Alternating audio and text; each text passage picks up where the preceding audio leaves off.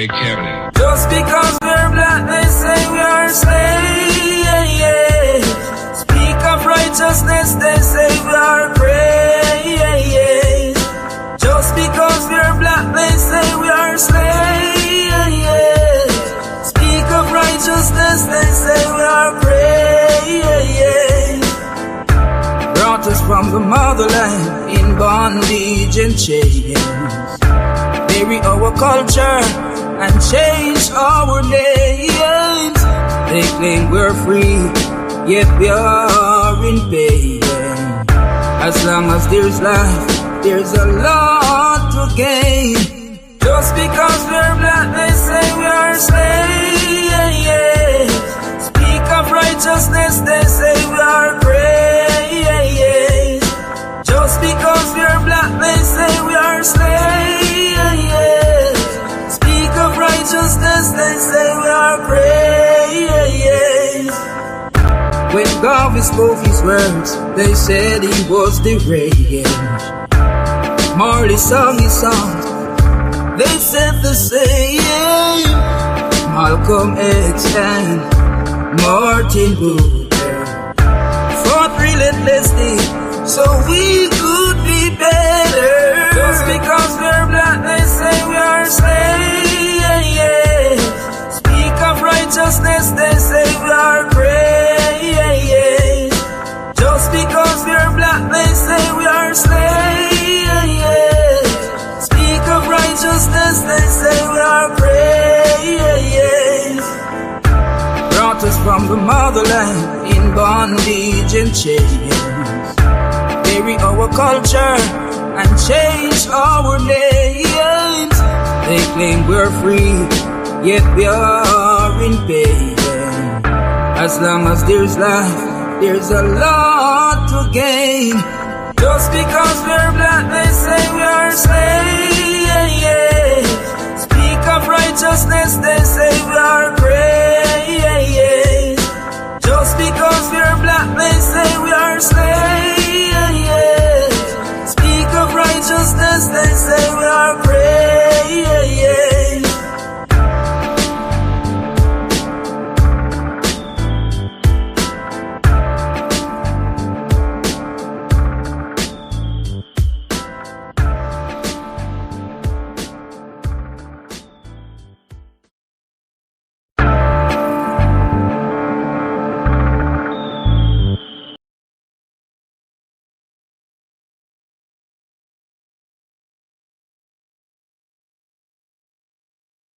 With the border, securing the border, a lot of the social issues that that he spoke against. Oh man, y'all want me to revisit his own platform right now? I just agreed more with his platform. No, I said just one the thing that struck you the most. That's what I'm saying. Like the thing that struck you the most.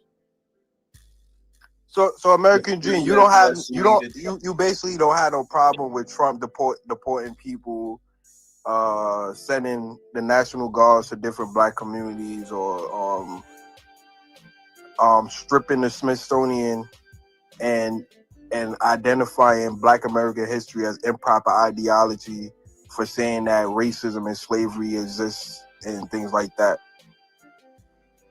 But I don't believe that.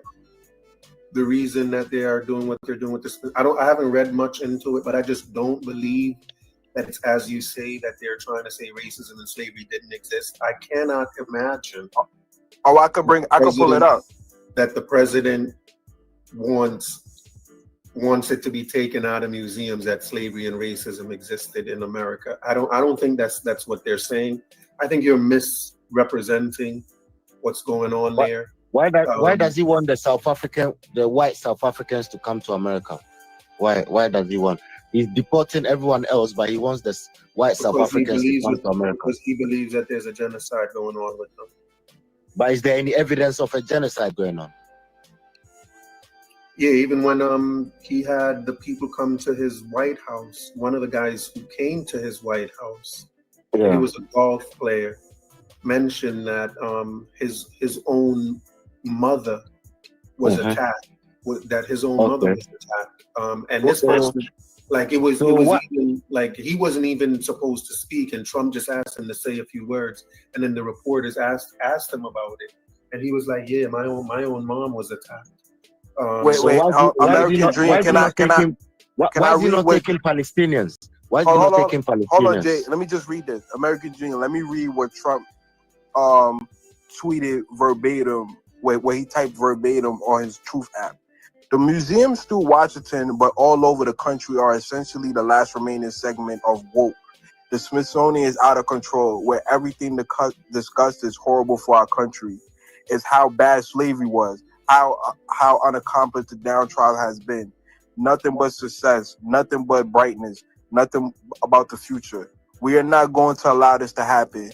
And I have instructed my attorneys to go through the museum and start the exact same process that has been done with colleges and universities, where tremendous progress have been made.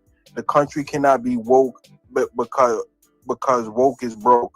We have the hottest country in the world, and we want people to talk about it, including our museum. So, do you agree with that? Yes. Hold on. Let me ask you this question. He said he wants to do exactly what happened in colleges and universities. So are you saying that in colleges and universities, they can no longer talk about, they have to say slavery never existed and racism never existed? Or they can talk about, Essentially, yes. come on. He wants to whitewash your history. Man. He Come on, just man. said, You're on a I street, man. just You're on a wait, road, let man. me read it again.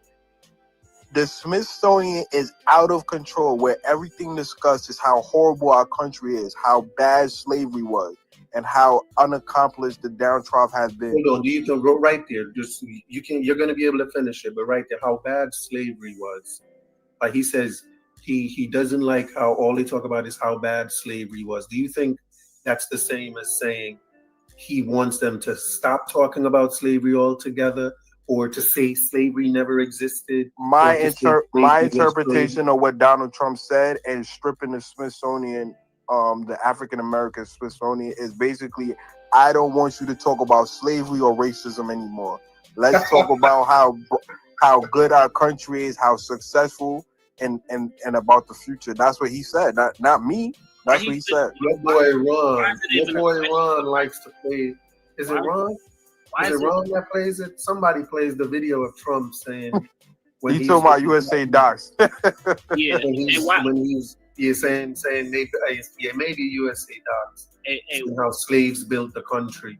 Why is it even being talked about? Like he's not doing none of this to any white communities. It's only to the black community. You know what I mean? He's not doing nothing. He's not doing what? He's not putting policies in place that put them at a disadvantage. They're trying to wipe out your history. He's not doing So basically, you agree with Hold on. J.D. Let Vance. me understand Dex's question. Why is Donald Trump not doing putting any policies in place that's putting his European people at a disadvantage? Like, why is he only doing that to black people? He's not doing that to any other well, not any other group, but his own people, any other European group. Well, I don't know what you mean. Like, I don't understand. What I mean is ain't none of these Didn't he federal agents, ain't none of these anti-abortion. Hold on. He's anti-abortion, which puts a lot of white folks don't like. And as far as slavery goes, American Dream. Pro-tariff. Hold on. He's pro-tariffs, which a lot of white folks don't like. No, I'm not talking about that. I'm talking about the new policy that he put into place, where he got these federal agents running around. They only in black communities. They're not going to any white communities fucking with white people.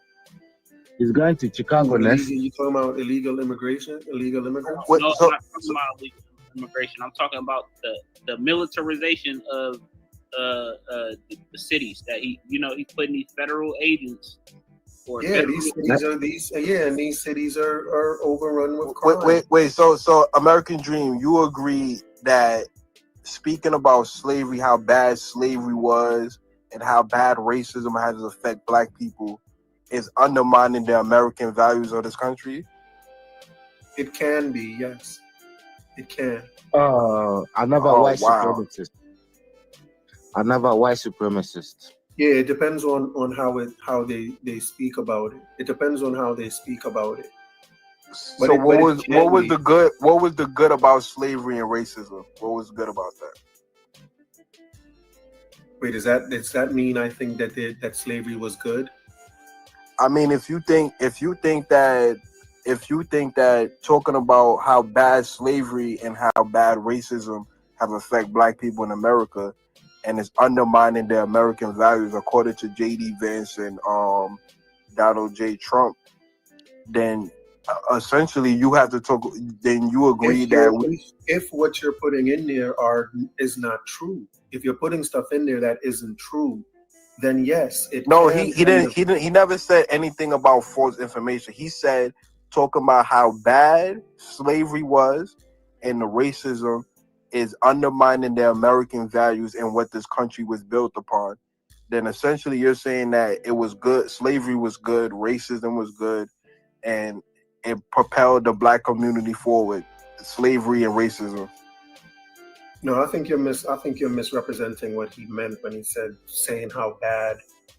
I think what he meant by I read what he said verbatim on the truth. I know that's what he said, but when he said talking about how bad slavery was, he may be saying they are misrepresenting the facts.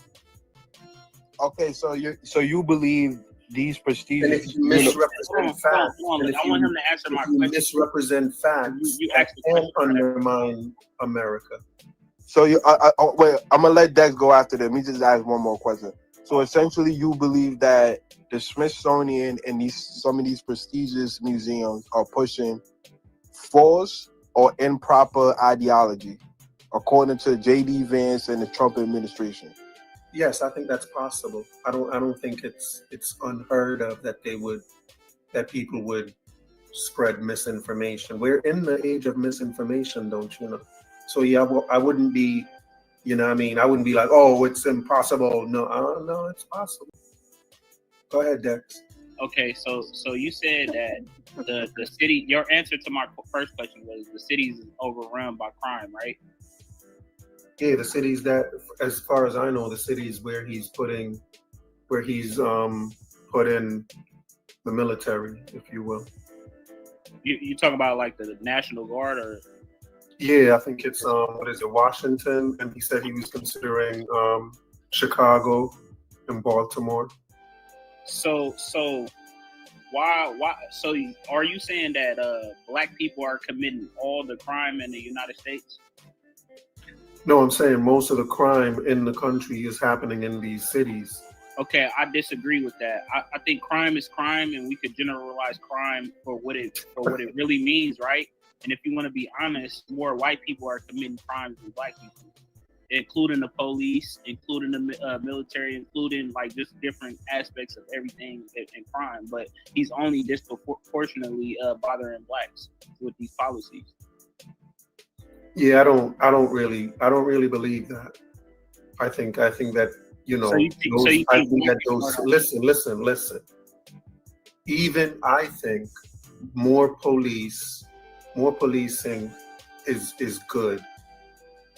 Even if those cities aren't the worst, I think black people should be welcoming that into their communities. Why slave? Because as far as I know, the crime rate in Washington has gone down tremendously. I don't think there's been a murder there in like 10 days, they said. So I don't see why, if I lived there, I don't understand why I wouldn't welcome that. Like the most people getting killed in those cities were black people, and the most people being criminalized were black people. So I don't understand why I would be mad that you should be going over there and protecting those white people instead of protecting us. Like it's all a system though, because now you got him laying off people, from jobs, black people from jobs. Then you got him also putting in policies in place to take away benefits for black people, and yet we're still in poverty, right? But then you want to go and enforce a crime, a policy to where you want to tackle crime, like as if these people are not in poverty. In order to sustain themselves, they have to commit a life of crime in some aspects, like selling drugs, doing this in order to survive. So why is it that he's putting policies in place to bother us, but he's also it's like cause and effect. He's putting policies to bother us, but he's also being the cause for the reason of him being. He makes you commit crimes. I'm not talking about him. Arrest you for them. I'm not talking about him specifically. I'm talking about the system that's in place. The system makes you commit crimes by keeping you poor and then arrest you for it. Yes, that's basically what they're doing. When they drop these drugs off and these guns off in our communities, right? They're dangling. They're dangling. When Dex is walking down the street, and see some drugs that's just dropped on the street that the government just dropped there, and a gun that the government just dropped there, what do they think Dex is going to do? Of course, Dex is going to use some of those drugs and shoot somebody with one of those guns. What is America and Dex is going to do? Or right? I'm going to either sell the drugs or I'm going to get the gun to use it, or not use it, just have it for protection. This is what I'm saying. They're doing this. You can look at it in Chicago. Chicago people will tell you the government drops off crates of guns in the middle of the neighborhoods, and all of a sudden these dudes got all this militaristic. What do you want people in poverty to do? They're going to want to survive. It's like dangling a piece of meat in front of a dog. Like, come on, this is simple. And now you want to go police the people, which is slave catching, by the way. Policing came from slave catching, and you just made a statement saying that you want more policing in the neighborhoods. So you want more slave catching in the neighborhoods, which you're essentially saying. You're essentially saying black people are slaves. That's not what I said. I'm saying policing came from slave catching. If police are slave catchers, then black people are slaves. Okay, your point, like, it's not. My point is, you're not addressing the actual topic at hand. I mean, I thought I was. No. The topic at hand is if he's creating the policies that's also dysfunctioning us as far as poverty, then why is he only tackling us off the crime? That's what I want to know. Because obviously it's more people impoverished in white communities. You got way more poor people in white communities. It's how many millions of white people in America? You don't, and the crime rate in white communities is just as high as the crime rate. No, it's not. They don't drop off these guns in their communities. They don't do none of these things. I live in America, so I know this to be factual. This is not just something made up. They don't. The prisons make money as well from the prisoners. Exactly. How did the white communities become poor? They have to do the same thing we have to do. It's just that they have more resources. They have more. Did the government make them poor too? I don't know why. I'm not a part of their society. No, did they? You said the government made black people poor and then drop off guns so that they can commit crimes. Did the government make white people poor as well? I don't know. I'm not a white person. Is it possible? It is very possible. It's very possible because they made the black people poor. If they made black people poor, they can make white people poor too, right? Well, white people come with a privilege. It's not black people come with a privilege. Even poor white people, what they got poor privilege? No, they got white privilege. Yeah, white privilege. Poor white people have white privilege.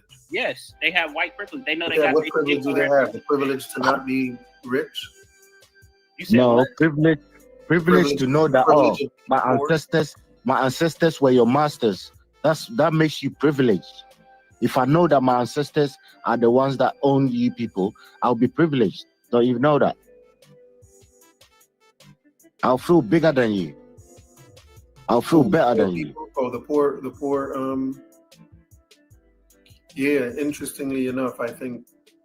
But these are facts. They're dropping guns off in black communities. They don't do that to the white community.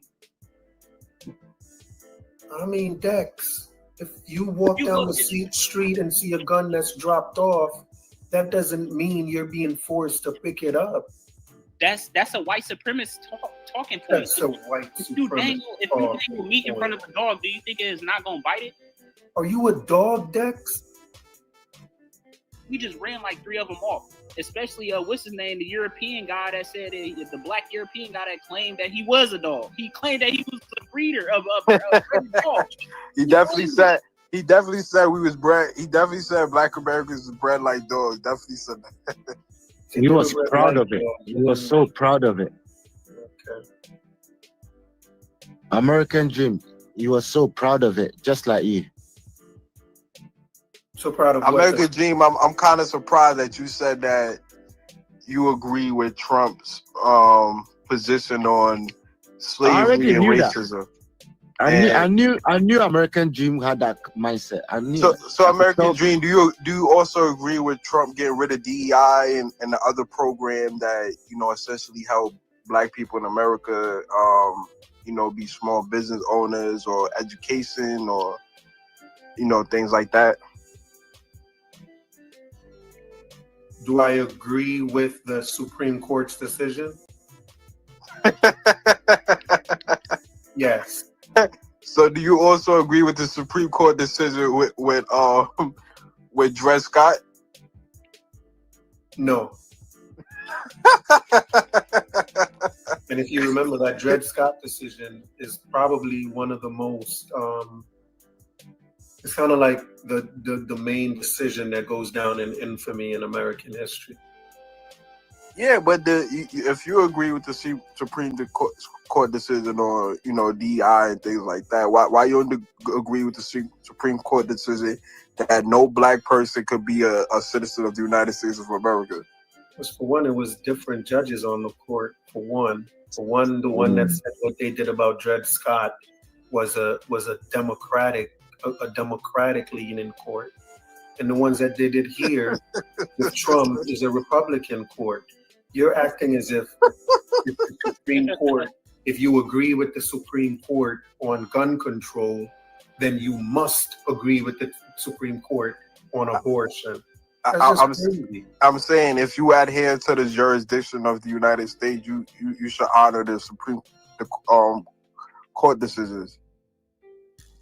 Honoring them and agreeing with them are two different things. No, it's not. Of course, I'm going to honor them because it's the law of the land. But that doesn't mean I can't say I disagree with this or I disagree with that. So you agree that consent is agreement. It does, guys. Yeah, great. Essentially, you agree that DEI should be stripped away from people and give the power to these corporations to basically, if I don't want to hire a Black person, that's my discrepancy. I don't want to hire a Black person. Because I have like a little small business, and I feel like who I hire, I feel like I shouldn't have to be forced to hire some people. I'm like, hold on, man, this is my business. Like, why am I being forced? If I don't want to hire someone, I should have a right not to. Like, if I don't want to hire you, Kwame, I shouldn't have to. It shouldn't be like, oh no, you need a Black person, so you're gonna no. I don't feel like I should be, even if the society was all Black, right? I don't feel like I should be told who I can and cannot hire. It's like, wait a minute, is this my business? Do I have a freedom of running my business how I want to run my business? That's crazy. So yeah, I do agree that DEI was telling people they didn't have the freedom to run their businesses the way they saw fit. and that does go against the Constitution. People shouldn't be forced to hire someone because of their race. It's not based on race. Why? Because Black people are dumb, innit? You think Black people are dumb, innit? No, it's not based on race. It's diversity. Where do you get that from what I said? Where do you get that from what I said? Jay, do you just like... No, that's what Donald Trump thinks like. I'm telling you what Donald Trump thinks like.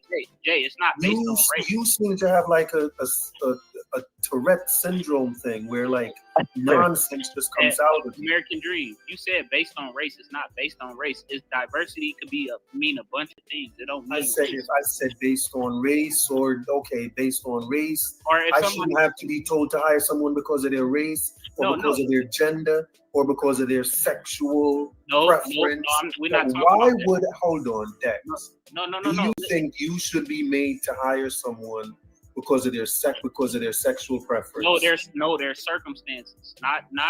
No, there are circumstances. I don't understand that answer. Listen to the question. What do you mean? Listen to the question, Dex.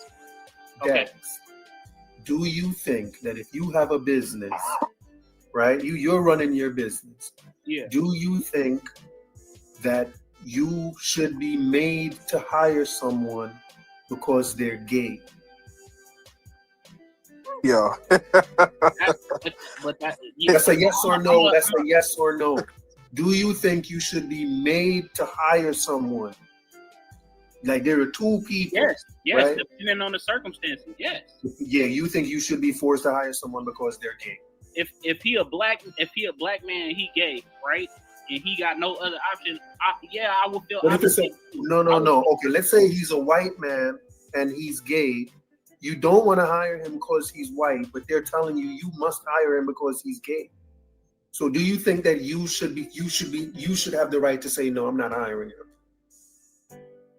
I mean, if that's free of choice, yeah, no, I don't think that I should. Yeah, no. What do you mean? Yeah, no. Like, hold on, let me get back to you. Think about it, okay? No, I just said no. No, think about it.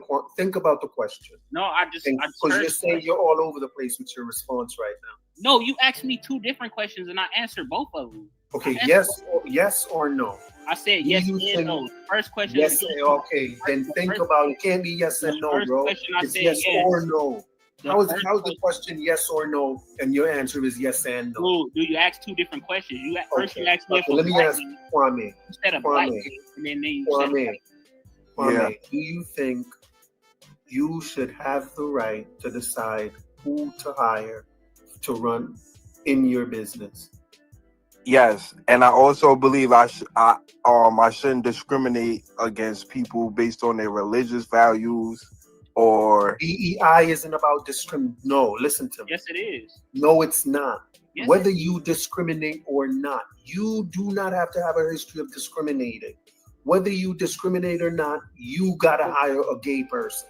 So if somebody listen, leg and somebody in a wheelchair, I gotta speak to Dex, I'm speaking to Kwame right now. Kwame, DEI has nothing to do with what did you say? Discrimination. It's enforced to stop discrimination. So essentially, the person who did it, like you don't discriminate, right? Right. You don't discriminate. So if you had the right to hire who you wanted to hire, you wouldn't discriminate, right? No. Right. So given that, do you think you should have the right to decide who you want to hire? Yes, and it should also be laws in place. Let me ask you a question, American Dream. Diversity. So essentially, you agree that they should get rid of the Civil Rights Act, basically. Certain aspects of it, possibly, yes. Oh my God! That's what I just said the same thing, and he just certain aspects of it. So diversity acknowledges not just sexual orientation, but a list of things: religion, disability. So if somebody disabled, and I would feel the need to have to want to hire that person because he's disabled. It's just how the economy works, right? It's just how society's supposed to work. We're supposed to work together. That's what you're saying. American Dream. They abolished the Civil Rights Act in 1965. You would have no problem with that. If they abolished the whole complete act? Yeah. I'm not fully abreast of the whole act. Like I don't know exactly what the whole act entails. So I would have to probably know what the whole act entails. What about Jim Crow laws? Do you agree with that? Like people should corporations should have the ability to say, you know what, I don't want this. My establishment is only for white people, so this is a white-only establishment. Yeah, and black people would be able to say my establishment is only for black people, and yeah. Oh, so you don't really uphold any American values. You uphold. No, that's the main. That's freedom. Freedom of yeah. That's freedom to do with your business what you wish. That's the main American value. Okay, so yeah, so you agree that Jim Crow? You agree with Jim Crow laws? Do I agree with Jim Crow laws? Yeah. That's what I was listening to say. Well, the businesses, that's different from a business choosing to do something. No. Jim Crow laws give the ability for corporations to discriminate against who they want to. If I want to open a white-only business and only white people are allowed in, Jim Crow laws did not give people. If a white person wanted to discriminate against another white person, they couldn't. They couldn't use Jim Crow laws to do that. Jim Crow laws gave them the right to discriminate just against black people. No, they also discriminate against other people too, Jews. But it wasn't against Asians. But a white person couldn't discriminate against a white person, even if they wanted to. They couldn't discriminate against a white person. And so you're telling me if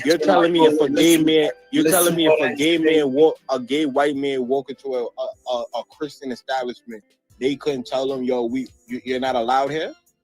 Because he's gay, not because he's white. But you just said regardless of if they're white or not. I just said if they're gay. What? That's exactly what I said to you. The Jim Crow laws doesn't allow a white person to discriminate against a white person. And your answer is, what if he's gay?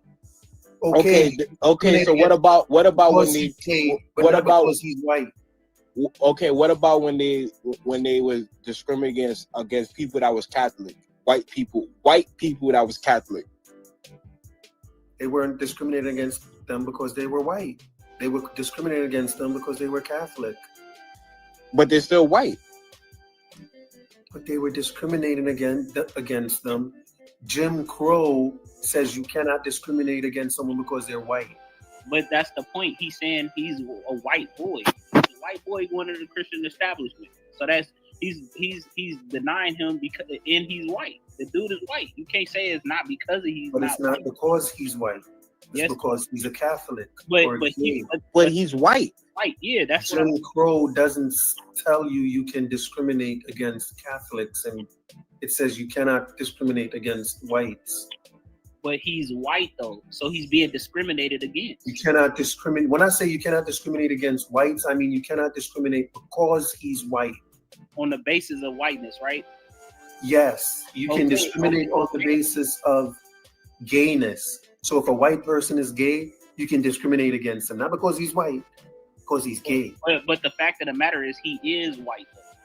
Yeah, that's just a coincidence. But they're not discriminating against him because of the whiteness. If he stopped being gay, he would get no discrimination. So essentially you agree with Jim Crow law that discriminates against black people just because they black. No, I'm telling you that's why listen to me, you Kwame. Just said you agree. Kwame, I said that is why I disagree with Jim Crow, because it was only discriminating against blacks. American Dream, you just said you agree with Jim Crow laws. No, I didn't say that. Dex, am I bugging or did he not say it? He said it. He said certain You're parts. Bugging. He said certain parts. I ain't gonna lie. You're bugging.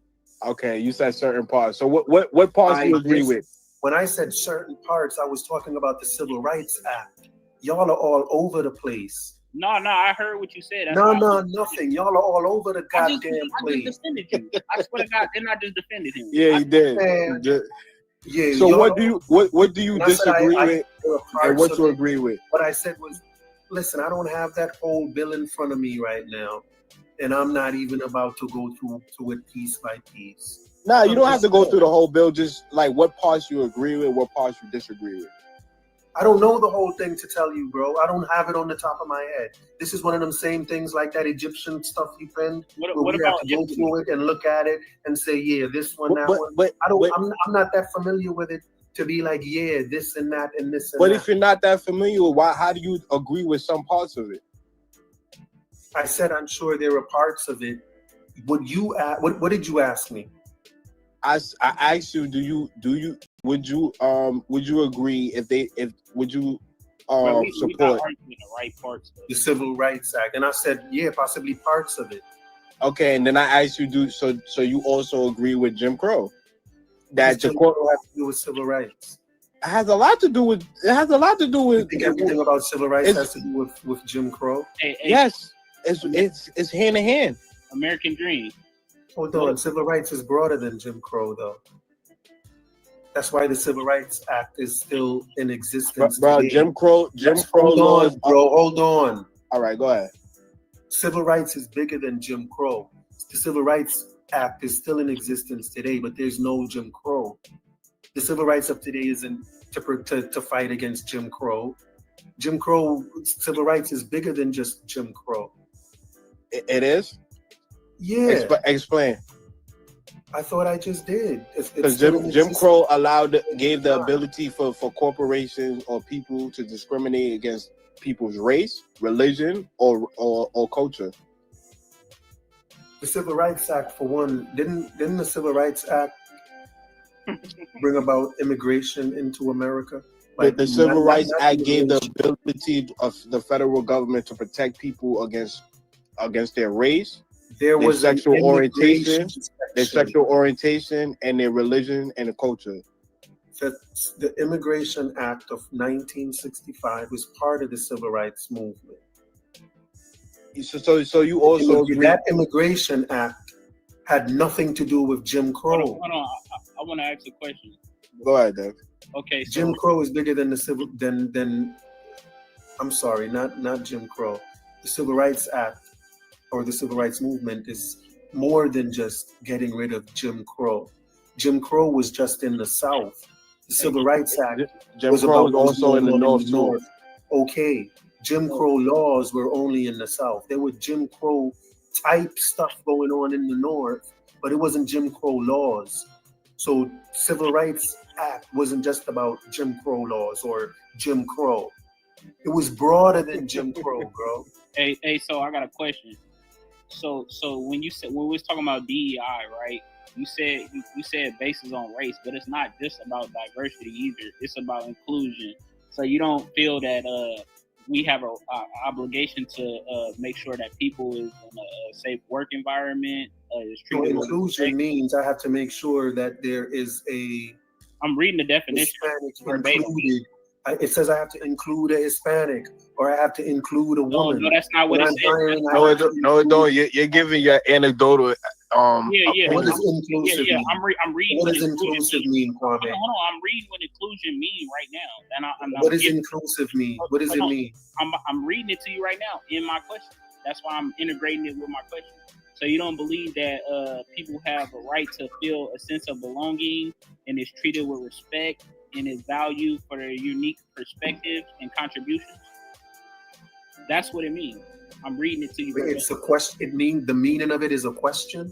No, I'm integrating the meaning in my question because I can read the question to you. Bro. Hey, but DEI, you said he gave an anecdotal meaning of it, right? Yeah. Yeah, it was definitely anecdotal because see, this that white supremacist talking point because it says creates a welcoming environment where individuals feel a sense of belonging and is treated with respect and is valued for their unique perspectives and contributions. That's what inclusion means. So you can't say just because you're Mexican or that's not what it means. I mean, that's not exactly what it means. That's not what it means. But these are the black conservatives that we be talking about because they just be like, misinterpreting the actual meaning of a word. That's exactly what that is. Bro, it literally says for diversity, it says acknowledges the full range of human differences such as race, gender, So he was correct on that. That's diversity. But the only thing he didn't mention was disability and socioeconomics. It says equity, so like basically a fair set of circumstances. You know, like basically black people are more oppressed, so it would be right to hire a certain amount of black people to get them out of poverty. You feel me? So it's I don't know, man. Like, cause now he making it seem as if people are hiring people based on these things. That's not what really happening. Because if I'm a black person, right, I'm not gonna tell people out loud that I want to hire a black person. I'm not gonna say that out loud. Yeah. You feel me? I'm just gonna hire my people. I'm not gonna, you feel me, say it out loud. That's why these systems are in place, so that it ain't being discriminatory. You feel me? Like you have to hire at least a white person or something. Like, you know what I mean? Like, to make it fair. Yeah. So it's like they're misinterpreting what the actual meaning of it means. Because he was on point with the Christian point. Like if, but he's still getting discriminated against because he's white. You feel me? Exactly. He's Christian. It's not making no sense. I didn't say it's solely based on race. People were discriminated because they was a woman, because they was Catholic, because they was Jewish, because they was Asian. Right. Hey, so, Kwame, look, Kwame. Dean is on my side now. Look. If everything I say is correct, she's always been on my side. Hey, what is this? No, she disagreed with me. She said civil rights was created because of Jim Crow. That's what she said. Yeah, she did just say it. She just said that. Okay, it may have been, even if that's true, that doesn't defeat the point that it's still bigger than Jim Crow. Said that it only applies. It applies to more than what was happening with Jim Crow. She said that only applied to big corporations. That's what she just said. So she not agreeing with, she agreed with me. Look, whoa, hold on. Look, hello. Did you see? Look at your screen. Everything. What she just said? She said, I'm gonna read her verbatim. Civil rights was created because of Jim Crow. There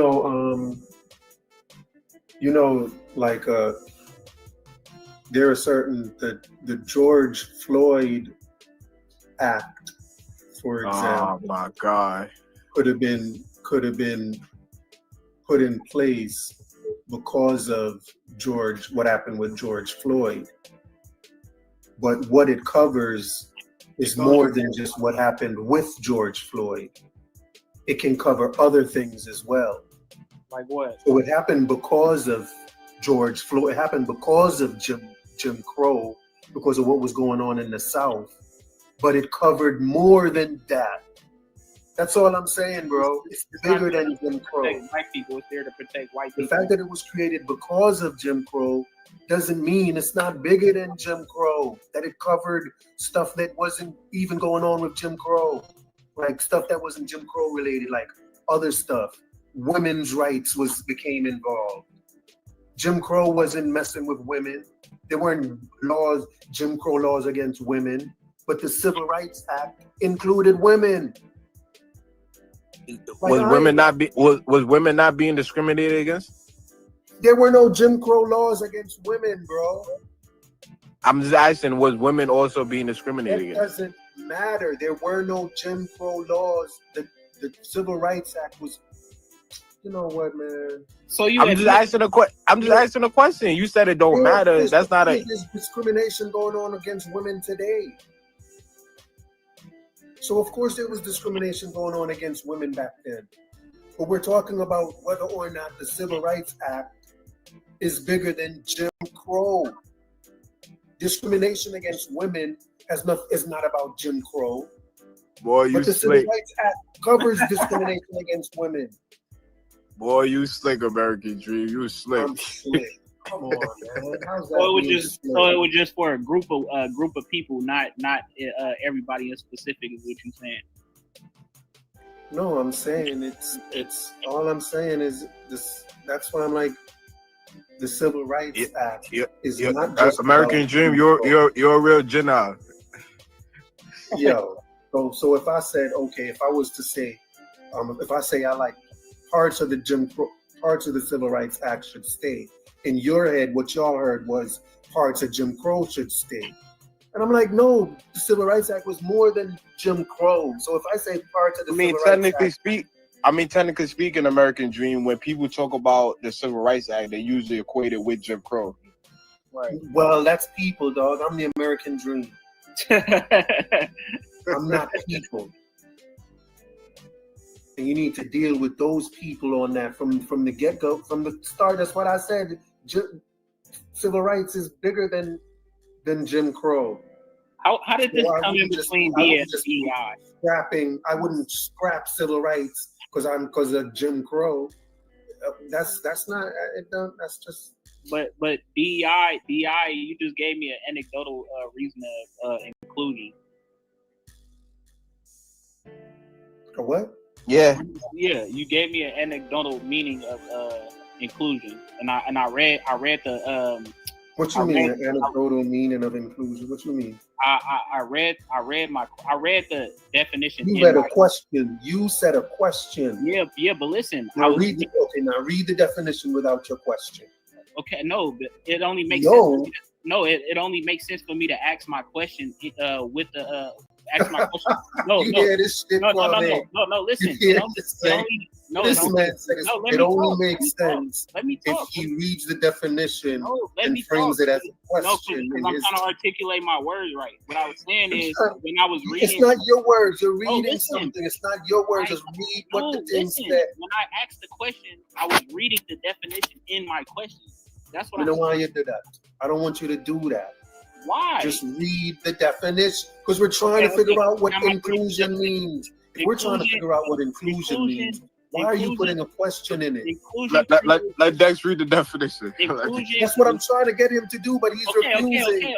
He wants to put it as a question. I'm like, what? Listen, inclusion creates a warm, welcoming environment where every individual feels a sense of belonging and is treated with respect and is valued for their unique perspectives and contributions.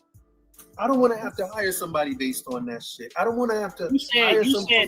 No. Let me finish. I didn't cut you off. You read the whole definition. I don't want to have to be hiring somebody because I want to what? Make people feel included in. No, this is my business. All I'm caring about is my business and what's best for my business. How you gonna run your business if don't nobody feel safe? Ain't nobody feeling respected. How you gonna run a business?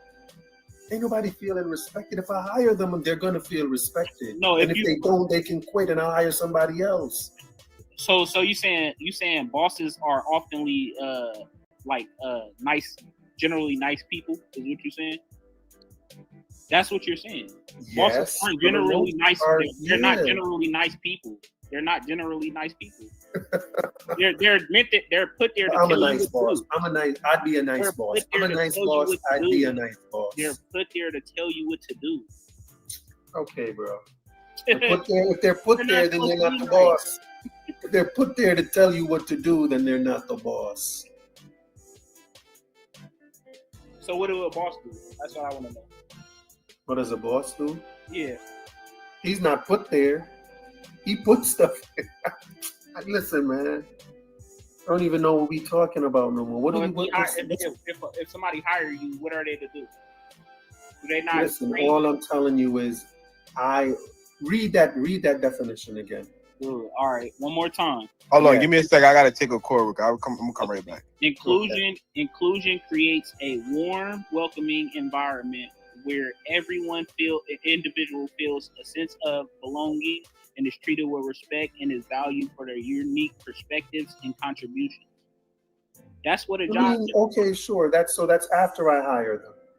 After I hire them, I have to make them. Yeah. That's after I hire them. Yes, that's inclusion though. Yeah. But that's after I decide to hire them. Okay, so you're not gonna make somebody feel welcome when you hire them. After I hire them, listen. It's not when you. It's not after. It's not after because the fact of the matter is, before I hire them, I have to make them feel what? Go ahead, read it again. Yes. Before I hire them, I have to do what? I'm about to read it. If you have to make before you hire somebody, you want to make them feel a sense of belonging and treat them with respect and value their unique perspectives and contributions. If you're gonna hire somebody, if you before I hire them. Yes, because that's how you hire people. Who's gonna want to work for you if you're not making them feel respected? If you're not valuing their perspectives? If you're not, when they come into the interview, I have to make them feel respected. Go look at the worst rating jobs right now. It's gonna be people reviews right now that's gonna say that they didn't feel respected, that they didn't feel that all before hiring. And can you sue the job for that? Can you sue the person? It's called discrimination. Yes, you can sue them. You can even sue a job. Making you feel comfortable in the interview? Hold on, you can even sue a job. I just found this out because I was in trucking school. You can even sue a job before you get hired if they ask you for your personal information. You're not supposed to even give your personal information to them until they hire you. You can literally sue them. Wow. I got the paperwork right here. It makes it feel sucky to be a boss. It's not. That make me not want to hire nobody. That's what y'all doing. Y'all making it where people don't want to hire nobody.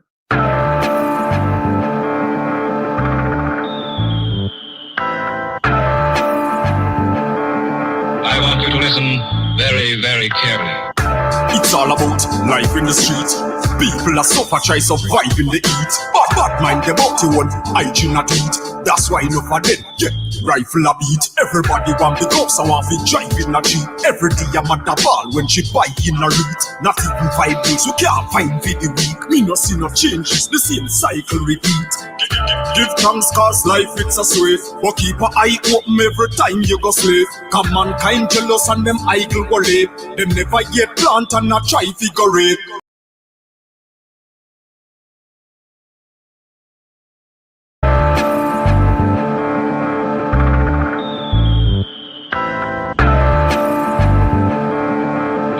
Listen very, very carefully. It's all about life in the street. People are suffer, try survive in the heat. Bad mind them out to one, hygiene not eat. That's why enough of them, rifle a beat. Everybody want the cops, I want to drive in a Jeep. Every day I'm at the ball when she bike in a route. Not even 5 days, we can't find for the week. Me no see no changes, the same cycle repeat.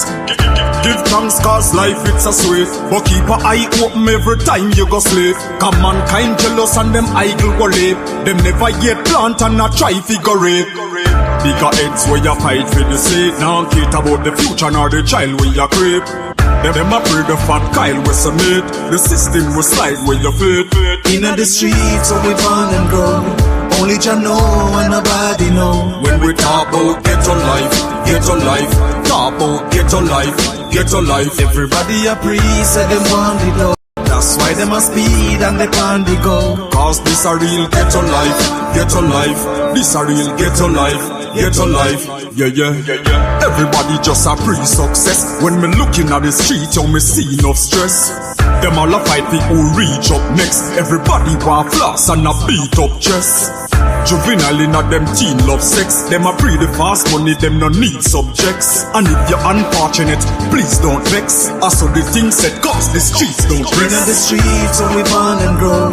Only Jah know and nobody know. When we talk about ghetto life, talk about ghetto life. Everybody a priest and them want it though. That's why them a speed and they on the go. Cause this a real ghetto life. This a real ghetto life. Yeah. It's all about life in the street. People are suffer, try survive in the heat. Bad mind them out to one, hygiene not eat. That's why enough of them, rifle a beat. Everybody want the cops, I want to drive in a Jeep. Every day I'm at the ball when she bike in a route. Not even 5 wheels, we can't find for the week. Me no see no changes, the same cycle repeat. Give thanks cause life it's a sweet. But keep an eye open every time you go slave. Come mankind jealous and them idle go late. Them never yet plant and not try figure it. Bigger heads where you fight for the sake. Now care about the future nor the child where you creep. Them a pray the fat Kyle resonate. The system will slide where your feet. In the streets where we born and grow, only Jah know and nobody know. When we talk about ghetto life, talk about ghetto life. Everybody a priest and them want the dough. That's why them a speed and they on the go. Cause this a real ghetto life. This a real ghetto life. Yeah.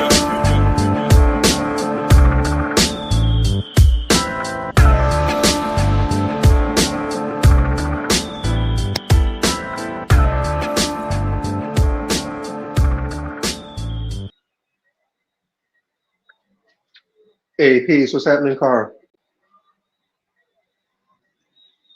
Yeah, go on with all as well. Yes, sir. You don't know. Yo, Everything yeah, bless. Yeah, man, I'm cool. hearing you. This is how I want you to do something for me. I want you to enlighten me to the FBA movement. What the FBA want? Just enlighten me. I gotta listen. I gotta stop talking. I gotta listen. Cause I really want to know like what them people they want. What does FBA want? Yeah. Yeah, I mean, I think it would be more appropriate for you to kind of go on a FBA panel because I think they would prefer that you hear it from them what they want because I don't want to misrepresent it. I have my own views on what I think they want, but I would still suggest that even after hearing what I have to say, you may want to go straight to the horse and get it out the horse's mouth. But I think the main thing they Yes. want, I think the reason that the FBA movement even came about, it's a reparations movement. That is the main, like FBA. I don't know if you're familiar with ADOS, American Descendants of Slaves. I'm just hearing about it, honestly. Yeah, so there's also the American Descendants of Slaves. Hang on, let me see something real quick.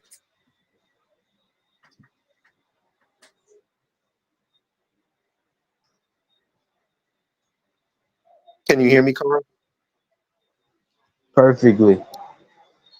Yes, sir. So there's also the American Descendants of Slaves, and the reason they, and again, this is just my views on it. If you want to get, the NFBA view, you may want to speak with them. But I think the reason they're calling themselves descendants of slaves is because, like I said, they're a reparations movement, and that's their main goal is reparations. Same thing with FBA. The reason they call themselves foundational is because of slavery. Like that's the foundational part.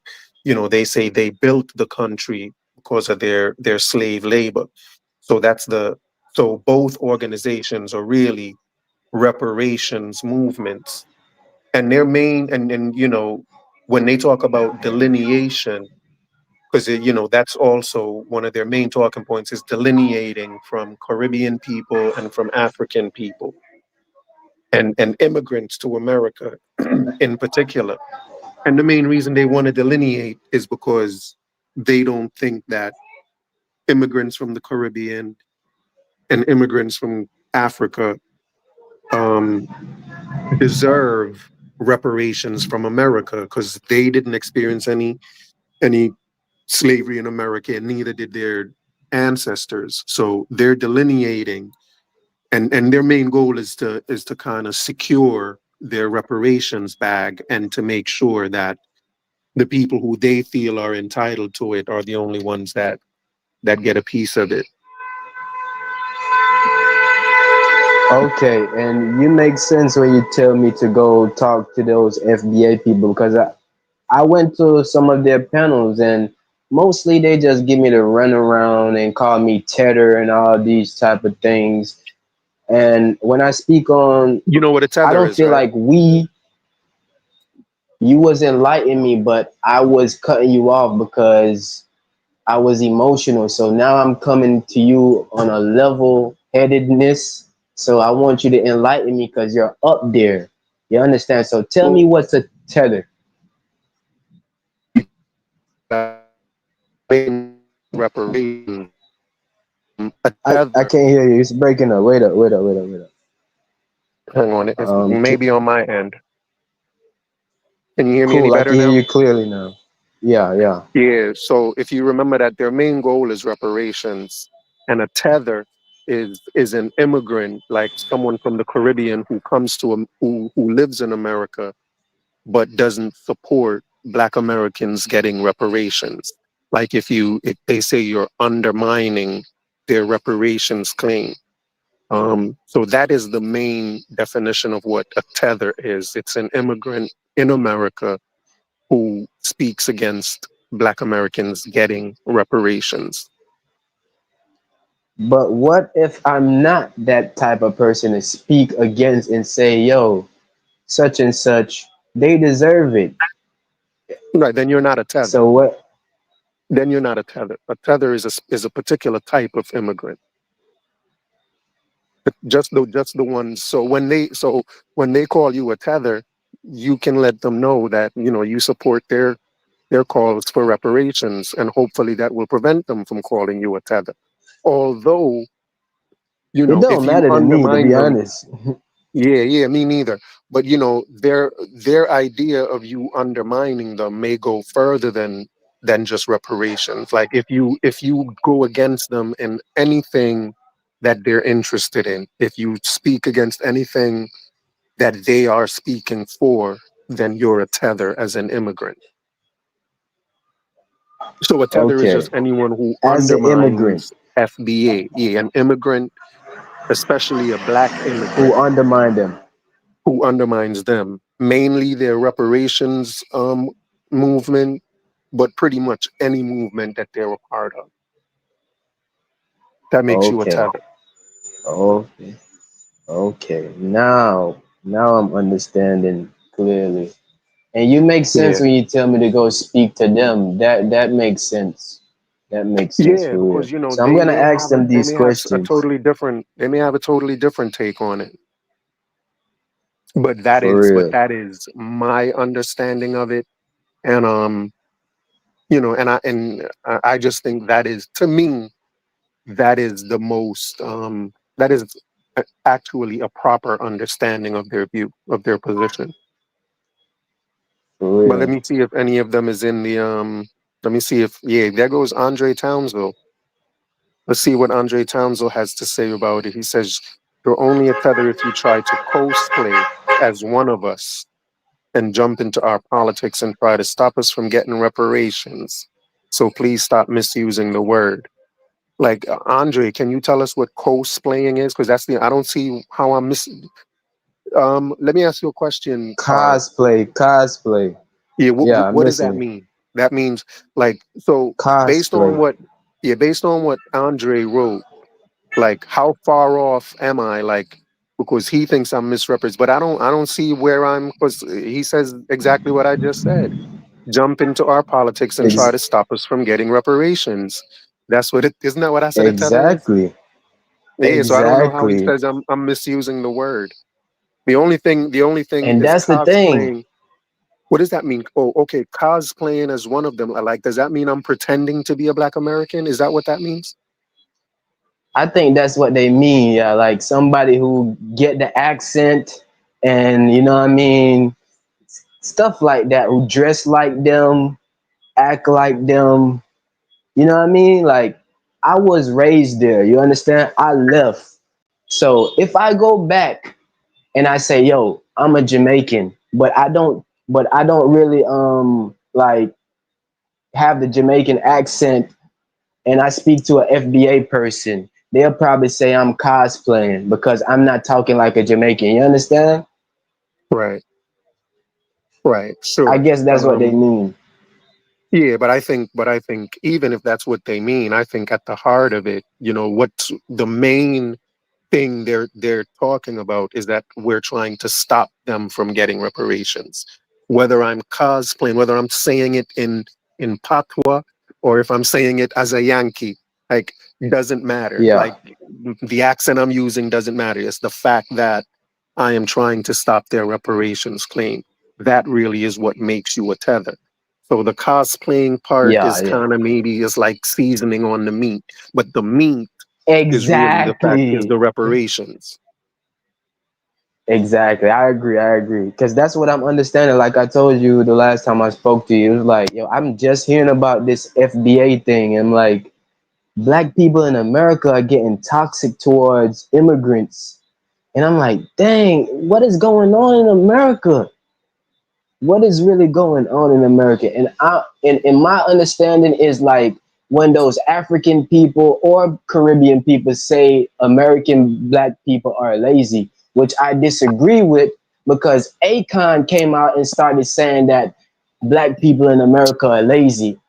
And black people in America actually run with that and actually give that energy, which they know they not lazy, which they know. Like when I first talked to you, I was like, yo, black Americans are doing have the image when it comes down to the culture thing because they all over the world with their entertainment thing, playing basketball, entertainment, all of this. So it's like African people calling them lazy and some Caribbean people calling them lazy. I could understand why they have certain type of feelings against that, but you know it's not true. So why give that energy? Why feed into that? I mean, yeah, and again, that's something that they're gonna have to deal with. Like, are some of them lazy? Of course. Are some Jamaicans lazy? Absolutely. Of Are some course. Africans lazy? Of course. There are Of lazy people course. everywhere you go. Everywhere. You know, when they make the statement of like when they I think I don't think when immigrants say it they're talking about all black Americans, right? I think the ones that they may specifically be speaking about are the ones that choose to be on welfare because there's the stigma of you know black Americans, a large portion of them are on welfare, and I think that's what they're tying the laziness to. I don't know. um but I don't think they're talking about all Black Americans. You know what I'm saying? The same way when we say Black people can play basketball, we're not talking about all Black people. You know what I'm saying? When we say Black women have sexy butts, we're not talking about Yeah. all Black women. See, Yeah. Yeah. it's what we say, but we're not talking about all of them. Um, but but I do think that it comes from the idea that a lot of them do choose to go on welfare. And when you're on welfare, it's because you're not working. And so that stigma of being lazy, that could be where it comes from. But I don't respect when for some reason, I don't respect when the Africans say it though. I don't know, man. I don't respect it when they say it, yo. I don't know.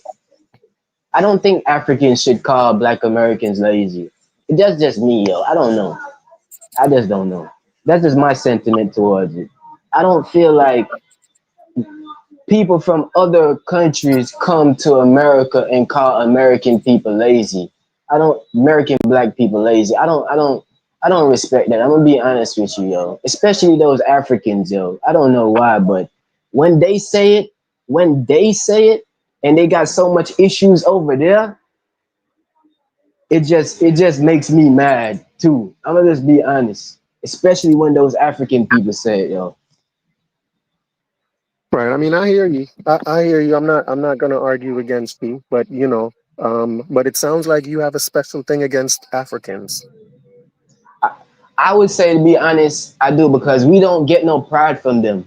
We don't look at them with self-esteem like I've been telling you.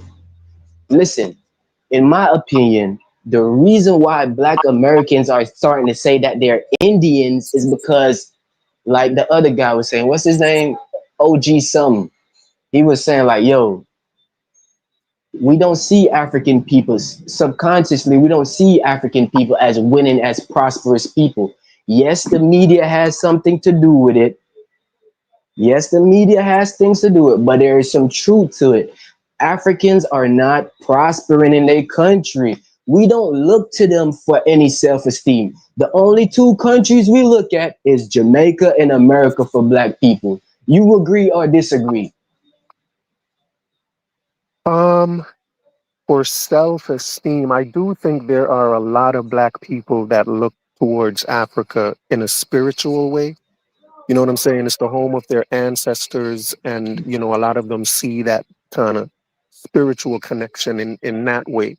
So, and I think that, you know, within that spirituality, you can find, you know, they, at least they would have to find some sort of self-esteem. So I wouldn't say that they don't look at it with self-esteem or with no self-esteem. So I don't know if I would kind of go that far, because I do think, you know, I do think there's a connection to Africa that I know Jamaicans have it. I think the main issue, right, is especially with FBA, is that like even though you don't see that that self-esteem coming from Africa, do you acknowledge that you have African ancestry and African heritage?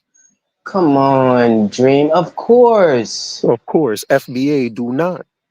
Right? That's why they're not Africans. They don't have any African ancestry. Like, this is where they're at right now. You know what I'm saying? So they even deny that African ancestry. So it's not that they're even denying the fact that they don't see Africa prospering. So they don't want to look to Africa because it's not prospering like America or Jamaica. Well, I don't know if I'd say Jamaica, but like America's prospering. Like, I don't, that's not even what it is with them. Their whole thing is they don't even want to have that connection with Africa in terms of a heritage, and that's where they're from. They don't want to be called African American. They don't even want to be called African American because they don't feel like they have anything to do with Africa. They think the whole slave trade thing was a myth, and that that's why they call themselves Indians, because they're like, we're not Africans. We were here with the Indians all along. That's funny. Now that is funny. That is comical. And Yeah.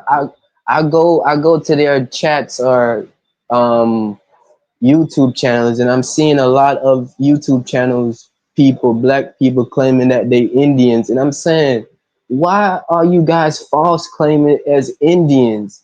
That's what I'm saying. America changed. Like, you guys actually think y'all Indians? That is Yeah, crazy to me. and you know, keep in mind, Carl, that a lot of Jamaicans also make that claim. You go to Jamaica, and a lot of them there are like, "Yo, no, I have Indian in me." You know what I'm saying? A lot of them claim that Indian ancestry as well. Whether or not, I don't know if they claim it um, just solely where they say they don't have. Yeah, so that would be the difference. Like, they say they have some Indian. Jamaicans say they have Indian in them, but they also acknowledge their African ancestry. Dream, FBA Dream, let me FBA say is like, something. I don't have no African ancestry. So there is a difference. Dream, you know that there's Indians in Jamaica. My Right. mother, my grandmother tell me I have Indian in me, but I don't claim Indian. They say, look at your hair, look at your hair, you have Indian in you. And I'm saying to myself, okay, it makes sense. My father tell me to. It makes sense, but I am black. You don't hear me claiming no Indian and all these things. You know how black women always go Right. into your features and talking about, look at your hair, look at your hair, you have Indian in you. You know that? But I'm saying that may be true, but I'm straight up African. Like you say, Jamaican people know that they African, but we have Right. And Indians here yeah, and you know, that came from India. yeah, absolutely. Yeah, that's exactly what I was gonna say. Because the same way they brought in white workers from Europe to come to America, and those indentured servants were kind of Yeah, competing with the black slaves. It's the same way they sent Indians from India into Jamaica, and those indentured servants that were yeah, Indians were also competing with those Jamaican blacks. So you know, so a lot of Jamaicans can claim to be Indian because they likely are ancestors from some of those indentured servants that came from India. So for a Jamaican to do so, you know, he would be going back to them. But when FBA do it, they're going back to, like, you know, Indians on reservations in America. They're not saying they yes. were Indians that came in from somewhere else, which is what makes it kind of crazy, because there's no real historical data that backs that up. Okay, so that's why I've been wanting to talk to you, because I just wanted to get some clarification. And I'm gonna try to have a conversation with them, even though it's not gonna go nowhere. They're gonna call me a tether because I'm gonna tell them like, yo, you're not Indian, man. You're not Indian. Like black people, why are we false claiming something that we're not? It's shameful. If anybody looking at us right now, they'll be laughing at us, yo. And that's what I don't like, be honest. But it is what it is, Dream. We just Indeed. find everything to separate ourselves. We find and I blame the black man. I don't know how you feel about it, but the black man should stop this. Like, why he can't come in and say, yo, this don't make no sense. Stop it right here, right now. The black man with the influence, stop it right now. People, this don't make no sense. Stop it. Black people, stop this right here, right now. Just nip it in the bud right now. Just stop it right now, black people, before this goes too far. Because, like I told you last time, when the Olympics come, it's gonna be so toxic. It's gonna be so toxic when the Olympics come around. It's gonna be so much hate. I could see it right now. It's gonna get worse.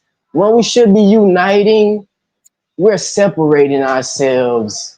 It's gonna get worse. When the Olympics come around, it's gonna get worse. People are gonna be dissing each other. People's feelings are gonna be hurt. It's not gonna go nowhere, man. Yeah, but you know, even though I agree with you that some of that could happen, I think It the will other happen. side, What you talking it about, will could? yeah, it will happen. But I think the flip side of that coin though is that a lot of the people in the Olympics that's going to be representing America are going to be Caribbean people. You know what I'm saying? And they're going to be a lot of the people that's going to be representing America are going to be non-FBA people. You know, And I agree so with you 100%. Let me say this. and Go when ahead, that go ahead. happens, so the flip side of the coin is that it could be something that can bring people together as well, and it can remind them. You know what I'm saying? So anything can happen. Both things I think can happen because they will now be saying that black person who's not a FBA shouldn't be on the American Olympic team, and they're just going to make themselves look even more ridiculous to me. You know? I was saying that today because I was saying a lot of the black people in America that's going to be running the track are going to be from the Caribbean. Some way, somehow, going to be from the Caribbean. I was saying that today because I was thinking about how toxic the Olympics is going to be, and I agree with you 100%. But I'm going to say this: do FBA see Obama as president, as a, you know what I'm trying to go with this, as their The first president? black president. Yeah, do they see him as their first black president? Do you know? I would say most of the ones that I encounter likely do not. Um, they're like, no, because he's an African. His father was an African, and his mother is white. So neither of his parents are FBA. So they don't see him as an FBA. He's definitely not FBA.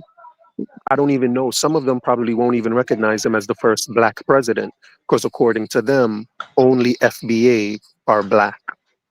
You know, so I don't know how. For the most part, I would say no. They don't acknowledge Barack Obama. Yo, But you know, a couple of them could still be in the chat. They'll say something if I'm wrong.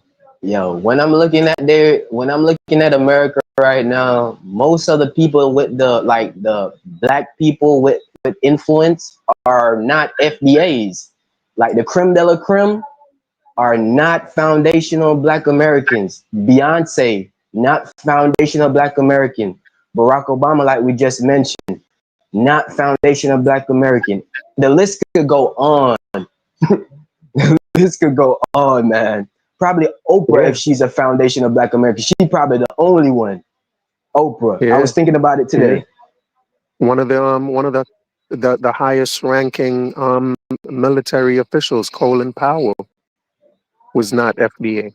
He's a Jamaican from Saint Elizabeth. You know, Yes. so yeah, So so what they yeah. got to say about this? People migrating over there now and coming to prominence, coming to influence. What do they have to say about that? What are they doing about that? What kind of shade they got to throw on that now? Um, Yeah, I'm gonna answer that question, and I'm gonna see what's up with Dex. Give Dex a chance to speak his mind. But I'm sorry. Ask your question again. Now I'm saying, like, since it's so much non-foundational Black Americans that are getting influence, and where are these foundational Black Americans with the influence? What that Third Kwali guy? Like, who else got the influence other than Oprah? That's what I'm saying. And I'm not Right. I disrespecting mean, them because I got respect for them.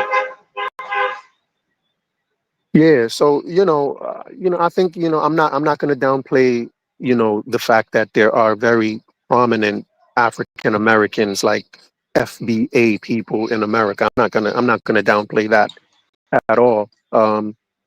But again, I would say historically, when we speak about Black America and the accomplishments of Black Americans, it wasn't just FBA. It was talking about Caribbean blacks and African blacks, just black people.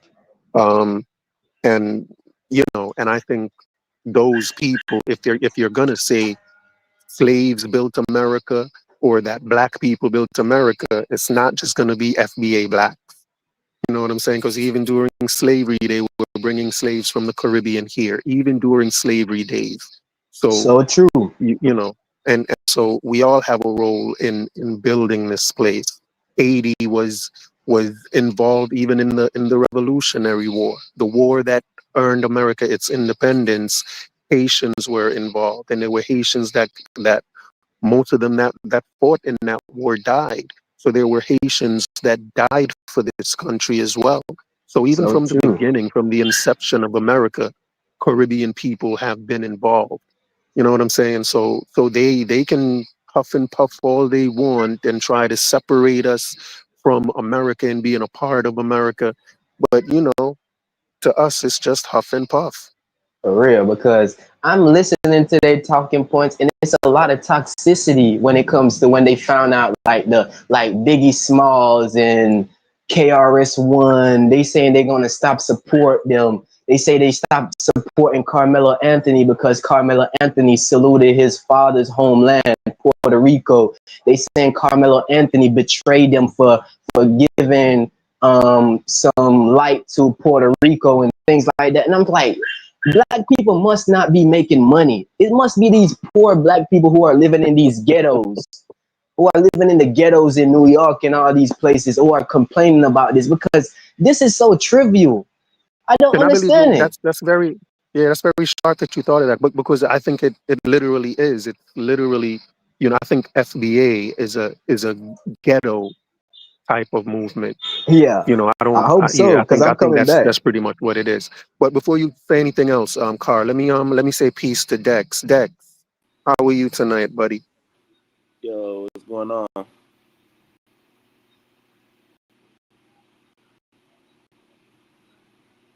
Yo, Dex, you there? Can you hear Dex? yeah, I can hear. I don't see Dex saying anything. Carl, do you hear him? Yeah, I'm hearing them clearly. You hear Dex? Because I don't hear a word he's saying. Yeah, he just said something. Yo, you can hear me? Oh, there he is now. There he is. Peace to you, Dex. Yo, what's going on? Day, I know what I deal with. All right. All right, what's on your mind? Oh, no, I was just listening to the conversation. I wasn't really This guy. trying to. So I where just you look. at? Where Oh, you where were this just guy at? Where listening. you That's at, what's up. Dex? So what's your name? You said what? Where you at? Where you at? What you mean? Where in the world I'm in are you? California. Okay, so you are FBA? I don't claim to be, but I was born in America. I don't claim to be FBA though. I don't subscribe to their ideology. All right. Let me ask you about their ideology. What you don't subscribe about it? It's just separating the global African. For real. For real. Yeah. So even in California it's spreading? What you mean? Like FBA? Like, yeah. It goes both ways with FBA and ABOs. Like you got people thinking that they're really truly Aboriginal. All it is just information that they coming across on the internet. But it's like they're not doing their due diligence as far as research goes. They just come across information and believe it, and they don't do no research. You know. I think Carl is kind of shocked that it's also in California, that it spread to California. He may have thought it was just a New York thing. No, I don't know why you shocked, because California is very diverse. Like, it's very diverse. So it's like, what's up, son? It's hey, Connor. It's easy to manipulate somebody out here because they see different races, you know. So, for instance, if they do see a Native American or a Chinese or something, they'll probably think that they're closer to them, you know. So it's like, because it's just so diverse out here. You got every group of people. Like you got every group of people on the planet Earth in California. I can go outside right now. One of my neighbors is Chinese. You know, I got African couple from East Africa across. Like it's different people. You know. Nigga, what city in California you at, dog? What city? I can't say all that, man. Come on, man. Nah, you a Crip or you a Blood? Which one? You a Pyro? You a Brim? What? Nah, well, hey, Carl, it's dangerous in these streets up here, man. You saw what just happened to Charlie Kirk? Where I'm from, we don't do Crips and Bloods. That's all I gotta say. Okay. Yeah, they don't. In my city, they don't do Crips and Bloods. No. Because all I'm saying, the black man is quick to build gangs, to separate each other, talking about they protecting the community, and next thing you know, they killing each other type. You know what I mean? Letting Adam 22 or 21, whatever his name is, like puppet master them. You know what I'm talking about, right? Yeah, I'm from the home of the Black Panthers, you know. For real. For real. Created that shit. For real. I respect that. For real. Respect that talk, man. Yeah, it's crazy out there. My granddad a Black Panther. So for real. Keep that alive, man. See, but that just got demolished. Not to disrespect it, but it seemed like the Crips and the Bloods just in the East Coast, the West Coast, everything spread like just to kill each other. It's like, don't y'all know that they got paramilitary groups ready to kill black people? They just waiting for something to go wrong. No, but so but the original Crips and Blood was never to destroy the black community. It was to protect it. But you know, as soon as the drugs dropped, then that's what happened. The dysfunction started to happen. That's what happened. So what were they protecting it from? What were they protecting their communities from? From basically, that's where it stemmed from. You know, the Crips and Blood stemmed from the Black Panthers. So they was protecting our own community. That's what they was protecting from the police, from what? From outside, from white policemen, from you know, the U.S. government, from, you know, just different. And it was just not just to protect. Also, it was just to provide too. Like, you had certain food programs. You also had like classes that they used to have, education, you know, stuff like that. Wow, did you just say that the Bloods and Crips started with the Black Panthers? Yeah, I'm 100%. That's what happened. Wait, the Bloods and Crips came out of the Black Panthers. Yes, it's a subdivision of the Black Panthers. You never heard of that? No. Yes, it came from the Black Panthers. It stemmed from the Black Panthers. Look, ask anybody.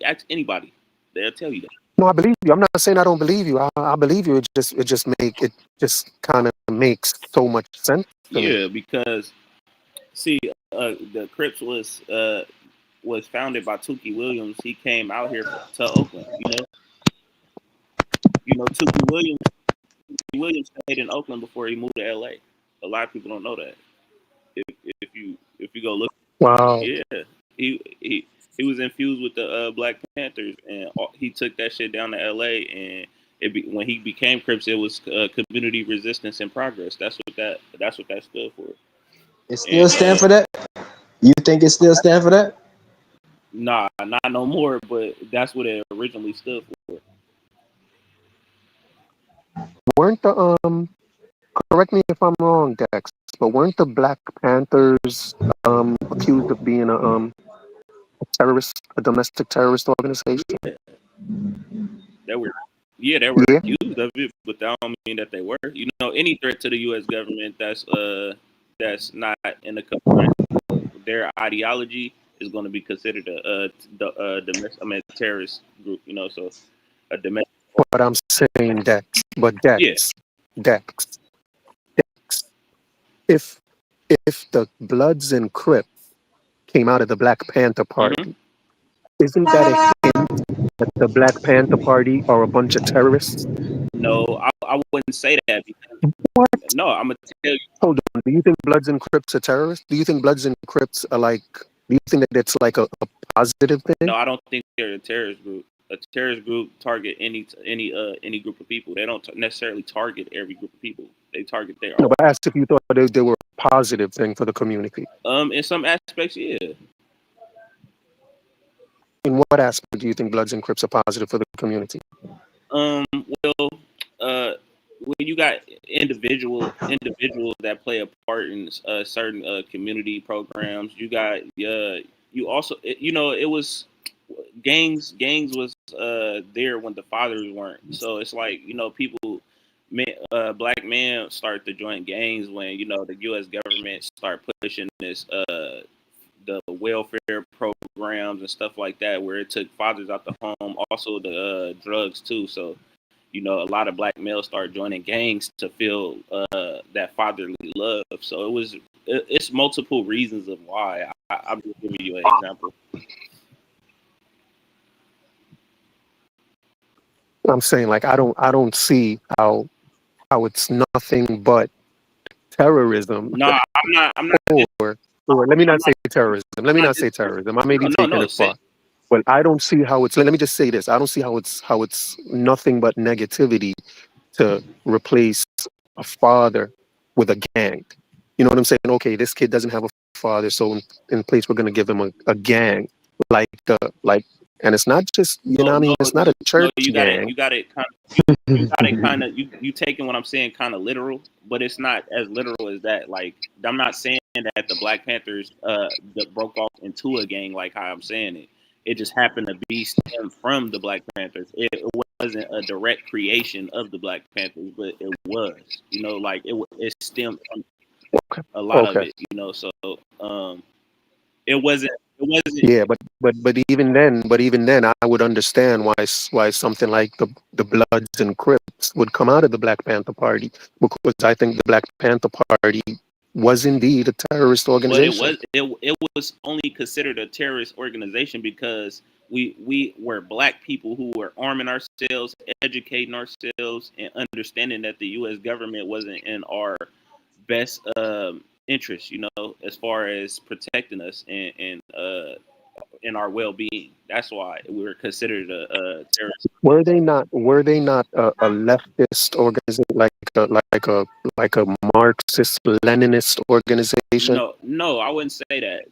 Yes, they were. Black Panthers. No, I'm gonna say I'm not gonna say that they were anything of that. I'm not gonna say they were a democratic organization. No. They were a Marxist Leninist. But you said Marxism and Leninism. Hold on, but you said the Black Panther Party. Hold on, but you did say leftist too. So yeah, that's left. That's left. Left. When I say left, I'm not talking about just Democrat left. I'm talking about, when you talk about left, you're also talking about Marxism and Leninism. Like, that is extreme left. Okay, well, you know what I'm saying? A lot of the policies of the Democrats is just watered down Marxism, Leninism, and communism. Like, so when they call them social and socialism, like, that's why they say the Democrats are socialists, because that's all related to communism and Marxism. So you believe that? So you telling me you believe that Democrats are not capitalists? No, what I'm telling you is I believe that the Democrat Party, as it exists today, prefers socialist ideas. Like, if they had the Democrat Party today, their ideal is socialism. But why would you think that?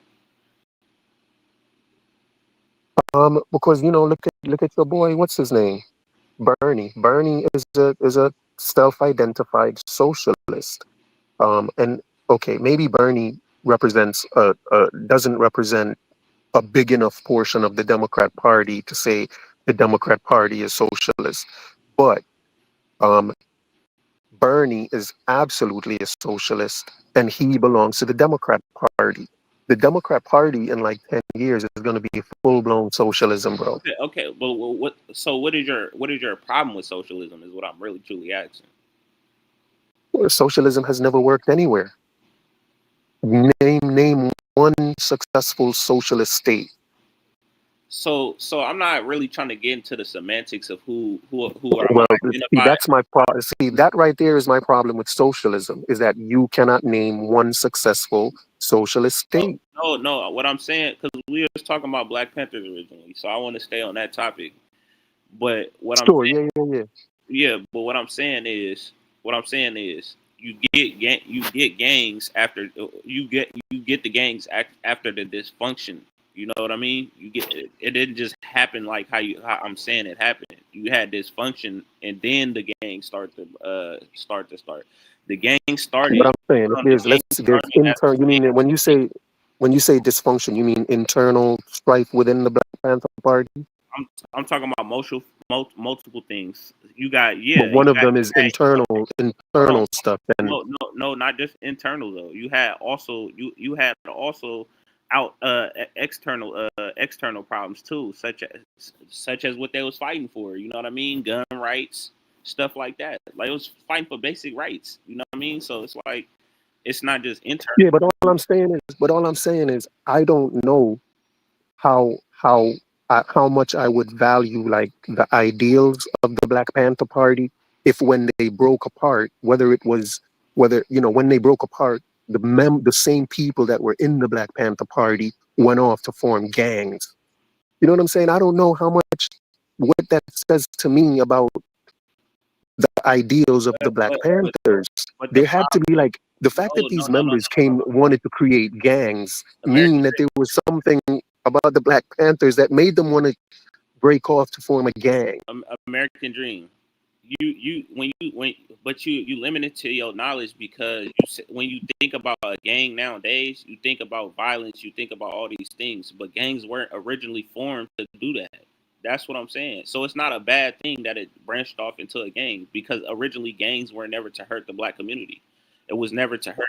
What were the gangs for? It was there. I just told you, community resistance and progress. It was there to protect the Black community. That's what it was. What do the Bloods today? Do they claim to be doing that? Well, for the most part, it's different nowadays. So no, I would say no. But do they claim to be doing that today? No, I don't think so. I don't think any game. No? I don't think any game. Okay. But that's after the dysfunction. You know, after all this dysfunction, they dropped crack off into the neighborhoods. You know, they poisoned the neighborhoods. They took a lot of land from people in the neighborhood. So it's like, you know, it's just multiple reasons of why these gangs end up becoming violent. You know, when you start taking away and killing these people slowly, then of course they're gonna start going crazy and fucking killing everybody. You know, it's nothing new. Okay. You know? I'm gonna say this, right. I guess you feel like Black people are prospering in America today? That's a loaded kind of question to me because I could say yeah and I could say no. You know. You think that Asians are prospering in America? Yeah. Okay, cool. I would say that they prosper in America because they got more resources than us. You know. How Asians got more resources than Black people in America? Tell me. I'm asking a question. They was getting reparations for one. Okay. Reparations. Every other group got reparations except for Black people that been here. Okay, so why haven't Black people got reparation yet? I don't know if you could feel comfortable answering that. Because we're not organized. You got Black people that's saying that they ain't Black. You got Black people that's saying that they abos. You got Black people saying that they ain't African. You got Black people that's saying they African. You got Black people that's saying that all these things. So we got so much division that we can't even scramble together and come up with some money. Come up with a plan to get this money. But for real. So that's what it really is. For real. That's not why they haven't gotten That is. reparations. How are we gonna get reparations? That How are is we gonna not. get reparations if we all not, as a collective, have the same mindset? Asians do, even if they different kind of Asians. You got Cambodians, you got Laos, you got all these people. They know that they don't necessarily agree with each other, but when it's time to get some money and come together and for their cause, they gonna do it. We don't. Black people have been fighting for reparations since right after slavery, right? Like the blacks that were freed, like they were demanding reparations. Yeah, but you already know, right? You know my. And they didn't get it either. Well, hold on, they didn't get it either. You know my. And from then on, like they've been fighting for reparations from then until today. They've been fighting for reparations. So if you're saying black people have always been divided, you know what I'm saying? Then okay, then you're okay. From the inception of slavery, we was divided. You had. That's why they whooped one slave and had to send a message to all the other slaves because so that they didn't rebel. And some would even take the slave master's job as far as telling on another black or snitching. That's what you had you had already dysfunction in the black community way in slavery. So you can't say that we are all together after slavery. That was never a thing. That's what they. Okay, then if black people have never been united, this means what about during slavery? Were they united during slavery? No, I just told you no. No. So they've never been united. We never was united in slavery, dude. You had slaves. You had slaves. Were they united when they were in Africa before slavery? No, I wouldn't even say that. Then what is this unity? Then what is this unity you're talking about that y'all need? So that means you will never get reparations. No. Because if black people have never been united, what do you think is going to happen 5 years from now, 50 years from now, that they're just going to wake up and be like, okay, let's unite now? If they've never done it and have had no type of movement to do so. American Dream. How many times have I told you what was my outlook on reparations? I told you that we don't need an American dollar. I already said that. I said we need African land. We need land. We need a land. That's all we needed. I never said anything. We need African land? Yeah, we need land on Africa. We need land over here. Wait. Oh, okay. But listen to me. That same land, you remember those freed blacks, the blacks that were freed from slavery, the only reparations they were asking for is guess what? What? Land. That's the same thing you're talking about. And they've never gotten it. The government has never given it to them. And they've never gotten it. Even till today. We were never together as a collective. That's why we've never been together. So you're never gonna get it. So can you admit then that since you've never been united before slavery in Africa, we weren't united. So they're never gonna get reparations then. That's the whole idea of Pan-Africanism, is to unite everybody so that we can get the things that we are deserved. That's the whole thing. It sounds to me like Pan-Africanism is trying to do the impossible, something that has never been done. Exactly. Okay, good luck. But see, we got people like that. That's just rejecting it instead of accepting it.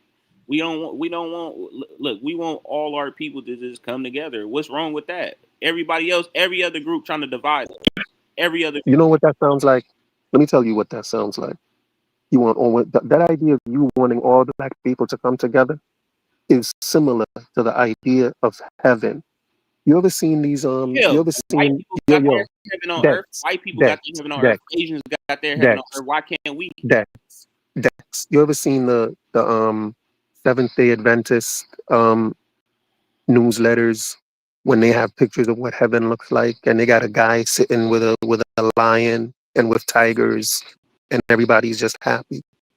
Like that is what you envision. This united black people is like on par with that type of thinking, like it's like heaven. Okay. And it's like it's in your mind. Okay, hold on. It's in your mind.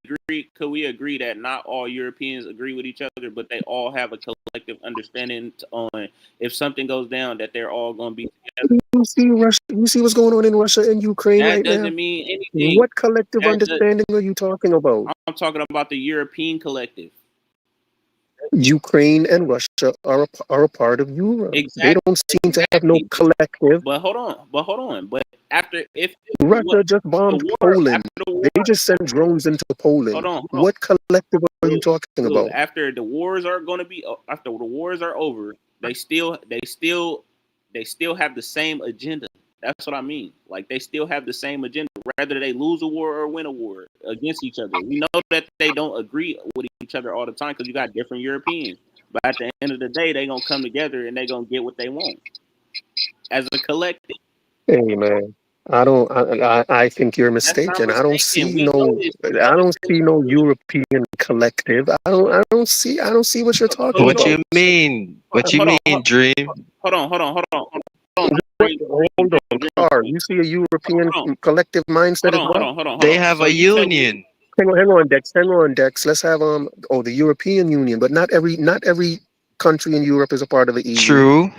Hold on, The True. EU is only like how many of them? No. 4, 5, 6 of them? Oh, see, this is what I'm saying. So you got listen. hold on, you got A bunch of them European countries want the EU to be disbanded. No, but listen, I'm not saying that. I'm saying, look at China. China is trying to get every land that belongs to the people that they look alike. You know, they're trying to even get Japan. They're trying to get Taiwan. They're trying to get all these lands that they claim that's sovereign to them. This is exactly what I'm talking about. Wait, so you're talking about there's a Chinese collective? There are people in China right now that's trying to get rid of what's his name? It don't matter. Sing. President Xi. But that's for a whole cause. That's for a cause.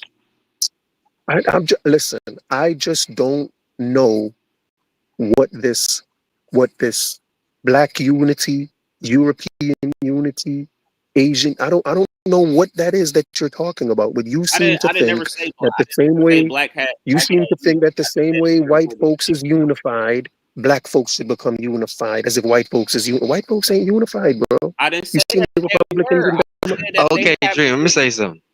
Dream. Go ahead. I said that they have the vision, just like Eric, but when it's a cause that benefits them, they all partake into coming together. We don't. Like what, for example? We don't do that. Dex, give me one example of a cause that brought all white people together. Charlie Kirk. Go. Charlie Kirk. Man, there are white people online celebrating. Are you kidding me, bro? But it don't matter though. They all it don't matter. Of course it matters. You said all of them come together under that.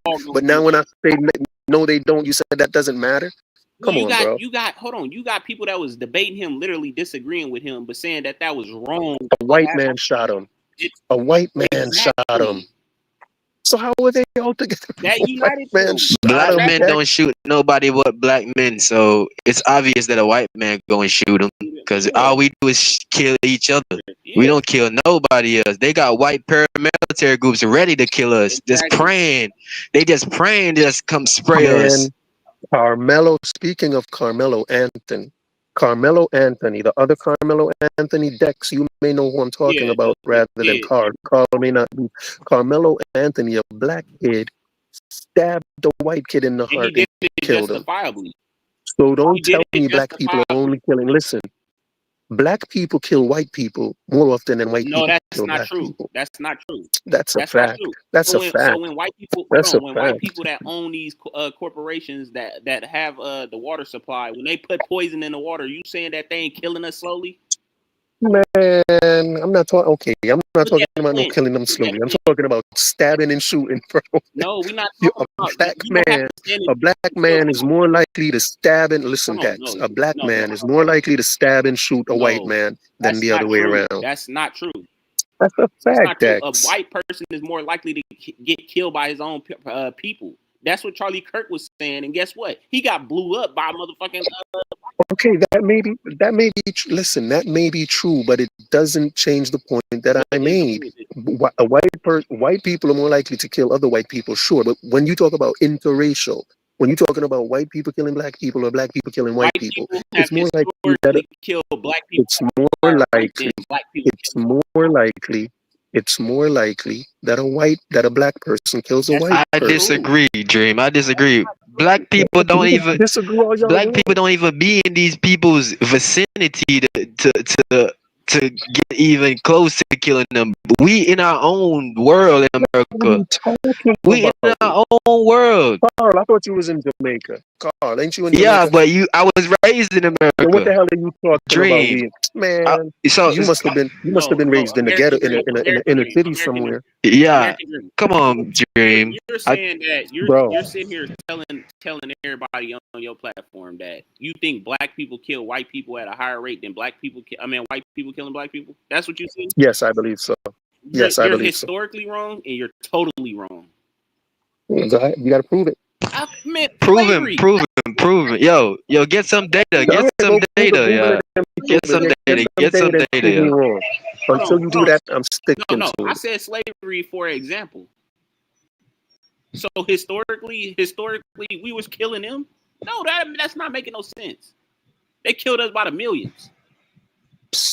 We killing Bro, ain't each nobody other so talking about no bad. slavery, bro. We ain't nobody Dream. talking about. See what I'm saying? Hold on. I want you to know this. No, you hold on, Dex. No, you hold on, Dex. Dex, hold on. Let us talk, Dex, man. hold on. Please. Why are you going back to slavery to prove that white folks kill black people more? That's when black people wasn't even free. I'm talking about today, Even bro. today. Today. No, that's not. Hold on. When Okay. another black man kill another black man, that's due to white people. That's not No. due to the system. Yes. When a black man kill a black man, it's due to white people. No, I disagree. It's due to us. It's due to us. Let me explain. The reason why I say that is because there's certain systems put in place that black men don't have resources in order to thrive in this thing. So we start preying on each other. I like what you just said, but I disagree. This is what I like. Let me say this, I don't Dream. like Let me say it, why and I I disagree. absolutely disagree. Let me say why I Go ahead. disagree, Dream, because it feel like we always coming up with excuses about the white man's infrastructure, yo. The reason why we're suffering is because of our own undoing, yo. That's what you believe. Y'all always talking about systematic racism. Yo, you ever got locked up? Yes. So who was your public defender? Not a white man. Okay. Who was your judge? Not a white man. You in a straight up black area then. That's all I gotta say then. No, I'm telling you, I didn't even go see it. I didn't even go see the judge or a lawyer. Okay. I feel like, yo, we come up with all these excuses for the reason why we're not prospering. No, I'm not saying there's self-accountability too. That needs to be had. That's not what I'm saying. But what I'm saying, for the most part, these are reasons why it happens. When you drop drugs off in a whole community where people are low income and not even low income, they could be high income, and you drop it off and they trying to meet some type of bill or quota, then for income, it's like dangling meat in front of a dog, bro. It's like dangling meat in front of a dog. They didn't drop these drugs off in white communities. They're not talking about the opioid addiction in today's society that white people are dying off of.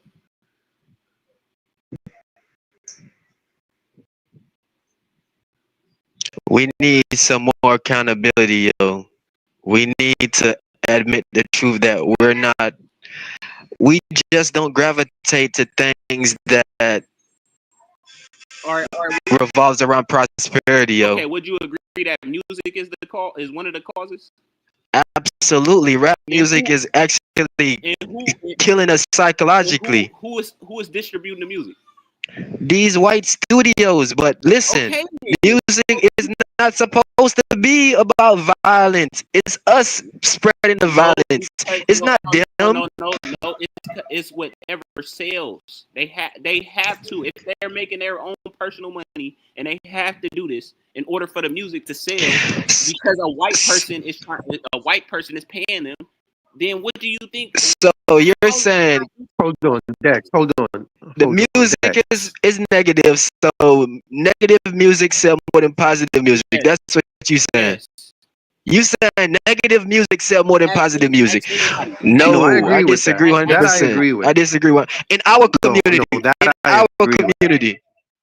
In the black our community, absolutely.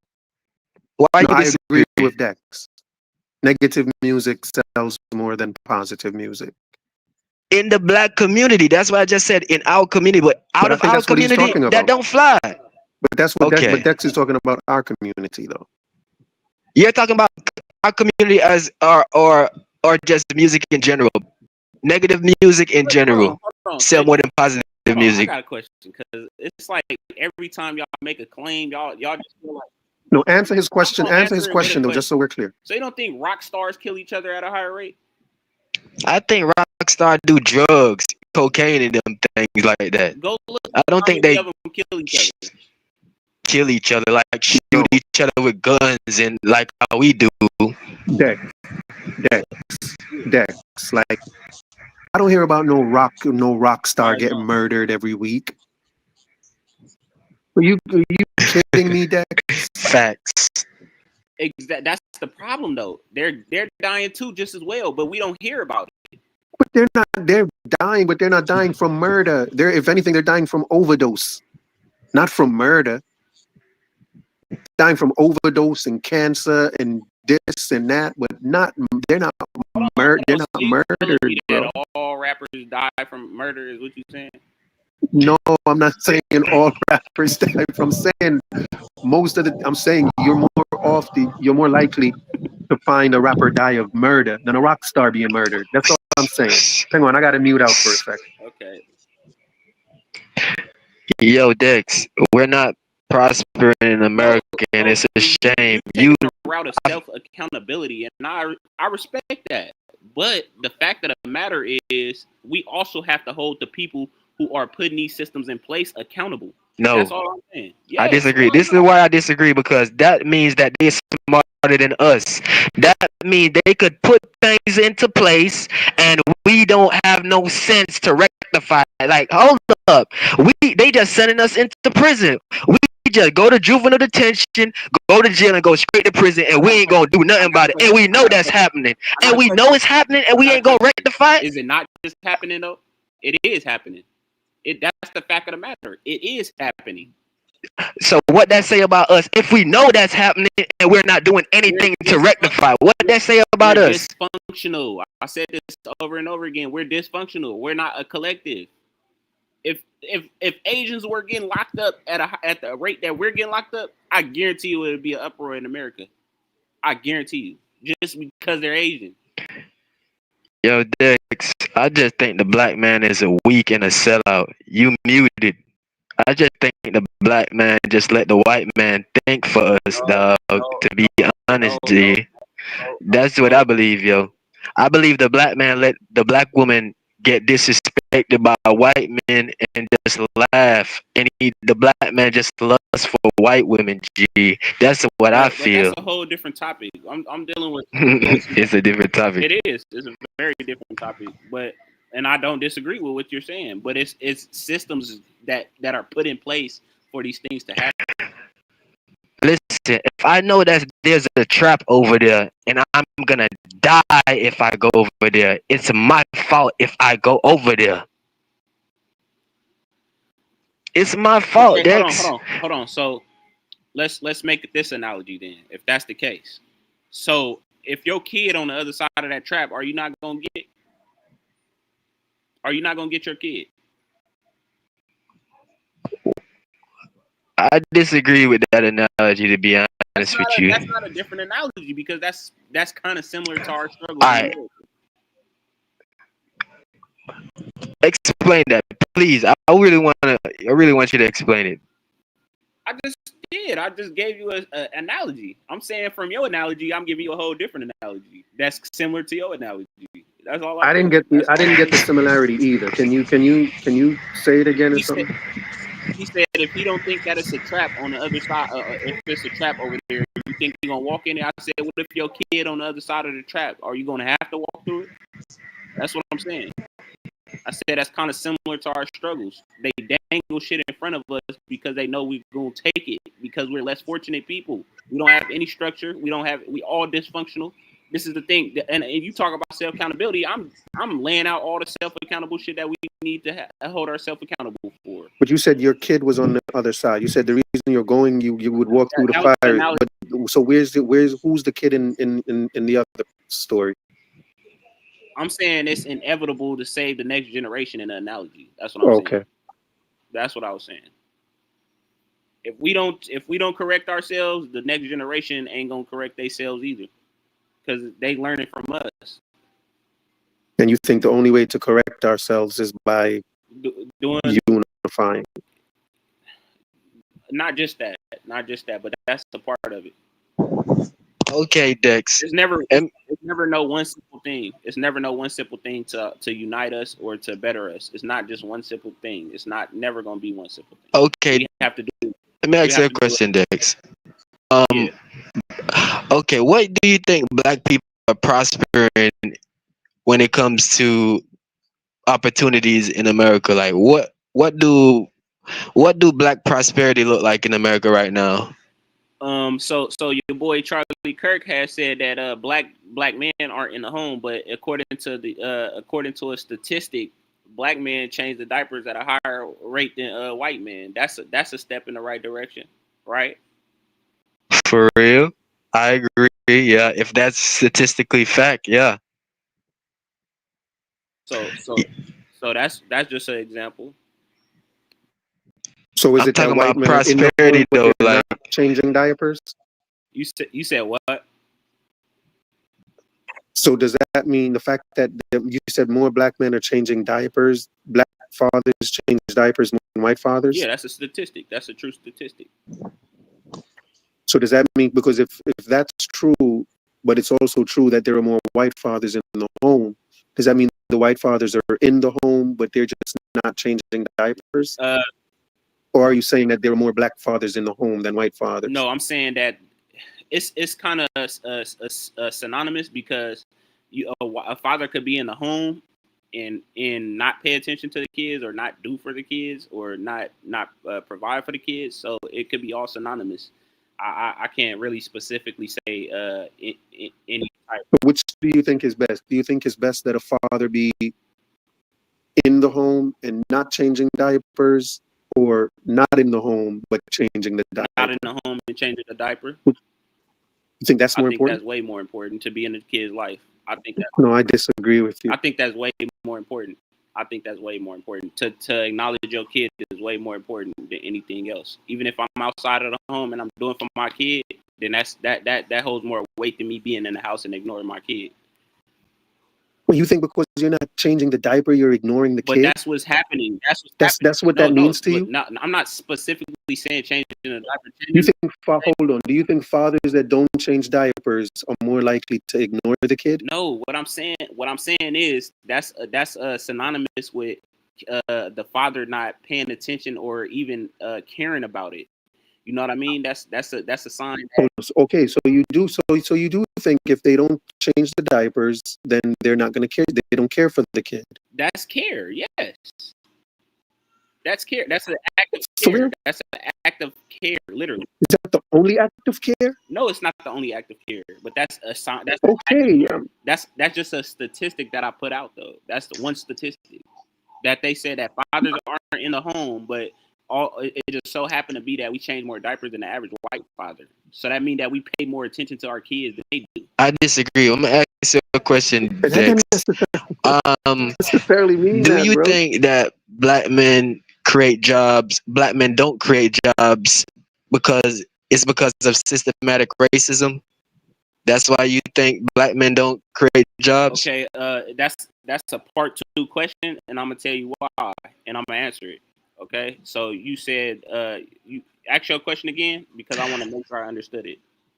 I'm saying the reason why black men don't create jobs in America is because of systematic racism. That's what you believe? I'm gonna answer the question. I will say yes. It's because of systematic racism. We don't have the means to create the jobs in the first place in order for us to hire anybody. So that's that's just obvious. Hey, people in the chat, so hit that like button, please. Hang on 1 second, Carl. Folks in the chat, if you're that like button. What's wrong with y'all? Hit that like button. Go ahead, Car. So, what kind of means do we need to obtain in order to create jobs for our people? I'm asking a question, Dex. We need to come together as a collective. Okay, what kind of things you think that the black man gravitate to when it comes to making money? Multiple things. It could be anything for real. As long as it's making money, that's what they really care about nowadays.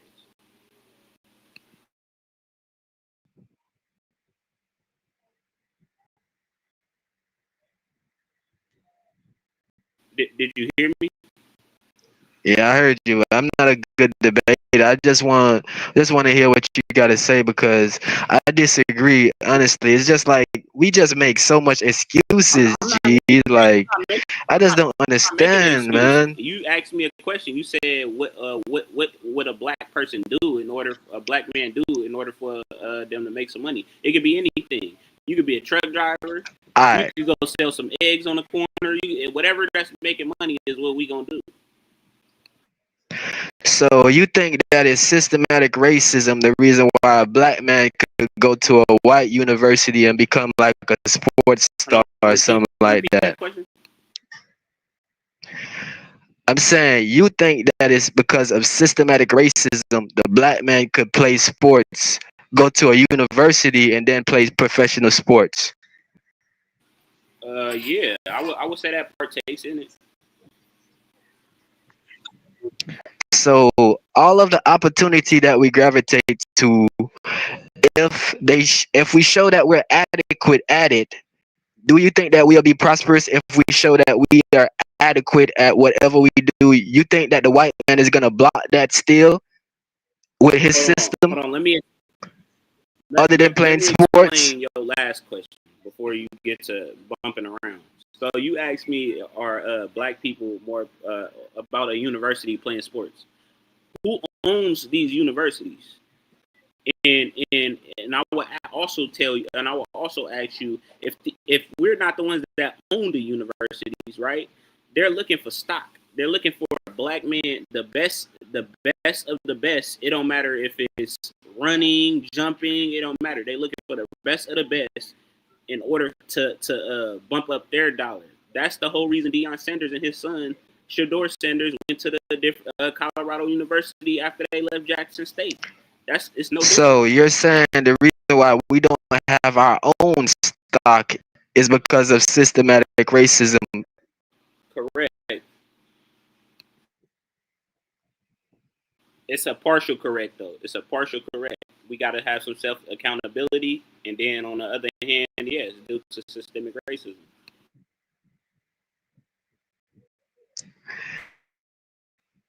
So the only way we could ever be prosperous, in your opinion, is if we come together and unite. But how are we gonna do that when the white man has a system? So how are we gonna overcome that system? I know it's kind of sound crazy, but Hold on, no. how are we gonna overcome that system? The same way Harriet Tubman got all our people snuck some people in the Underground Railroad. It's the same thing. We got to do it under the table. We can't do it just straight in their faces. Why can't we do it in their face? They can't beat us up. But what can they do to us? We become a global threat. We become a global threat to them. So you think that if black people become prosperous, we are a threat to white people, which I kind of believe, but our prosperity has nothing to do with them. They can't stop nothing unless we stop it. You understand what I'm saying? Consider the Black Panthers to be a terrorist organization. Did they consider the KKK to be a terrorist organization? I'm just asking a question. We talking about black people. We talking about black people, though. I'm not a good debater. I just want to talk to Black Americans to see how they thinking about black people in America, and I don't respect it. I'm just keeping it 100. It's just so much unaccountability, man. It's like y'all say all these type of things for the reason why y'all not prospering in America, just blaming the white man for everything, man. We can't be doing that, man. Let's not act like they're not a cause of why we are in the conditions that we are. No, it's because of us, man. They can't stop us from doing nothing, man. They can't stop us. It's in our brains, man. How can we think like that as a black man? How can we think like the white man is gonna stop us from prospering? The white man is gonna stop us from protecting our women. How can we think like that? I can't think like that, man. I just can't think like that, man. So, I already said that we need to take some type of self-accountability as well. Our self-accountability has everything to do within our community. It has nothing to do with proving the white man that we are self-accountable. Let's not act like they don't partake in it, though. They partake in it because we let them. We think they partake in it. In my opinion, the average white American want to see black people prosper. They want to see a good, prospering America. They want to see America prosper. They don't care. The average white American, let me say something, Dex. The average white American wants to see America prosper. Not just white people prosper. Not just black people prosper. Not just Asian prosper. Not just Indian. White people, decent white people want to see America prosper. Okay, if this is true, then you're telling me that they'd rather be poor, right? That's what you're telling me, because they prey on black consumption. So if we're able to thrive in this country, they have no customer. They don't have anybody to buy from them. So that's a threat to their dollar. That don't make no sense, Dex, because they have all the wealth. That's a threat to their economic power. That don't make no sense, Dex. They have all the wealth. We spend like how much billion a year? About 5 or 2 billion a year. And if we stop spending it on them, then what happens? They become broker. No. Yes. They don't need our money. Yes, they do. They don't need our money. They don't need us to buy that BS they selling. They don't need us. They don't need us, man. Low key, they don't even support each other. They prey on our consumption. So if we just never buy from them, then they'll start preying on them. They'll start preying on each other. All right, so if we don't buy from them, what if we just buy from each other? You think they're gonna sabotage that? If we say, yo, F these white people, yo, we're just gonna start buying from black people. You think they're gonna sabotage that? They'll consider us to be racist and all different types of rhetoric. So you think that black people actually care if white people consider them racist? Yes. You had Charlie Kirk was a living a fucking example of it. That he even flipped the script on us. He said that we were the most racist people because we brung up racism, and that's what a racist would say.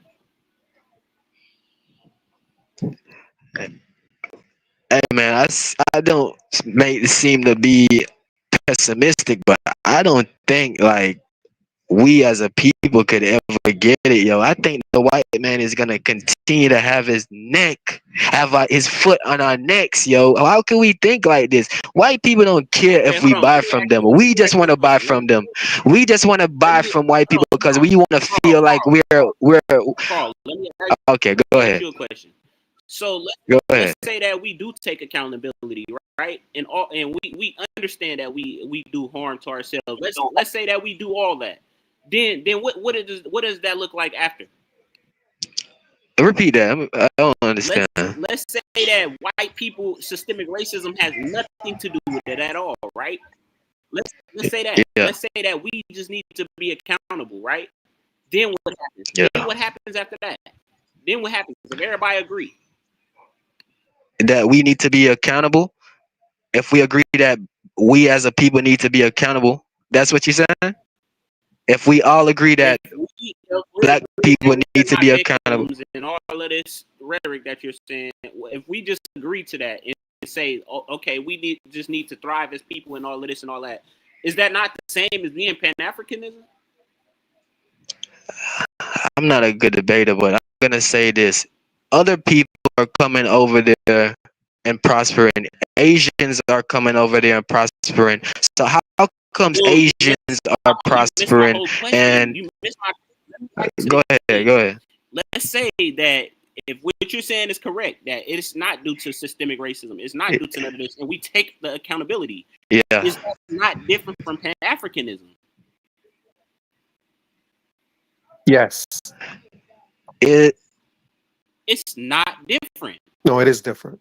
We're holding ourselves accountable, so it's the same thing. No, I think Carl is more talking about when you hold accountability and you just be an American. Well, let me not even put words in his mouth. But if we were to take responsibility, we would just start being good Americans and being good citizens. Because I think the best way to become okay as a people is to, in any country, like if you want to prosper in Jamaica, be a good Jamaican. If you want to prosper in China, be a good Chinaman. If you want to prosper in America, be a good American. Like that's the best way for the best way for Black people in America to prosper is by being good Americans. But we have to ask the question of 100% agree. What is an American? America is a melting pot of people. It's not just one race of people. Like you can go on the Jamaican thing, or in China. You got a lot of people that have subscribed to the regular ideologies of a Chinese. You don't have that in America. That's the whole point of America, is to have freedom. It's to have freedom of choice and freedom to do what you want and think and ideology. You don't have that in communism. You don't have that. So and you think wait. I'm trying to understand what you're saying. You think people don't have freedom of choice in America? No, that's not what I said. I said the exact opposite. Okay. Then I'm not really following what you're saying. I'm saying it's a melting pot of people. It's not synonymous with China. It's not synonymous at all. The economy is not synonymous or anything. It does not. But Dex, you seem overly concerned with people. Other you know people, yeah. Why should only because look at what people. Because Dex. It's Black prosperity, man. You should be concerned. Dex, you see, if every Black person was concerned with themselves, you know what would automatically happen? Black people would be okay. Like if all you got to be concerned, Dex, in order for you to ensure that Black people are okay, you just got to worry about you. And do for you. Like once you do for you, if every Black person does for himself, like Black people will be doing okay. Like a part of the American system is we have rights as individuals, not rights as a group. No, that's like America is about American. individual rights and individual freedoms. No, you don't. What right do you have as civil a group? rights? You have civil rights. Those are individual rights, bro. What civil right do you have? Them are not individual rights. That was a collective. That was a collective movement. That wasn't just one person fighting. That was a collective group of people. Give me one right that you have as a group. I just told you, civil rights. Which civil right? Civil rights is not a right. Civil rights is a label for certain types of rights. Right. So which civil right? Hold on. Which civil right? Which civil right do you have as a group right? What right does a group have? Didn't Biden just pass a Asian crime hate bill? Is that like not a thing? Or I could have sworn he did. But those are individuals. Like you can't beat up. You can't go around beating up. For all Asians. That's not just one individual for an individual. That's for all Asians. So what right does that give them? To not be the right to not be beat up. Yeah, to not get beat up, to not get discriminated against. And which group which group or individual doesn't have that right? We don't. Huh? We don't. Who don't? The African American, the American African, however you want to put it, the FBA, the African. You mean people can just go around and beat up black people? And we don't have a deal. Yes, they can. No, they can't, man. Come on, Dex. You bugging, bro. Bruh, y'all is crazy. Dex, you acting like I live in America too, bro. Somebody can't just come and beat me up. Are you kidding me? Are you kidding? Dex, what you talking about? Is what you telling me?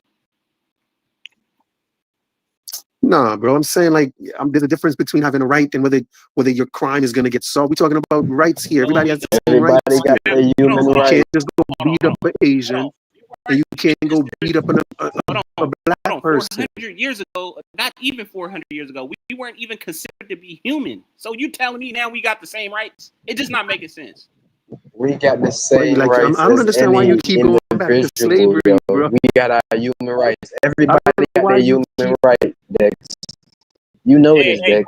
Carl, I don't know why you keep running back to slavery, Dex. Dex, we're not slaves anymore. Dex, you know you're not a slave no more, right? 500 years ago, we weren't even considered to be human. So how all of a sudden we just got human rights?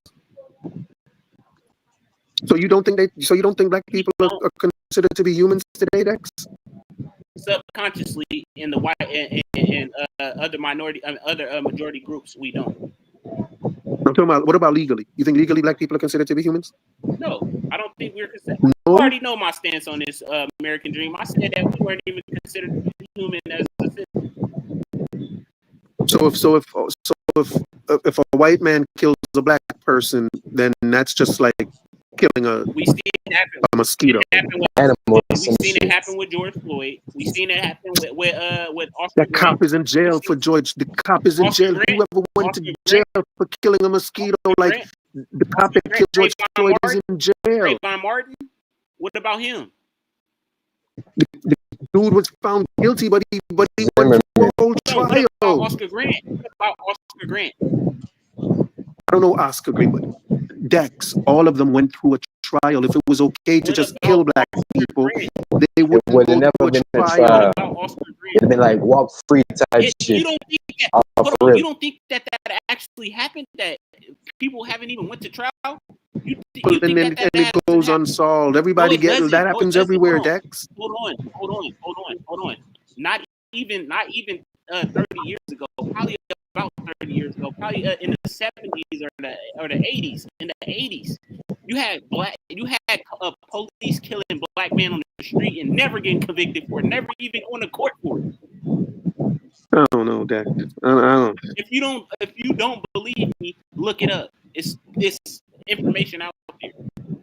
You have if believing you killing black men unarmed and never seeing a day of light in court. Dex, if believing you means I have to believe. No, I said if believing you. No, I know. But if believing you means I gotta also believe that people in America can just kill black people and nothing happens to them, then I don't believe you, bro. I'm gonna say this, yo.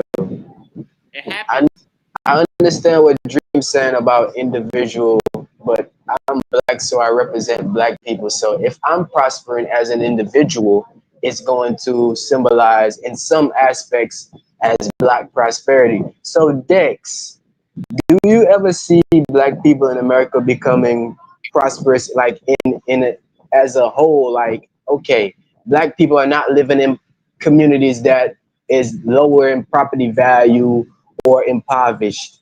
Do you think that it ever happened in America? And how? I think you should ask the question better. Like, I feel like you saying it to where it has never happened. That's what I feel like you asked. Okay, cool. See, I'm not a debater. I just want to ask a real question for real, because I just want to see black people just prosper, yo. Even though it's about individuality as a person, I know I represent black people, so I want to see other black people prosper too. You know what I mean? So I'm just asking a question. I agree. 100%. I have that in my heart too. I have that in my heart that I want all my people to prosper. I'm not going to even say, but the fact of that's a heavy weight to carry, man. That's a heavy burden to be carrying around. It is heavy, but we just gotta. It's all about individuality at the end of the day. But we represent black As a people. collective. No, why? Oh, no, I don't represent black people, dog. I represent Oh, my family. I wish I could think like Hey, you. I I represent wish I black could think people. like you, Dream. I wish I could think like you, dog. I swear, I wish I could think like you, yo. Your car. You think you represent We black do. people in Botswana? We do. How do you There's a represent nigga black in people in Botswana that look Botswana? like me. What? Hey. There's a nigga that in Botswana right now that look just like me. And so that means you represent him? Represent each other. You know what I mean, man. No, I don't know what you mean. Like, I can't. No. I wish I could think like you, yo. I cannot take up this burden of representing a whole race. What? For real. I wish I could think like you, man. It's hard enough for me that I represent that I'm representing my family. Like sometimes I don't want that burden. Sometimes I just want to be me, though. Sometimes I just want to do shit just for me. And I gotta represent my. Now you telling me I gotta represent this dude. Yo, now I gotta go represent a guy in Botswana that may look like me. Hold on. American Dream. You represent us in the aspect of unknowingly that you do, because the fact of the matter is, if I see somebody harming you on the street and if it's a European or Asian or other, I guarantee you that a person that looks just like me and you will have your back. And it's fueled with hate that they beating you up. I'm having your back, and it's fueled by hate. I'm having your back off real. You do represent. What you got to say about that, Dream? What you got to say about that? Here's what I got to say about that. Because you a black man, and they attack you because you a black man. What you got to say? Here's what I got to say about that. Yo, Dex may be more familiar with this story than you, Carl. But let me not say that. Internet is everywhere. Y'all see the story with the white girl that got stabbed up on the train? And all her people are collectively protecting her. And there was the other passengers in the train were all black people, and they said nobody did nothing to help her. You know what I'm saying? So now, are y'all saying that if that girl was black, the people would have more of a right to help her than because 100%. The girl is white? Like I don't make that distinction. 100%, like 100%. I hate to say it. I hate to say it, but it's 100%.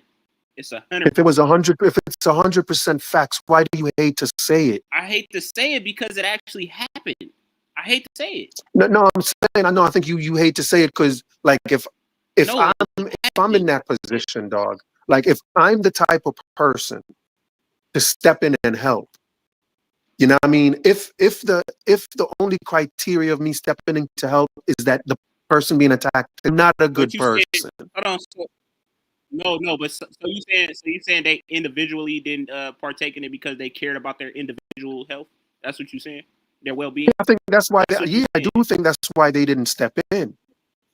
I agree. But what I'm saying is, if the fact that that girl was black means they would then step in, but they wouldn't step in for this white girl, like something is wrong with that. Like I don't want to be. Listen, I don't want to be that person.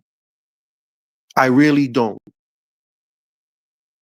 You know what I'm saying? Where I'm only gonna step in to save your life because you're the same color as me.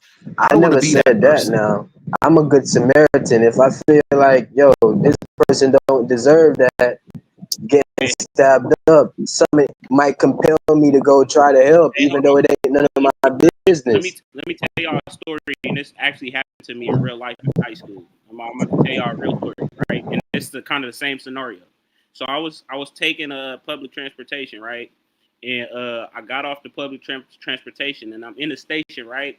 And I see a Mexican guy walk up on a homeless lady, and he stabbed her in her mouth, stabbed her everywhere in her body that I could possibly think of, and I'm seeing the blood gushing out of her, right? And my first instinct was to protect that woman, and guess what? She was a black woman, right?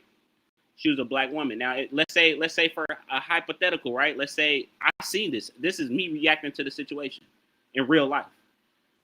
Let's say that she was a white woman. Would I probably have risked it to go up that close to him and be stabbed myself? I'm gonna be 100% honest. I don't think that I would have. The reason why I took action is because I seen one of my own being harmed. We're a collective people.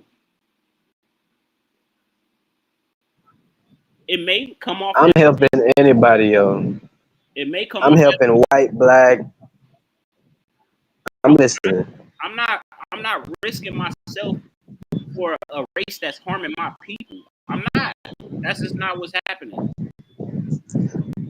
Dex, I don't feel like white people are that hateful, yo. I feel like white people wanna see America. You feel like white people want to see you make it. I think you need to reevaluate your mindset. I wish I had the mindset of American dream, just to be an individual. I don't care about nobody. I'm me. I know he's been preaching that to me, and now I get it. I wish I had that in me, but I'm not like that. I feel like I represent black people for some reason. I don't know why. Talk all you want. Let me say this. Because it's been drummed into your brain, Carl. It's been drummed into your brain for years. Carl, that's why. The fact of the matter is, it's white people out here that'll tell you to straight your face up that they don't even give a fuck about you. So how would you even be feeling comparisons to even say that? Because I felt white people showed me affection even when I was up there, so I don't have that much, you know what I mean, for them. I see white people show me love and affection, you know what I mean? I don't know about you. I see black people do the same. I see black people show me love. I see black people tear me down. For real. Does that make it any different though? It makes no difference. But what I'm saying is, you're black at the end of the day, I would assume. For sure. So you gonna have your own back at the end of the day. If I see you being jumped on any public transportation, I'm gonna take action to help you. I'm gonna feel compelled to help you too, especially if it's about hate, about some white boys or anybody else doing you harm, and I don't know you. I don't know. It's something in me gonna be like, yo, this ain't good. Have that ever happened to you? Have you had to jump in action on some racist white people that was harming another person that looked just like you? No, to be honest, I be having animosity to my own kind because I only see my own kind hurting my own kind. If that makes sense. I'm gonna give you another story in the train station. You never seen a white person harm your people?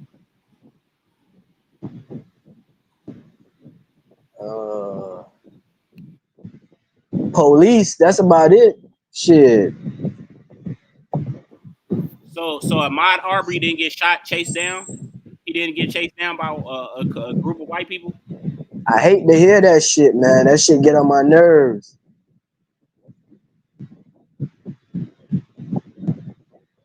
I don't like to hear shit like that, man. But like I was saying, it's like, I don't feel like white people are threatening me. Like, I only see black people hurting black people, dog. You understand what I'm saying, dog? That's direct intention. That's direct intention. We are being indirectly attacked by white people.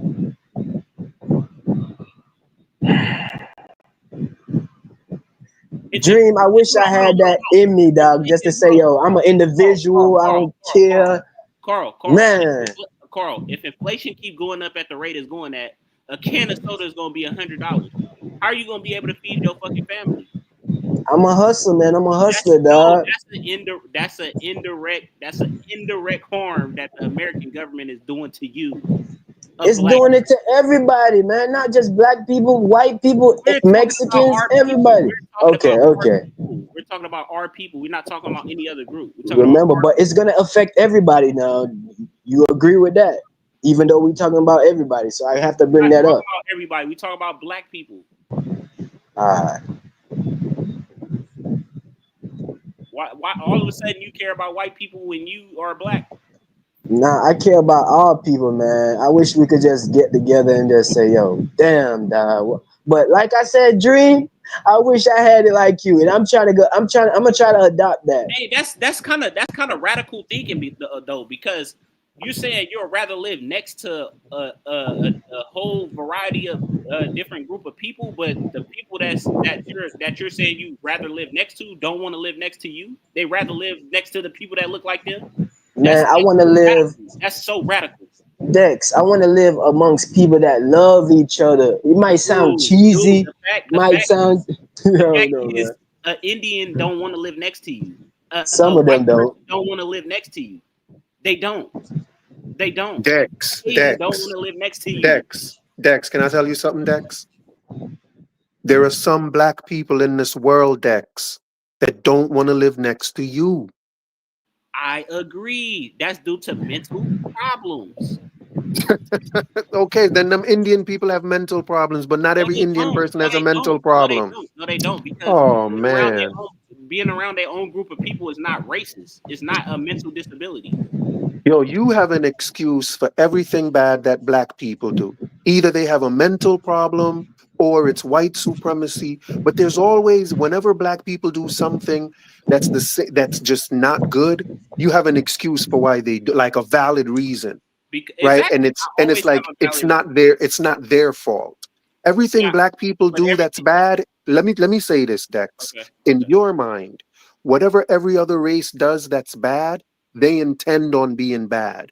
But whatever black people do that's bad, it's not their fault. It's either they have a mental problem or it's the system that's making them do it. Like it's as if you think black people are like can't do wrong. And if they ever do wrong, it's because somebody's making them do wrong. It's not their choice to do wrong. Like I don't know why you put black people on such a pedestal, bro. So hold on. So I'm crazy. So let me ask you a question. Yes, I think you're borderline crazy, bro. Hey, American Dream. So when your mom raised you, right, and you did something wrong, did she not have your back, right or wrong? No. Yeah, sometimes she whooped my ass. Have your back, right or wrong? That's apparent. Bro, sometimes my mama whooped my butt. Most times. But she had your best interest at heart. Is what I'm saying. She had your best. When she was whooping my butt? No. When she was whooping my butt, nope. She was whooping my butt, bro. But she had my best interest in her by whooping me. She was telling you that wasn't okay. I mean, I get that. But no, like she didn't have my back, right or wrong. When I'm wrong, she wanted me to pay the consequences. If by have my back, you mean she don't want me to pay the consequences? Is that what you mean?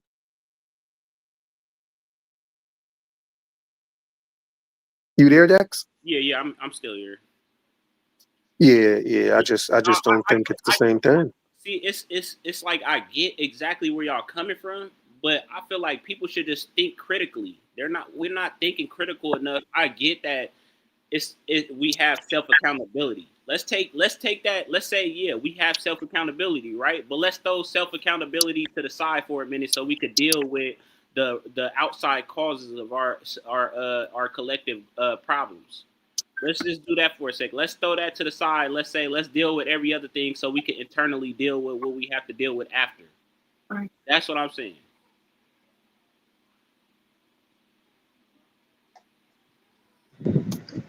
Yo, Dream, I want to adopt your beliefs, man. You've been trying to drill that in my head. Now I'm seeing like you telling me like, let's focus on Jamaica, focus on you. But this FBA thing, to be honest, I've been trying to get to know about it because like I think like I represent black people for some reason. I'm like, yo, I can't believe black people are separating themselves, calling ourselves Indian and all this and all that. And I don't feel like the black man is protecting the black woman and all this and all that. And I'm like, yo, man, I just can't believe how America is changing. And me being an immigrant and like, it's just crazy, man. I'm gonna start trying to adopt that beliefs, man, because it's better off for me because I don't see black people being prosperous anytime soon as a whole, to be honest. Sorry to be pessimistic, but I don't see it because we can't get nothing right. It can happen overnight. It's not something that's going to happen overnight. It's never happened, Dex. Sorry to be pessimistic. Efforts have been made. It's crazy. Efforts have been made. It's failed though, man. The black man continues to fail, yo. The black man started the Panthers, then the Crips and the Bloods, and that's messing up our communities. We're killing each other. No, from that hold on. I just explained that that's not the reason why the communities were being destroyed. It was the drugs that the white people dropped off in your neighborhoods. but we know that it's poison, so we need to get it out of our neighborhood. We can't let them drop the poison and use it against our own kind. Then we are the fools for using the poison. Hold on. So you telling me somebody drop $100 bill behind their back? Somebody just drop $100 bill. You're not gonna pick it up? Of course, I will pick it up. I'm gonna get my family half for it if they want something out of it. But listen. If I know it's poison, if I know that $100 bill is poison, if I know it's poison, I'm not gonna touch it. If I know it's gonna harm my family, harm my community, if I touch it, I'm not gonna touch it. If I know. So you telling me you're from Dubai? That's what you're telling me because you're not an American. That's what Dubai believes. That's what people in Dubai believe. They won't touch your American dollar and they'll give it right back to you. That's what you're telling me. You're not a capitalist. Man, I'm a hustler, man. Dex got all the Carl, let me say excuses this in to the you, world. Carl, Yo. you're a better debater than you're putting on to be. I'm learning from this FBA situation, Dream, because I'm trying to see like what's going on with black people, but I'm trying to come to terms with it that it is what it is. Just be an individual and live life. Just live life, man. Just live life for you. Live life for your family.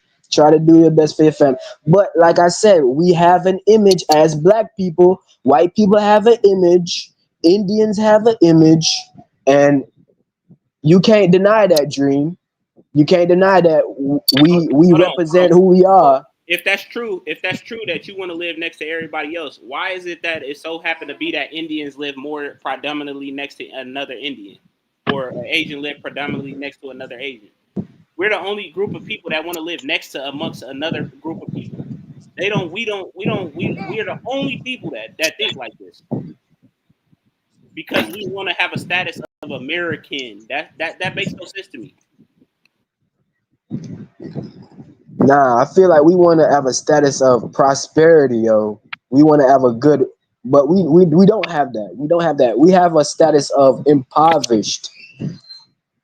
We have a status of violence, even though that's not true, and the media trying to push it because we know that a regular black person is a law-abiding citizen, but we do have people who spoil the brew, and these white people who own the media and who is racist just push that type of narrative, and they win because they got the infrastructure. So immigrants come over there. Why complain about rap music instead of complaining about the people that's distributing it then? Listen, we let them distribute our music. They don't have to distribute it. We let them. The narrative not on them and us instead of us. It's on the rapper instead of the person that's distributing the music. Listen, Dex, we let these people leverage us for entertainment and labor. Back in the day, they used to leverage us for labor. Now they're leveraging us for entertainment. I'm not saying that's the only thing we doing is playing sports, this and that and the other, but they're using us and we allow them to use us. So who is to be blamed, Dex? It's our fault. Let me say this. Dex. Let me say this to Dex. Dex, the reason that negative music is being sold to black people is not because white folks is pushing it. These white executives is pushing it. The reason it's being sold to black folks, Dex, is because black folks are buying it. Oh, actually, we love the drama. Actually, white people buy it at a higher rate, way more than we do. I don't care about that. I'm talking about what you just said about the. They I don't live in care about white suburbia folks. We're buying talking about black folks, and you said the reason it's being sold is because white executives. This is the music white executives are pushing, but you always seem to forget that this is the music that black folks is buying. You reckon as if these white executives are forcing us to buy this crap. They not. Like we're being forced to buy this music that No, Dex. executives are No, pushing, that's and we're being forced to pick up the crack that they drop on the street and smoke it, and we're being forced to pick up the gun that they dropping on the street. Like you take no responsibility, bro. responsibility for real, yo. Hold on, what you're saying is find your local homeless guy and throw $100 on the ground, see if he don't pick it up. Okay, Yo, then Dex, crazy, man. You think the average black man is just a homeless person? That's like, that's another excuse? They're homeless. Like you always make an excuse, bro. Stop making excuses. I'm correlating the homelessness with a struggle. I'm not saying that all black people are homeless. I'm making an analogy. Listen, man. You gotta like. You don't want black people to take responsibility for anything, bro. You got to take responsibility. I don't know if it's because you're the type of person that don't like taking responsibility, why you're like, you know what I mean, projecting it on onto all black people. $100 bill after you drop it, he's supposed to take accountability for picking it up and going to go get something to eat. That's what I don't even know what you're talking about, bro. I'm using an analogy to what you're saying. Black people are the less fortunate people in this country, and you telling me that we don't have a footing on to get when they drop drugs off in our community, we're just supposed to walk away from it when we're struggling. Yeah. No, we have to survive. We have to survive. Yo, I know in California, when guys are broke, they go into these affluent communities and do what they do. Do they not? They go out their community, right, to get it, right? Okay, say your question again, Carl. Ask your question again, Carl. I'm saying like in the hood, when we want some and we can't get it in our community, we go out there, we venture out to these rich people neighborhoods and we do what we do out there. Am I lying, Dex? That's not true. That's not true at all. Yeah, you said it's not true. Wow. I disagree. We don't go to rich white neighborhoods to get any resources. That's not what we do. Nah, we don't got it in our community. So, nah, Dex, you know what I'm talking about, Dex. I don't. Ah, man, that's crazy, yo. Your resources, we don't. That's crazy. You know exactly what I'm talking about. It's a lot of times when people broke in the hood ain't got nothing. It's not in our community, so we go out there and the only time we go to a suburban neighborhood to get resources is when we robbing their ass. That's exactly what I'm talking about, man. No, that's not what you said. You said to get resources. Well, you know what I mean, man. That's resources. Taking other people's things is resources. Even though I'm not that type of person, you know what I mean? But that's just how it is in these communities now, man. You know how it is, man. What the American government is doing to a whole multitude of countries. Okay, all right. Yo, Dex, you come up with a lot of excuses. I'm not trying to disrespect you, dog, but man, it's crazy out here, man. We just gotta have it seems like black Americans don't want to accept accountability. And it's like a blessing for me to come back to Jamaica and look at America in a different light and see black people in a different light. Even though Jamaica ain't perfect, but money could be made anywhere. It's not just in America. And America is changing, yo. America is changing. Artificial intelligence is coming. Black women is getting disrespected, and the black man allow it. The black man is lusting for white women. He's not in his home. He's going to prison. Hold on. I wonder why they're lusting for white women though. Only they're not lusting for anybody else. They're lusting for white women. I wonder why. I wonder why. Black men lust for light skinned women. Black men lust. Systemic status symbol. Is that a status symbol? Yes. Nah. It's just our affinity to light-skinned women, yo. We just like light-skinned women. Carl, when a black man go find a white woman, he's saying he's equal to the white man. That's what he's saying. He's saying he's equal to him? Yes. But the bank account ain't. How is he equal to him? It's a symbolic thing. It's symbolic. It's symbolic. So so you're saying when he gets with a white woman, his status changed. That's what the black man thinks. That's what all people think. So white women are the status symbol then. That's what you saying. Any woman could be a status symbol, not just a white woman. Any woman. White men get with black women all the time. Not like Then how I'm black not sure men what getting your with point white is women. then. Not like how black men getting with white women. Black men get rich. All these rich guys who get rich, they just go get a white or a light skinned woman. They disrespecting the black woman in America. Black men on these podcasts just disrespecting black women and just laughing about it. The black woman is the only one in the household, and the black man is nowhere to be found. The black man is in prison. Hey, that's due to a systemic problem that has nothing to do with individualism. That's due to the black man not rectifying that systematic problem. It's the black man not coming up with solutions to counteract the problem. It's a systemic problem, bro. No, Dex. No, When you start Dex. locking up the fathers, putting the fathers on child support, that's government programs. Dex. If we know that they have a system for us and we are not doing anything to counteract that system, then we are the not reproducing is the no. solution. That's You what put words in my mouth. No, saying. come on, Dex. Like back in the day, let me say something. Back in the day, before Jim Crow, black people was actually, you know what I mean, locked in certain aspects. Businesses, They didn't have these programs during those times. just black people was, you know what I mean. They had different systems in place that kept black people oppressed still in those days. They just doing it in a different light because it's a new day and age and time.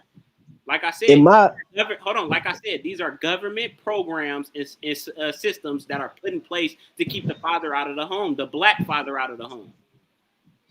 Nah, man, I don't believe that, Dex. I don't believe that, Dex. So let's look at it. So if black fathers aren't in the home, at what rate would black men be paying child support to a black woman? It would be at a higher rate, right? That's on the black man's problem. That's the black man's problem. If he don't want to stay at home with his woman and want to divorce her and want to leave. So if they locking black men up due to drugs being dropped off, which is like putting chicken in front of a fucking dog, do you think that that's not a problem either?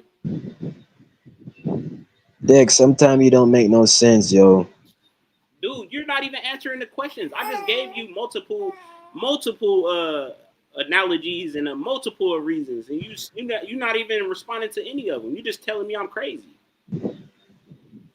Cause it's a lot of excuses. We've been talking for a minute now, yo, and it's all about white systematic oppression. It's like we need to hold on. So the government programs like food SNAP benefits and shit is there to benefit the black man and the black woman, is what you telling me?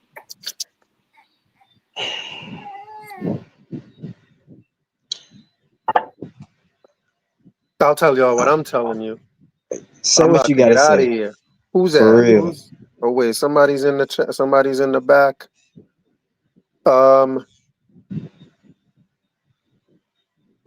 Leonard.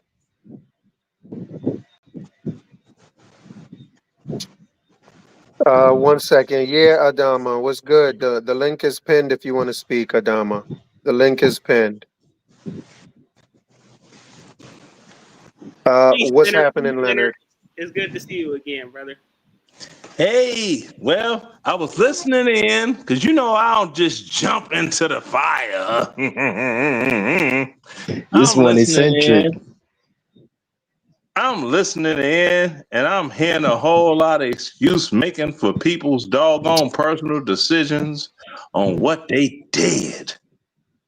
Hey, so Leonard, do you not believe that's one system that has anything to do with fathers not being in the home?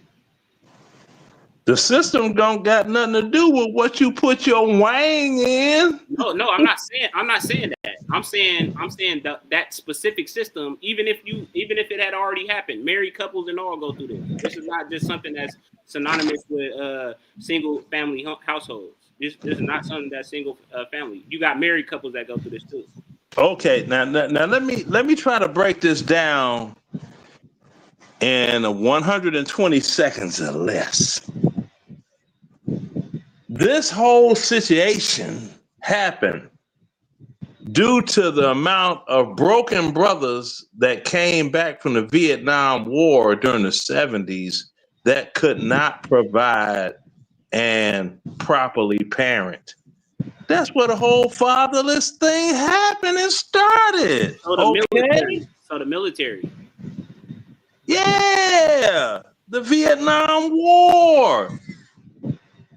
So that's the U.S. government, right? I know it's the U.S. government, but it's the Vietnam War. But it's the U.S. government system. That's what I'm saying. That's not a system. That's a war. War is not a system. Yes, it is. Oh my goodness. No, it's not. Yes, it young is. brother. It's not a war. It's not a system. I'm going to respectfully disagree with you. Well, you can respectfully disagree, and I'm going to tell you the actual factual inks of it all. Okay, you had a lot of people that could not actually support and this and that and that and this. Then in 1974, that's when women in the United States were allowed to establish credit on their own. It's called Title 4D. It's called Title 4D. Okay, now when did the Vietnam War end? Tell me what year. I ain't gonna lie, I would have to ask my grandpa that because he was. I'll tell you, 1975, the evacuation of Saigon. I'm an older man. That makes sense. Yeah, that's about. Okay, so that tell you what it is. But has anybody told you that a pause on drafting Black American men into the Vietnam War happened because so many Black men were getting killed in the frontline infantry companies that they were like, hey, we're committing genocide on Black American men only.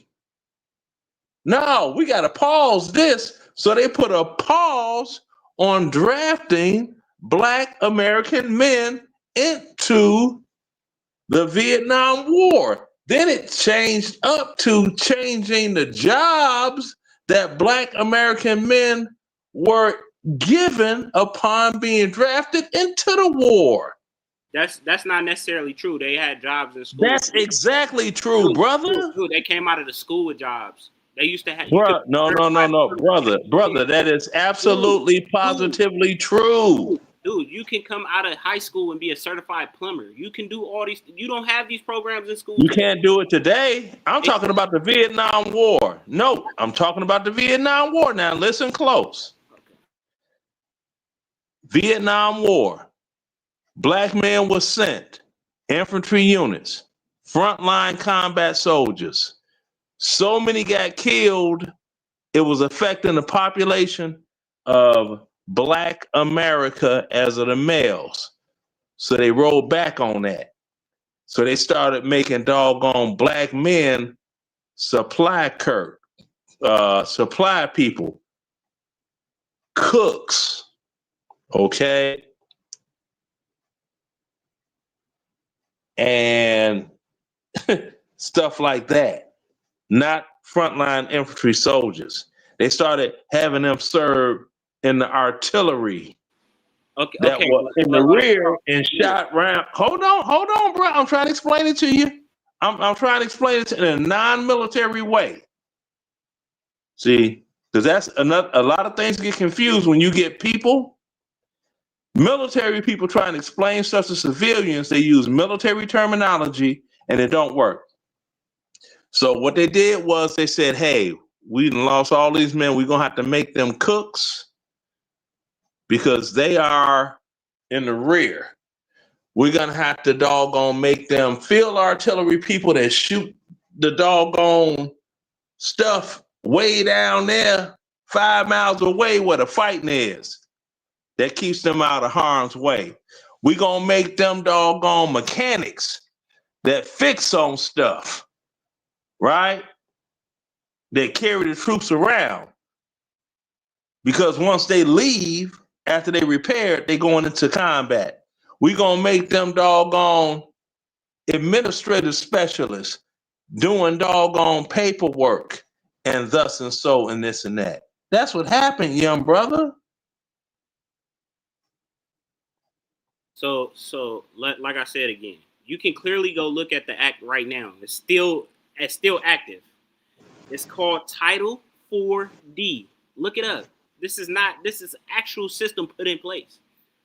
You're talking about 1974 as of the black women and or all women rather, and being able to. This isn't just about black people though. This is about all people. That's what I just didn't. I just say that. I said about women. Didn't I say women establishing credit? Didn't I just say that? Yeah, you did. You said that. Okay, so we on the same page. Yeah, no, I agree with you. I agree with you. Right. So it's not a black thing. Yeah, but it affects blacks at a disproportionate rate. How?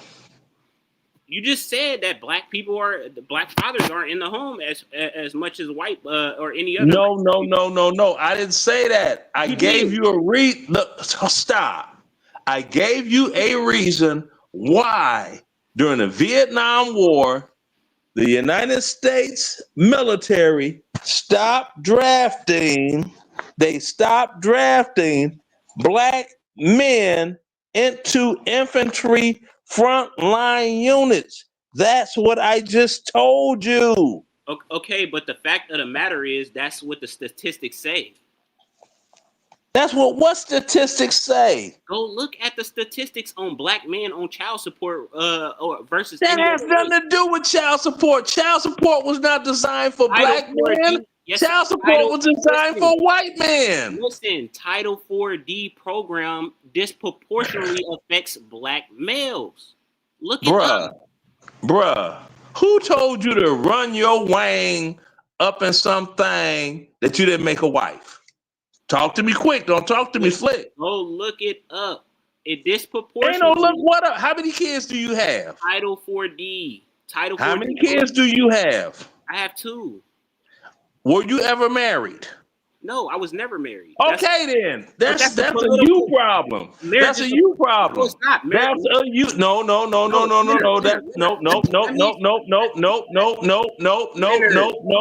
You got children born out of wedlock, so you part of the problem. You are part of the problem. Leonard, let me explain to you though. You can't explain that to me. You can't explain being sexually irresponsible. Let me talk. Talk. First of all, marriage is either religious. Oh no, there we go with the excuses. Hold on. It's a religious thing or a political standpoint. It has nothing to do with a father not being in the home. It has nothing. To do. Yeah, that's like jumping a broom during slavery, right? No. Leonard. It's a lot of people. It's a lot of black males that are in the household that aren't that has children out of wedlock, but are with the mother. That just a statistic. That has nothing to do with the real problem that's at hand. The real problem is at hand, or they have laws and acts in place. Title 4D. That was not anything designed. You know what? See, the Victim Olympics run deep. And that's the reason. No, it's not a victim. This is actually an act. You can go look this up. Look up Title 4D. Look it up. Just look it up. Boy, excuse me. I'm not looking it up. I know that much. Yo, Dream, I wish I could adopt your mentality. Was you always like this? Like just to be like, yo, I'm an individual. I don't care about black, white, this and that. You always been like this? No, Sorry about that. My phone failed. I was trying to tie my shoes and it's all good, Leonard. But no, Carl, I wasn't. No, my views have changed a lot over the years. I used to be a totally different person in my teenage and in my 20s. Like since I've matured, I'm sometimes I look back at like my old Facebook posts and I'm like, who is that person? So, no, I've not always been like the way I think now. yeah, Okay. I tell you, you have is too many doggone people that are making excuses. But see, I grew up during the era of if you got somebody on the block pregnant, one of three things happened.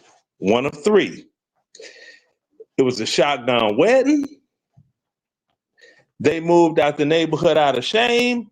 And in the process of moving out the neighborhood of out of shame, the baby got sent down south to get raised by somebody else so that the woman that had the baby, which was normally a teenage girl, would have a better doggone opportunity at getting a husband than explaining to him later how her parents got upset because she had a child out of wedlock and they sent the child away, and she could start crying and be all hurt.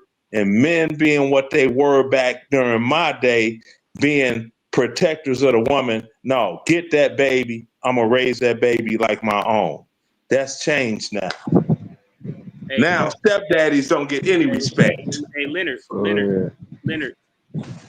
So do you know what Title 4A and Title 4D is? No, I'm not. I'm talking about human behavior. I know. Damn, Let me ask you a question. too many black people want to blame stuff on the government. No, it's Let not. me ask you a question, Lenny. No, I just want to know because we living in a day and I time. don't know. I told you I don't know about no Title 4 DA, whatever you're talking about. All I know is about hold on. being a responsible human being. I want to tell you just to do your research on it because you come from a military. I don't have to do any research on any government titles. All I have to be is a responsible individual, and everything will be all right.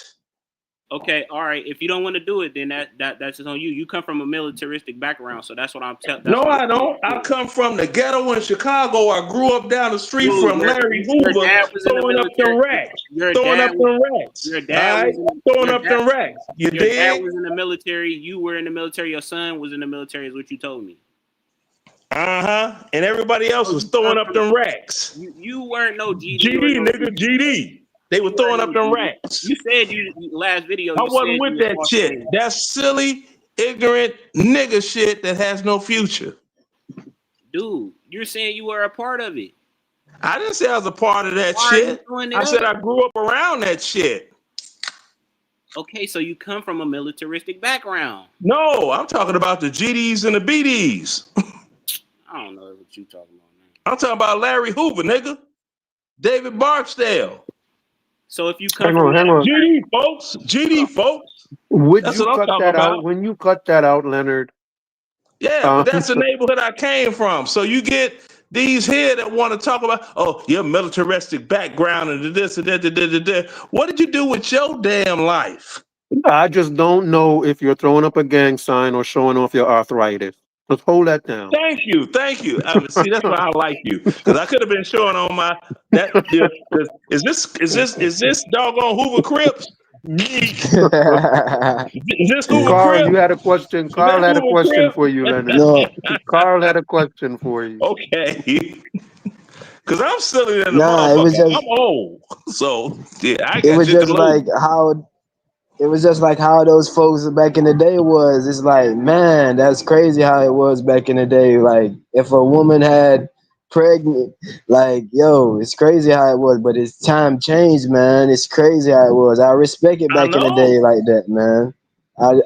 For some reason, I respect that, man. It's crazy, Carl, yo. Carl, the reason why it's like that is because women get more incentives for going to the government than they do going to their men. Bruh, That's exactly. You sound like a no pussy getting motherfucker to me, for what real. Do you mean? My girl in here right now. What are you talking about? Okay, and you done had 2 kids with a motherfucker and you ain't married yet? Well, that shows how much you give a damn Leonard, about watch that your woman. language, Leonard.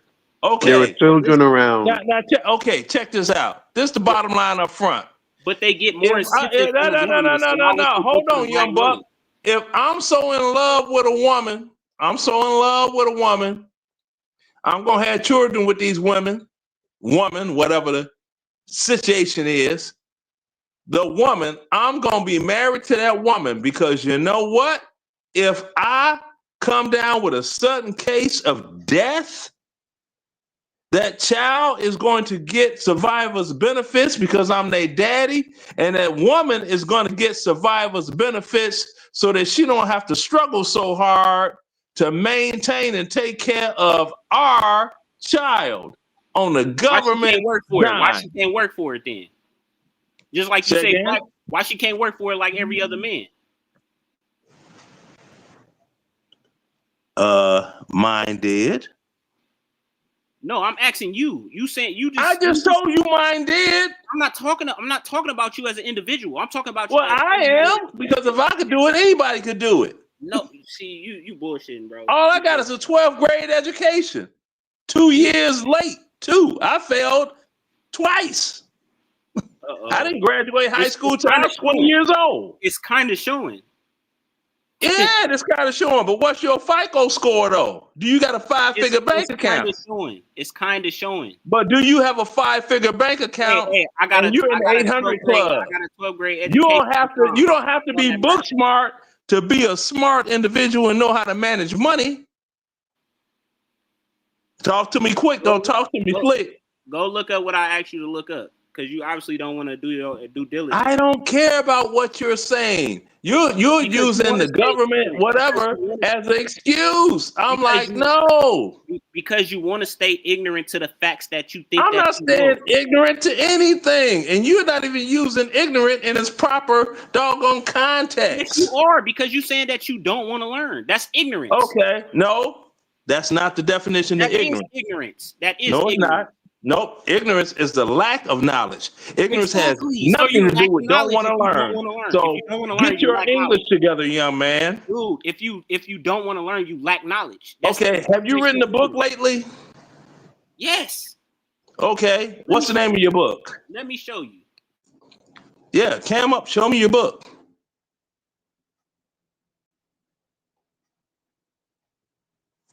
I'll wait.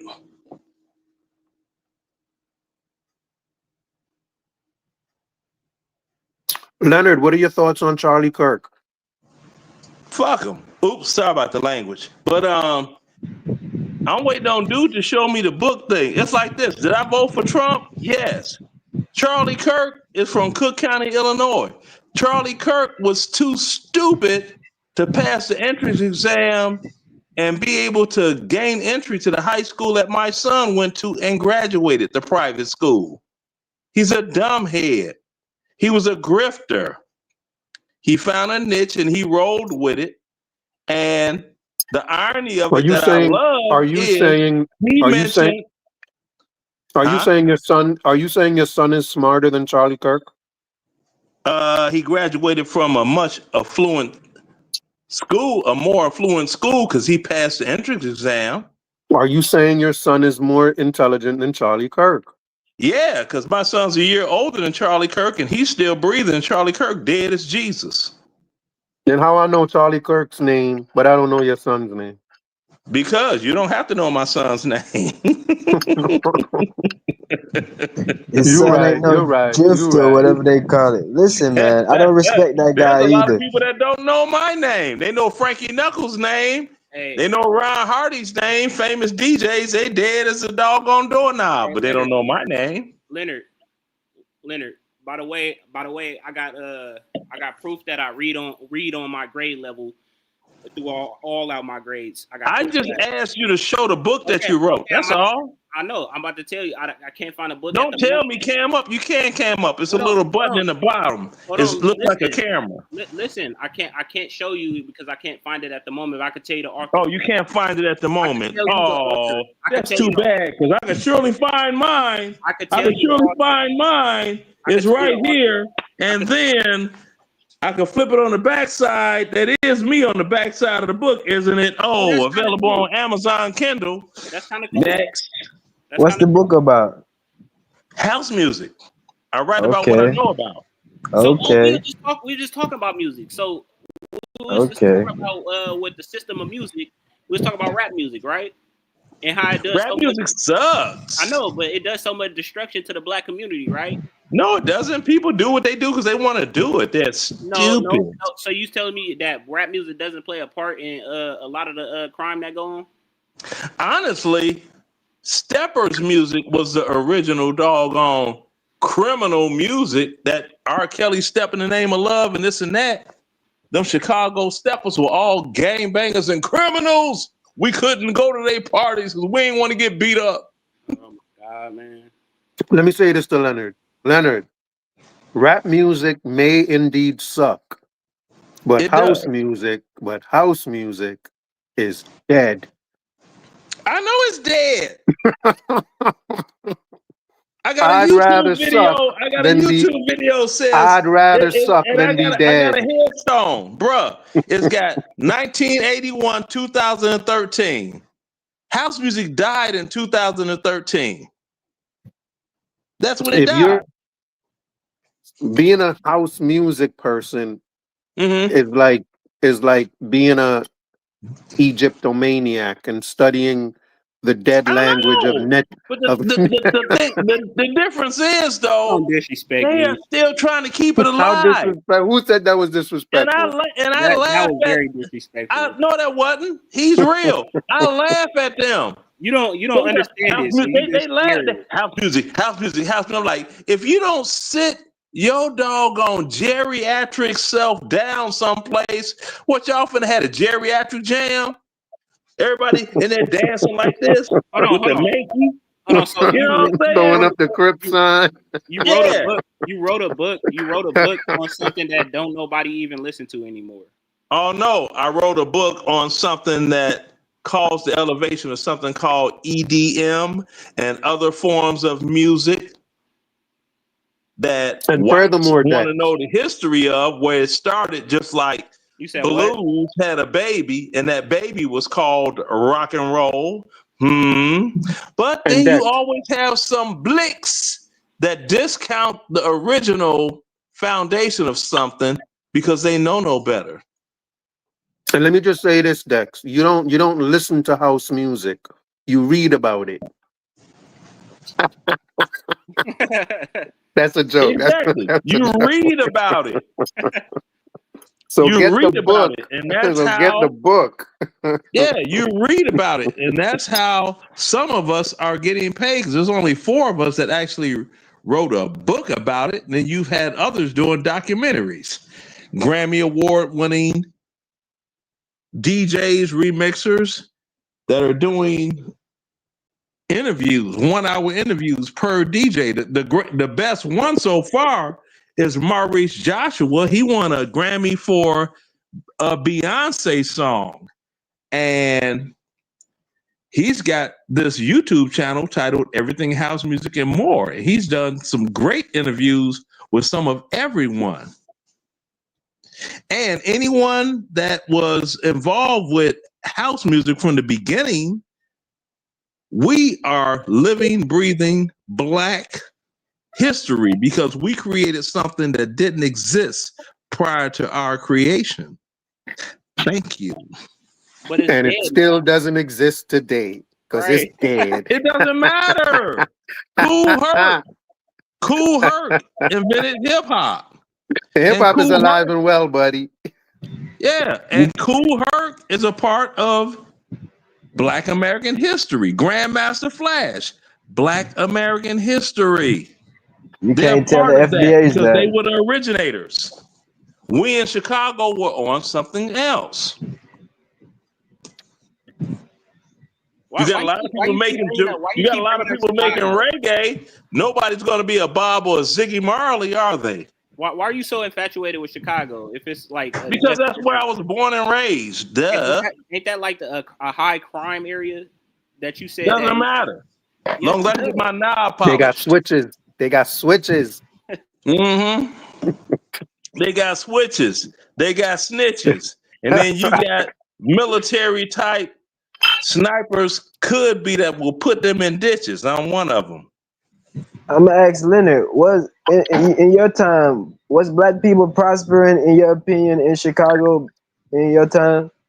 No, and I'll tell you why. After systemic racism. Everything was after everything, not that at all. No joke, man. This real talk, man. My grandpa would tell you, and he's older than Leonard, that it was due to systemic racism. Okay, well that's your grandpa. Bravo. Now, this is what happened. The last end baby boomers going into doggone Gen X, they felt like they were privileged. Somebody owed them something and they didn't have to work for it like our parents did. But you got X amount of us that knew we had to work for it just as much, if not harder than our parents to get it. See, so we're the ones that succeeded. The rest of them, they fell prey to crack. That who dropped off in the neighborhoods? That the government dropped off in the neighborhood because blacks were too stupid to not kill themselves. No, they weren't stupid. They were just stupid. They were just poor and unfortunate. No, they were stupid. They were stupid. They were poor and unfortunate. You can talk to a 5-year-old in kindergarten, and they know if you smoke crack, you're going to be a crackhead, and that's not a good thing. Back then, crack was just as good as coke. Crack wasn't as good as coke. Yes, it is. It was just. It was just. It was just. No, it wasn't. Listen, no, it wasn't. Listen, no, it wasn't. It was just as recreational as marijuana is today. That's what it was. No, it wasn't. No, it wasn't. No, it wasn't. Correlate the two. I would even correlate the two. How's some Leonard? How's some Leonard? Yeah. No, that was supposed to have been the Cabbage Patch. Dude, it was just they did that to R&B back then. I was about to back you up with some Owl House shoe. Hey, no. That's the Jungle Brothers. They were out of New York. Leonard, it was just as recreational as marijuana is today. No, it wasn't recreational. Yes, it was. Blacks couldn't afford cocaine. Cocaine was a white man drug. Stop it. How are they using it? Because you devalued it by making it into crack. I know, but how are they using it? Thank you. You just answered your own question. Didn't you just say you know? Who are buying it though? Who are the people buying the crack? That was made from poor ass black people. They couldn't afford a gram of real cocaine. Exactly. But it's still getting used. Did Richard Pryor get hooked on crack? No. Richard Pryor was rich, so he could buy powder. But he still did it. He did it like a motherfucker, but he didn't get addicted to no crack. He said he was addicted. But he was not to crack.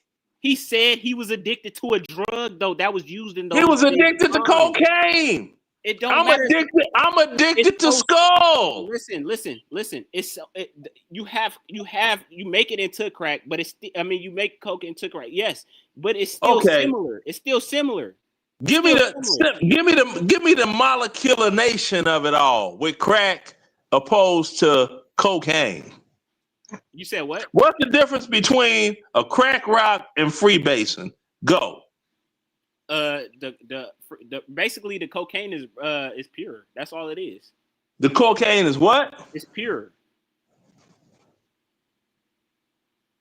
The cocaine is pure and what? Yes. You don't mix anything with it. That's all you're doing. You're mixing chemicals. Okay, you just failed the test, bro. You just failed the test.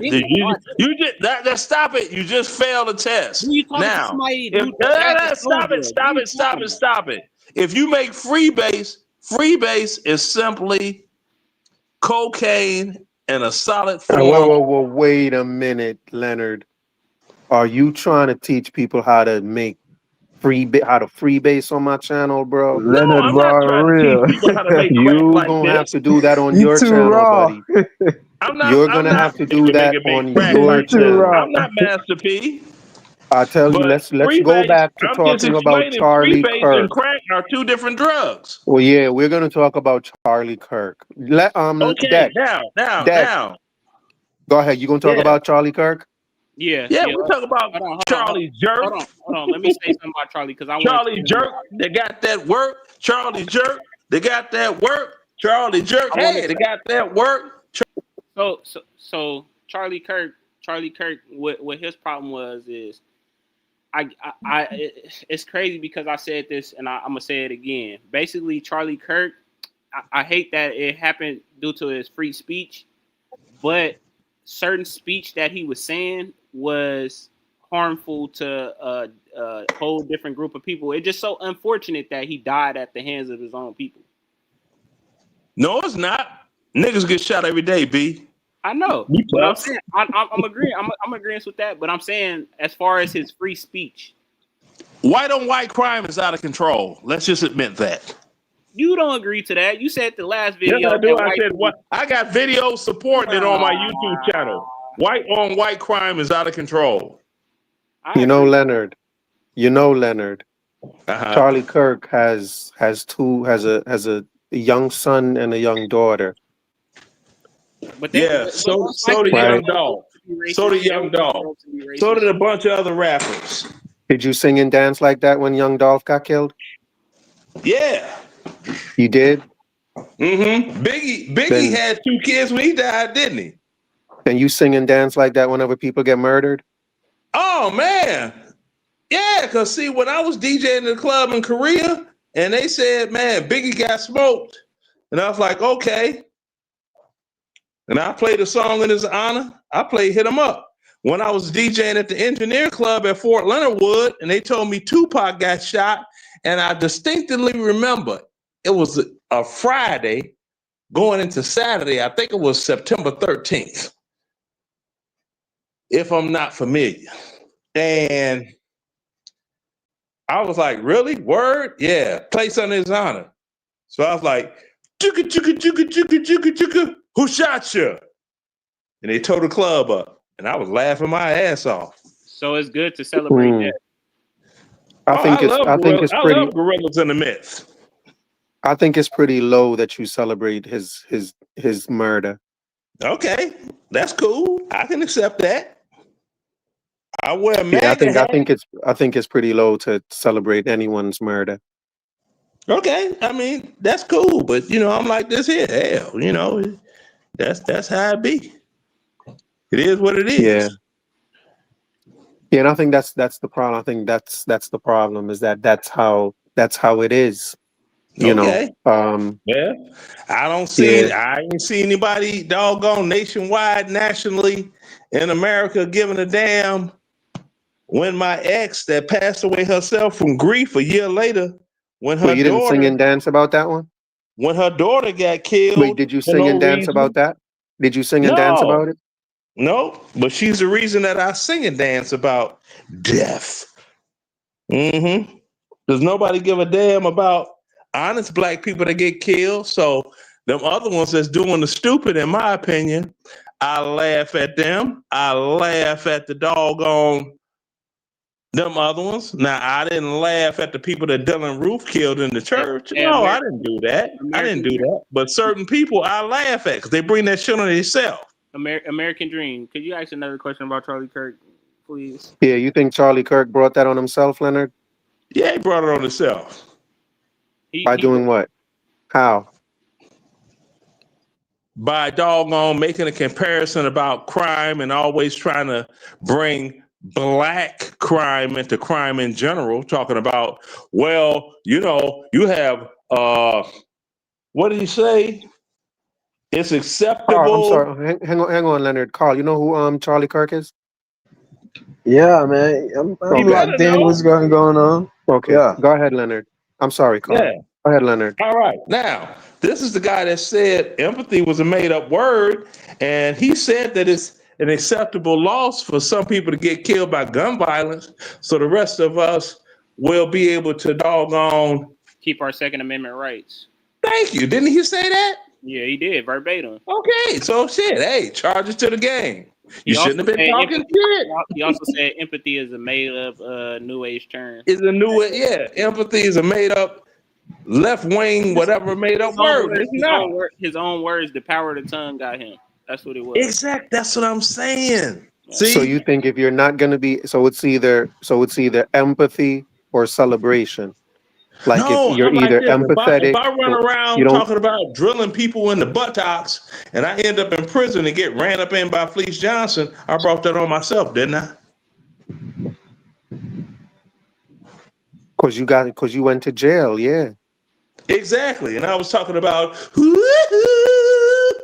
and Charlie Kirk, he literally said everything verbatim, and it all came back to him. Everything he said came back. His tongue wrote his book of life. Yep. Everything, even the shit he said about black people, we the criminals, the worst criminals on planet Earth, and guess what? He got killed by a white man. That's crazy. Exactly. And then in a state that only has 2% blacks, black people, yeah, it's only like 2%. Yeah, Utah is one of the most whitest states of all the states in the United States of America. They got over 3.5 million residents and only 27,000.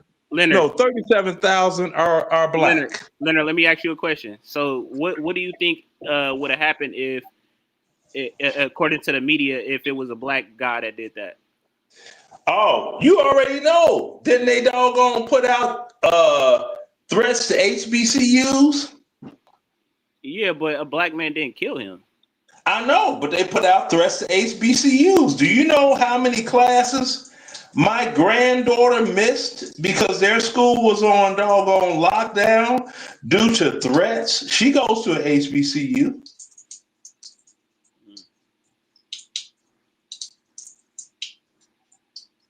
But like, you did see that on the news, right? Yeah, I seen that. But like, what do you think? I'm saying, I'm like, how the hell y'all knew it was a white dude that did this from the get-go gate, and y'all gonna get mad at black folks and start doing threats on black colleges?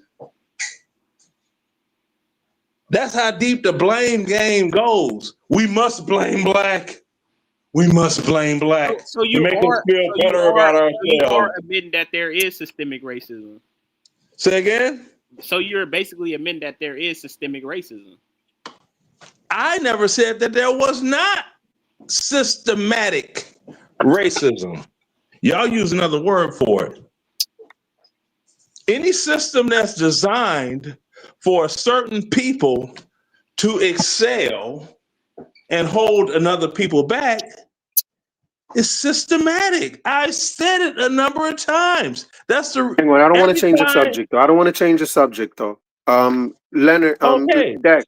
Dex, do you celebrate Charlie Kirk's murder like Leonard does?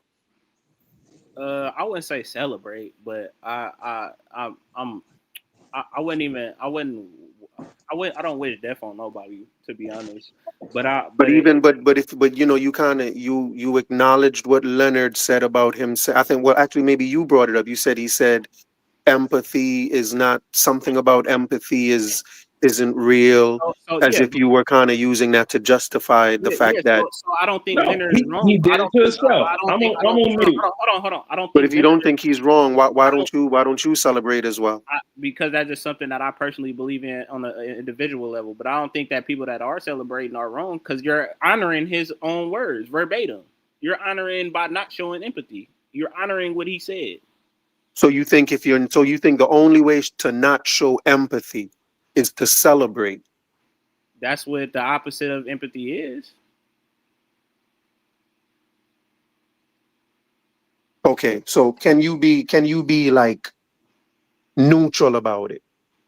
Can you be in the middle, right? Because empathy means, you know what I mean, you feel what they're feeling, right?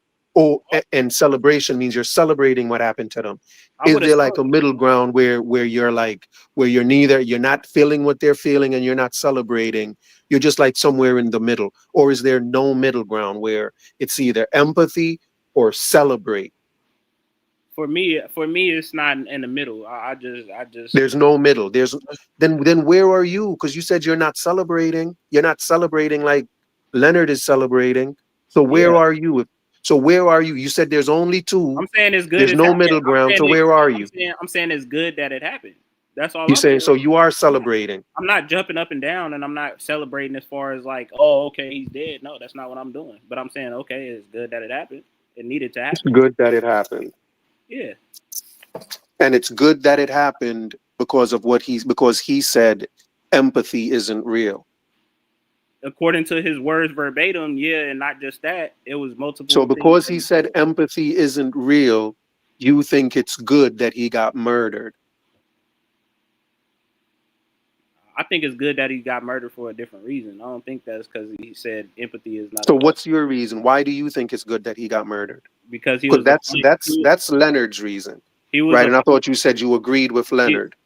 Right. So what is your reason? Why do you think it's good that he got murdered? Because he was an obvious racist. What did he do that was racist? The things he said. Well, like what? Come on, man. We got multiple videos of him saying racist shit, such as like the black father ain't in the home. Now he ain't in the home. So what's the difference? I thought you were just saying. Weren't you saying earlier tonight that the black father wasn't in the home? That's not what I said. But wait.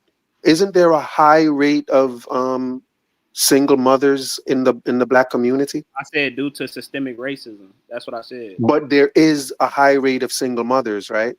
Yeah, I would agree. Okay, so if there is a high rate of single mothers, then that also means that the black father isn't in the home. That's not just black people, though. That's not what I'm saying. Okay, I get that it's not just black people, but it's true. Like black people, the black community in America, their single mother rate is way higher than anybody else's. So that is in the black community. No, I wouldn't even say that. The black father. Okay. I wouldn't even say but that. It is true, though. So what he said was true.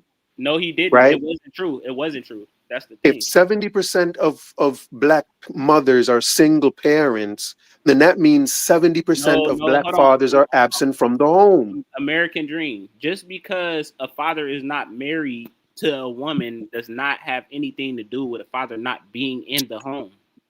I didn't say nothing about, no, it doesn't say married, bro. It says they don't live with the child. The mother is a single mother. She lives by herself with the child. Even if the father is not in the home, has nothing to do with the father is not being in the child's life at all. That's not true. Okay. That's a base statistic that Charlie. Okay, but regardless of that, what he said was true. It's not. I'm not saying. Okay, let's say what you're saying. What you're saying is the father is not in the home, but he is in the child's life. But what Charlie Kirk said was that the father is not in the home. So what he said was true, right? It was not true. But why is this? If it's not true that the father is not in the home, if the father is in the home, why are there so many black single mothers? No. Wait. I want you to understand my question, Dex. I got your question. If the father is in the home, why are there so many single black mothers? Charlie Kirk is insinuating that 80% of black people had no father in the home. That's his insinuation on his verbatim quote. That is what he quoted verbatim. That when you so he got the number wrong. What's the right number? 70%. What's the right number? 70%. I think it's even less than that. No, it's not less than that. It's about 70%. Okay, well, if it is, he said 80%. That's what he said verbatim. So what you're saying is his so it's 70. So you think he deserves to get murdered because instead of saying there's 70% black absence in the home, there's an 80%. So because he was 10% off, he deserved to get murdered. Correct. Yes, because that's dangerous. Words are very dangerous. We seen it with Dr. King. We seen it with Malcolm X. They all got assassinated for speech, and I don't feel any less bad or any bad at all because it was Charlie Kirk. I don't feel any empathy or sympathy in his words verbatim. I don't feel any word. Let me ask Dex a question. Dex, so it's 70% absentee fatherhood in the black community, and your belief is because of systematic racism. I never said just systematic racism. I said it was government programs too. So it's kind of Okay. it's a systemic. It's not just systemic racism. It's systems in place. Leonard came and said something like, "Yo, you can't blame you the one who had intercourse with that female." So I understand what you're saying, but it's like, yo, I can't believe it's even over 50%. That's a shame, yo. That's a You know problem. why? You know why? That's a problem, yo. Women get incentives from the government. That's why it's that high. When women do not get pregnant. Yes, Black women do not get pregnant to get welfare. Yes, they do. I don't believe that. No, that's crazy, man. What kind of belief is that? Welfare is not that much. Stop it. I know women that get pregnant for housing. Well, that's I know women that get pregnant for that. know women that do that. Okay, so there is women out there that do that. I said No, there man, are. that's crazy. You That's said too much women, burden, you're talking man. about as a whole. Dude, man, come on. We live in 2025, man. Yeah, 2020. No, dude, you're on some. It said my card's unsupported. The dude, no, stop, please. Come on, You got me making these weird noises. Let's keep up it in real. a public store. Lord have mercy. Miss Parker, Miss Parker. I'm dealing with this question at hand, though, Leonard. Let me just answer this question. You're welcome. So the thing is that it is systems put in place that you can go look it up right now. I told y'all, look up Title 4. I understand all of that, but just because it's put in place, that don't mean that you got a doggone. Do you know in every ghetto in Chicago they have a public library, and how many doggone ghetto hellions are in there reading books? None. So stop playing. Leonard, you don't even know what Title 4A. You don't even know what Title 4A and Title 4D is. I don't need to know what Title 4 is. Yes, all I need to know is this. I'm doing great. My children are doing great. And life is great. You're individual. Exactly. And my children are individual. And from proper parenting, my children are doing great. We already had this conversation. We know where you stand on that. We know where you stand on that. So that's what it is. We're not going to go down that rabbit hole again. He asked me a question. There's no rabbit hole to go down. Yes, it is. If you properly parent your children, and they will more than likely have a proper, prosperous outcome. Keyword likely. We got to start the car. Keyword likely. That means it's not all 100%. It's likely. The thing is that I feel like you have black people in suburbia, and these ghetto black kids are influencing them through the media. That's one thing I don't like. Like the negative people is influencing the people who are kind of well off in certain aspects. White people are higher than black people. That's what you're saying. No, I'm not saying that. But you have rappers. No, I ain't say that, man. Yes, you did. You just said that black people go into these neighborhoods and influence the kids. That's exactly. No. I if I said that, I didn't mean it. So let me clarify. I'm saying I don't like that ghetto black kids are influencing black kids that are living in suburbia. You understand what I'm saying? It's like the negativity is influencing people. It's not influence. It's culture. That's exactly what it is. It's not influence. Well, it's cultural influence. No. You got kids that listen to rap music in all type of backgrounds. Rich backgrounds, poor backgrounds. It has nothing to do with anything but culture. But our stigma in America is that we all live in ghettos in certain aspects, which is not true. We know that not to be true. We know that. Yeah. So why do we keep thinking that is true? We're not thinking that is true. They're putting that upon black people. They're saying black people live at a poorer rate. No, this is the words that Charlie Kirk was saying. This is exactly the rhetoric he was saying. Exactly, and these people are putting that on us, so we need to change it. But it's, oh man, I just can't explain it, man. We need to do something, yo. Hold on. The thing is, one of the reasons I feel like the shooter killed him is because you got to understand that white people as a whole aren't racist. You got white people that aren't racist, and I would more than likely believe that the shooter was influenced and indoctrinated by our culture. I would think that. And obviously a lot of white people that aren't racist are getting tired of the stigma of being a racist. So when one person commits action or says anything of the black community, they think that black people think that they're all racist because one person said something. They do it to us. When one person, when one black person do something, they hold all black people accountable.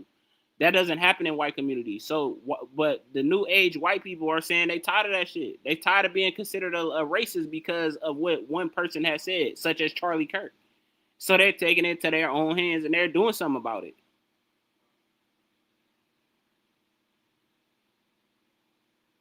They got things like black fatigue. Y'all know about that black fatigue. I can't believe that they getting tired of like. Come on, man, black fatigue. Y'all got black fatigue now. These white people saying they got black fatigue. They're saying black fatigue because they can't use the N-word fatigue. Exactly, it's like a euphemism, whatever you call it. And I have N-word fatigue. I mean, hell, it's like this here. What I honestly, Leonard, you're right. Because did y'all go look at the Charlie Kirk debate that's on his website right now, where he debated the black guy in dreads? He said the same thing that you just said. Charlie Kirk said, "Why can't I say the N-word?" He said that out his mouth.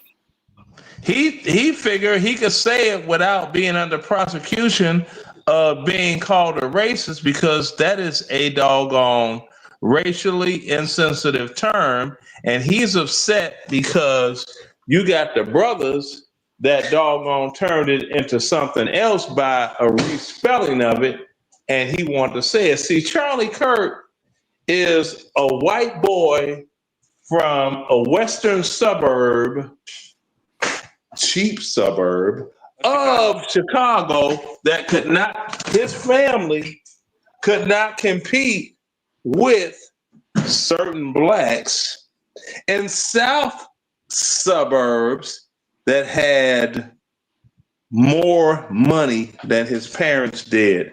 And their children could get into better educational institutions and all of that. They were living better. See, he was under the impression because he's white, he had this certain privilege about his life, and he was upset.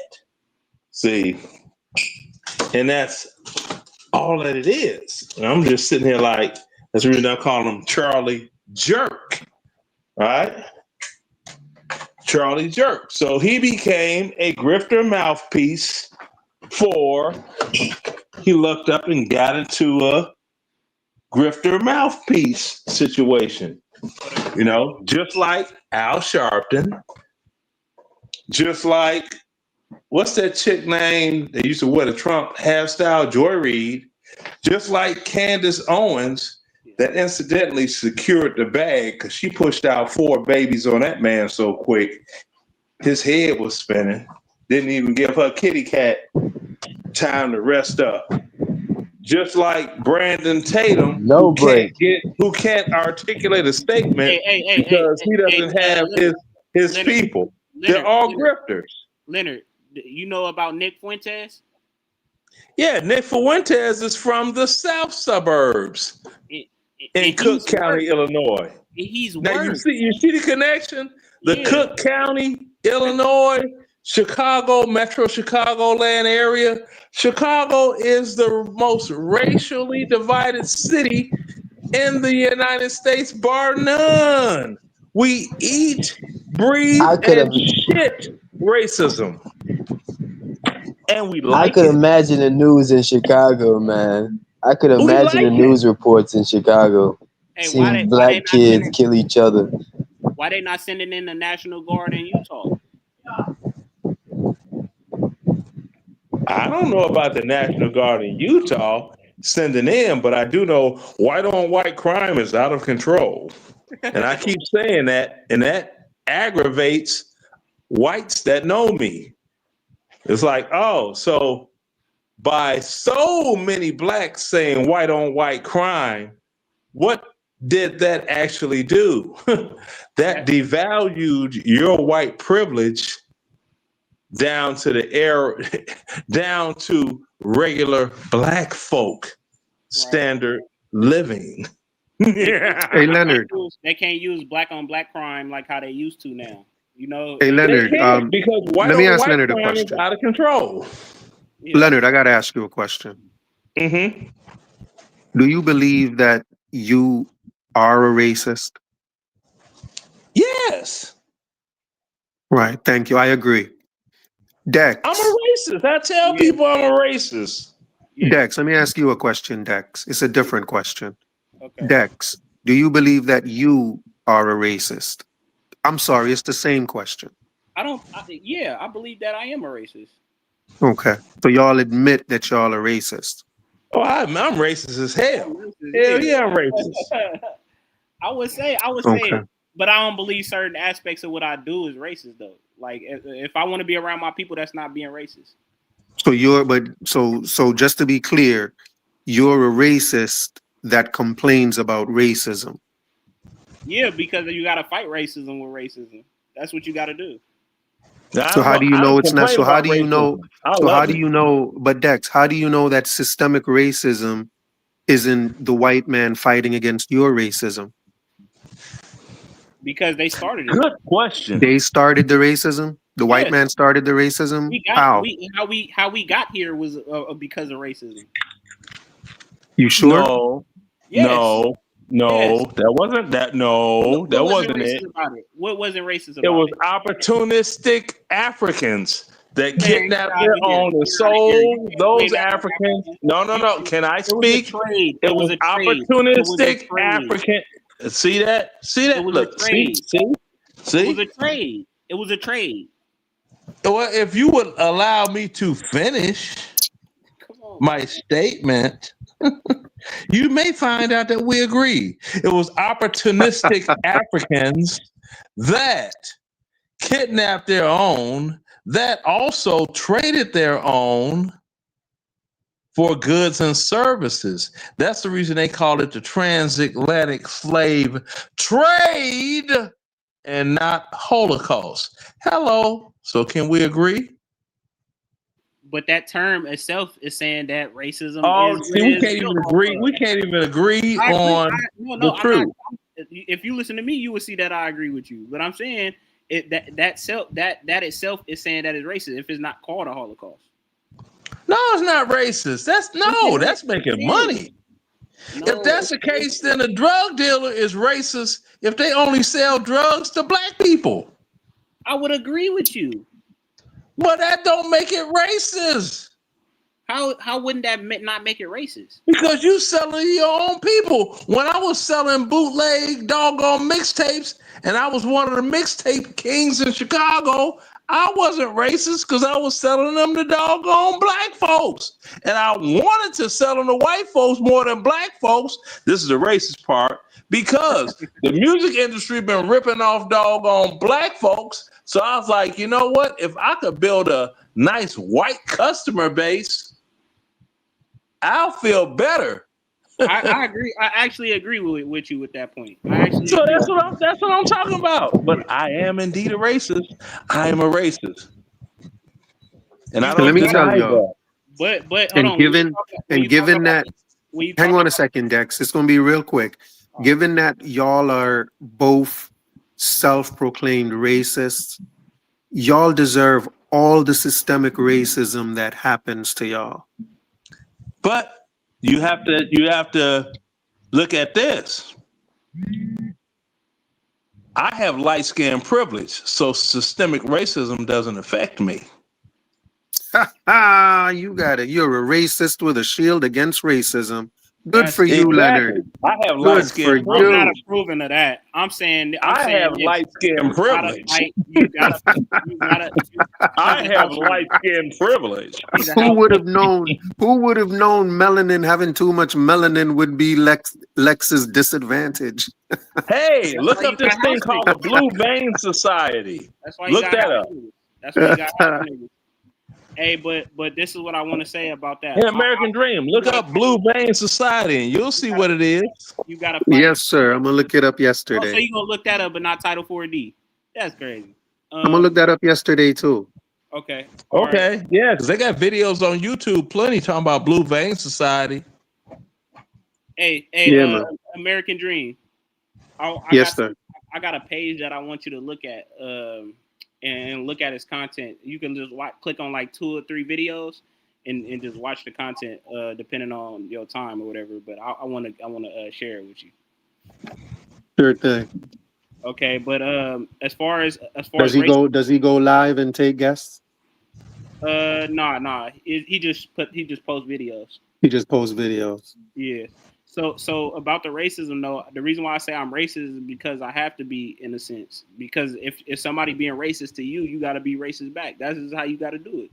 You can't suck up and say, oh, I can't be racist. You can't you can't be the person that say 2 wrongs don't make a right. That's not right. That's not right. Okay.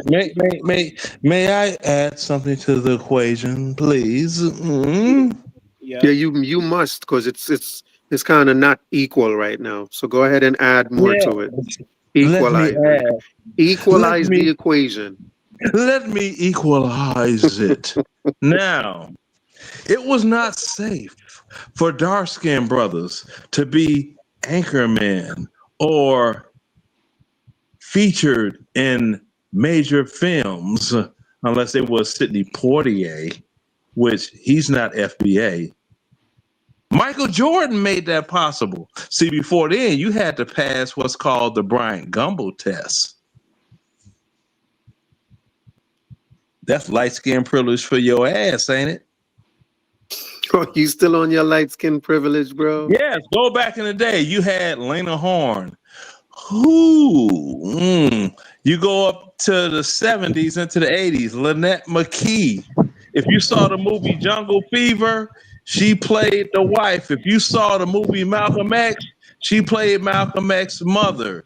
If you saw the movie with Mariah Carey in it, she played her mom. If you saw the movie Which Way Is Up with Richard Pryor, she was the girlfriend. Lynette McKee was that chick. Now, what dark-skinned chick was that chick in the movies or in music? And you think you got what that chick got? And you think you got what that chick got? No, what I have is the police. You got that me chick over. appeal. The police pull me over. They talk to me. Yeah, I mean, they talk to me. I bet you talk to them like that chick. I don't get snatched out my car at gunpoint and beat to the ground like Rodney King. No, I have light skin privilege. Yo, Leonard is hilarious, bro. And it's true. You are a funny man. And it is true. The only time I faced racism that stopped me from progressing was when I was stationed at Fort Stewart in Georgia. My whole entire chain of command was, they were black and they were all dark skinned, and they prevented me from getting promoted. Then I re-enlisted and I went to Fort Campbell, 101st Airborne. They said, "Are you going to Clantucky? Them good old boys got something for you." I said, "Okay, well, we gonna see." I returned to 3rd Infantry Division 2 years later, I got promoted twice in that white environment with the good old boys. Light skin privilege. Oh, You acting like you got that chick light skin influence right now, Leonard. Like, I go have easy, it. bro. I have it. Oh, The I chick, the have it. light Yes, skinned chick is indeed. coming out of you right now. I have it. Oh, I have it. Leonard, It's a Leonard, beautiful compose thing. It's a yourself. beautiful thing when you leave one place and you return. And those that were Compose in yourself. charge of you, they are the Leonard, same let me rank they ask you. were when you left, and you are 2 ranks higher. Ooh. Let me ask you a question, Leonard, you damn chick. Let me ask you a question.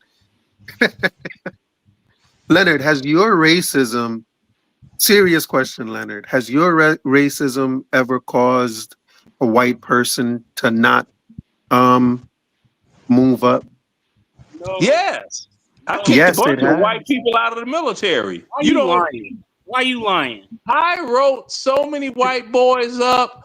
This is my best white boy out the army story. I wrote this white boy up to stop banging this married chick.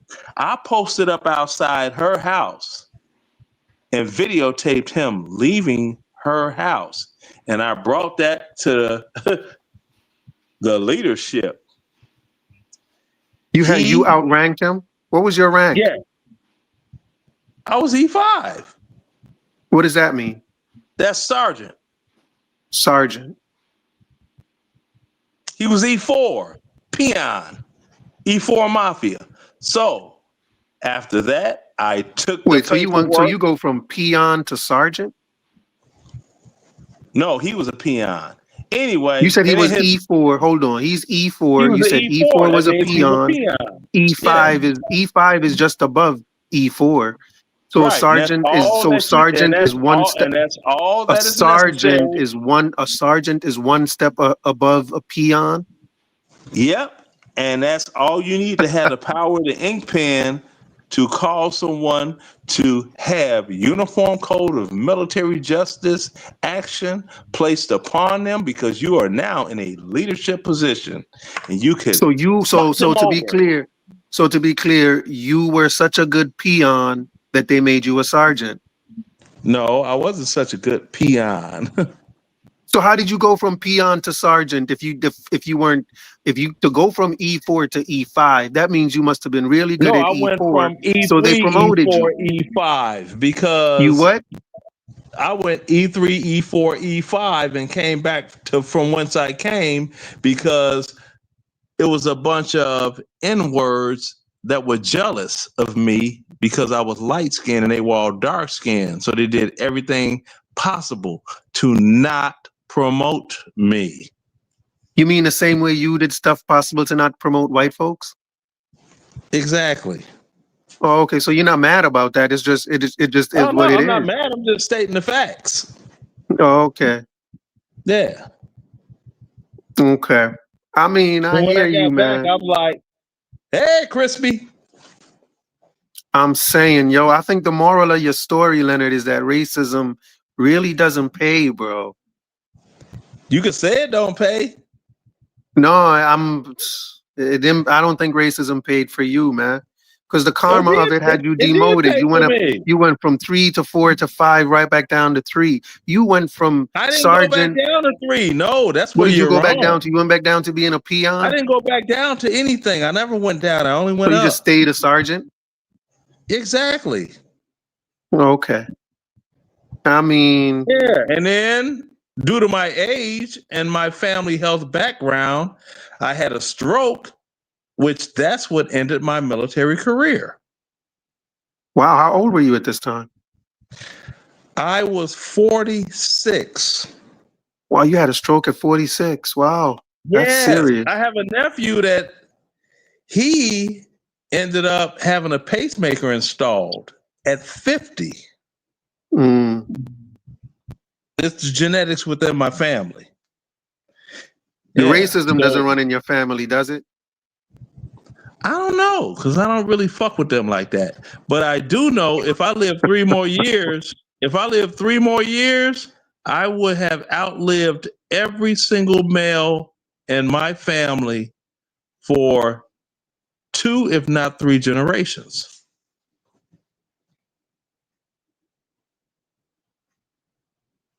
I hear you, Leonard.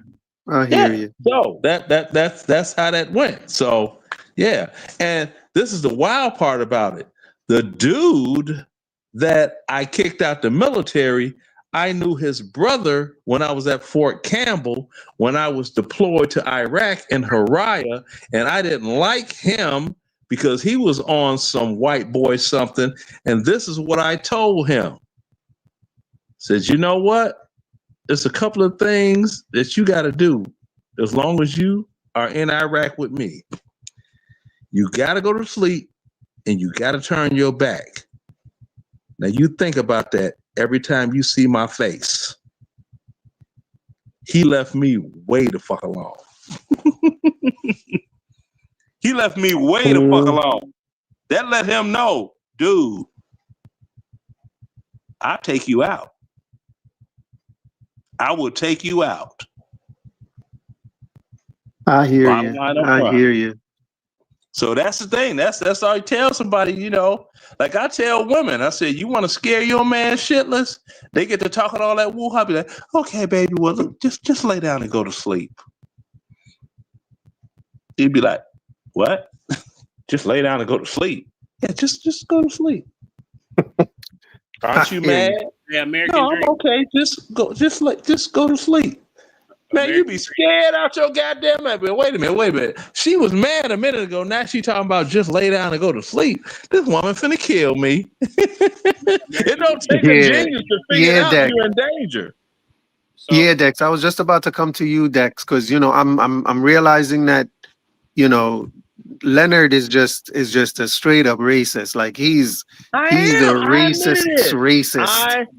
I am a racist and I'm okay. But I do. I'm getting the sense. I'm getting the sense, Dex, that your racism is a little bit less racist. Yeah, he can't beat me in racism. Than Leonard. Leonard I'm is okay. I don't like Jews and I don't like gays. no, That was just a song I made up. That's not the truth, but I just made that song. Yeah, Dex. If you don't mind, Dex, just talking a little bit more about your racism. I like I said, shoot, I'm only racist in this. I wouldn't even call it racism for real. So let me backtrack my words. You have to. It's like a defense racism. So like if they're so like let's say I had a business, right, and I'm about to hire a white guy, right, but then I fire that white guy and he go get a business. Do you think he's going to hire me? No. Exactly. So that's like kind of the situation that we are in a broader term. You know what I mean? So it's like. No, but continue. So what I'm saying is I'm only racist on the defense. So if like you racist to me, then I'm gonna be racist to you. That's what I'm saying. Okay, well, there are certain catch words and phrases that are used.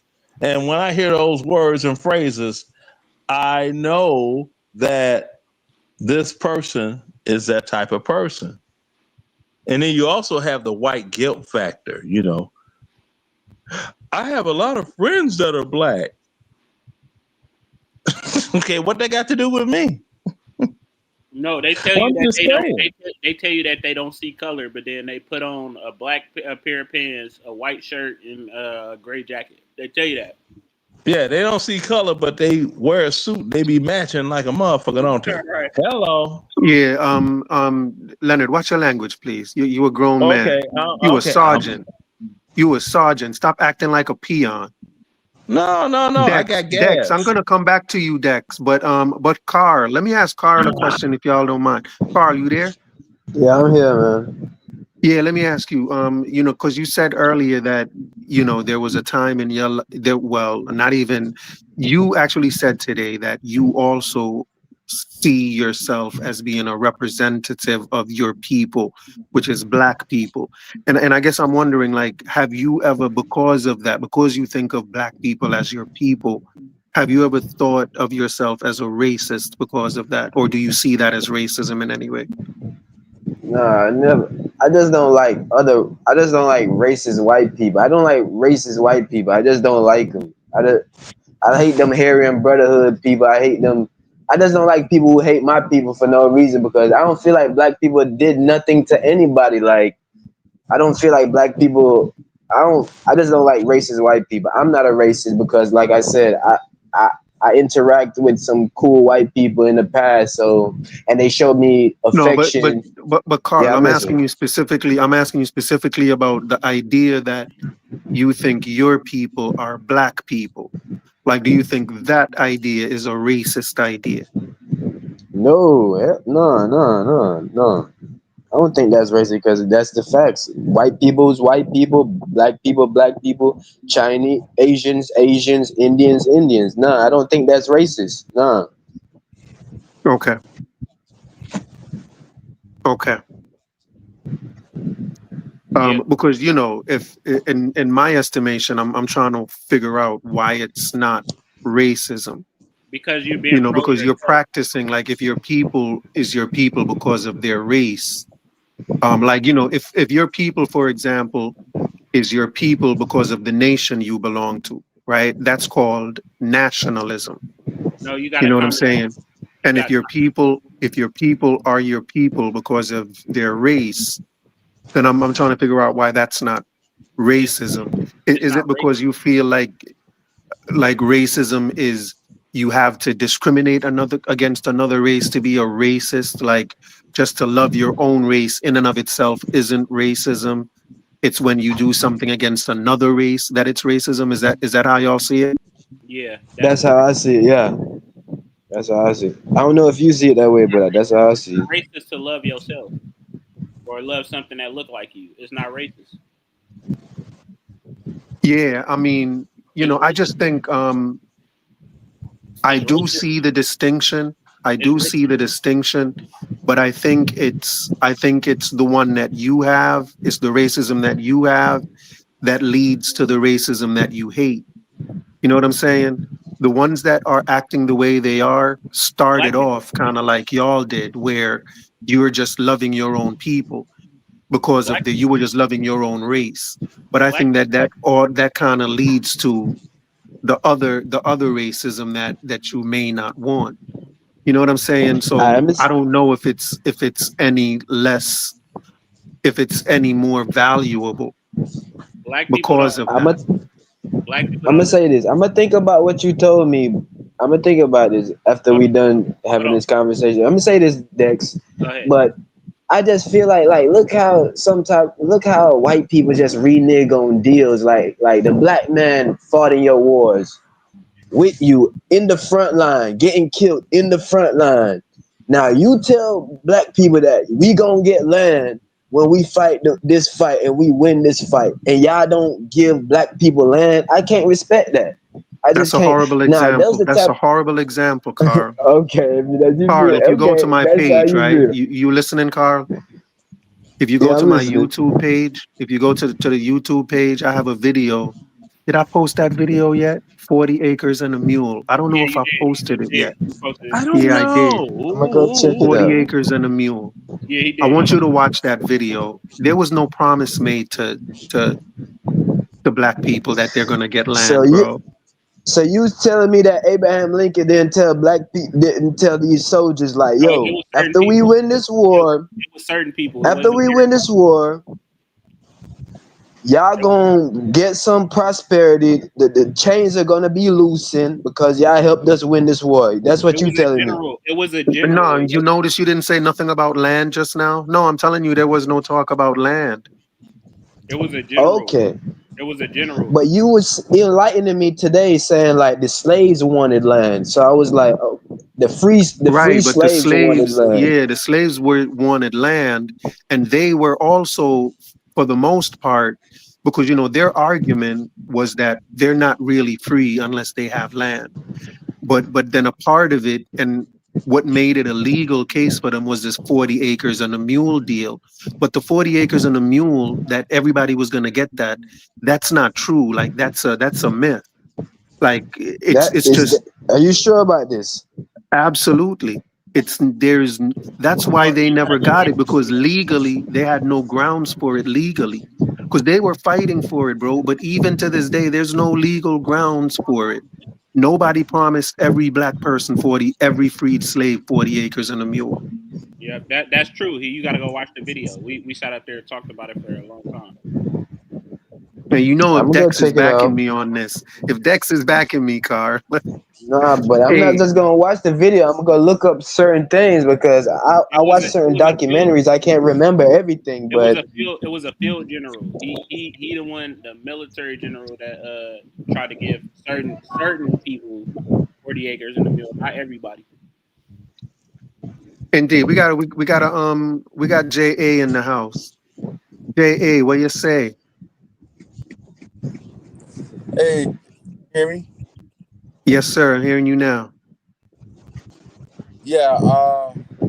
Does JA stand for Jamaica? Does JA stand for Jamaica? No. No. Okay. All right, bro. Go ahead.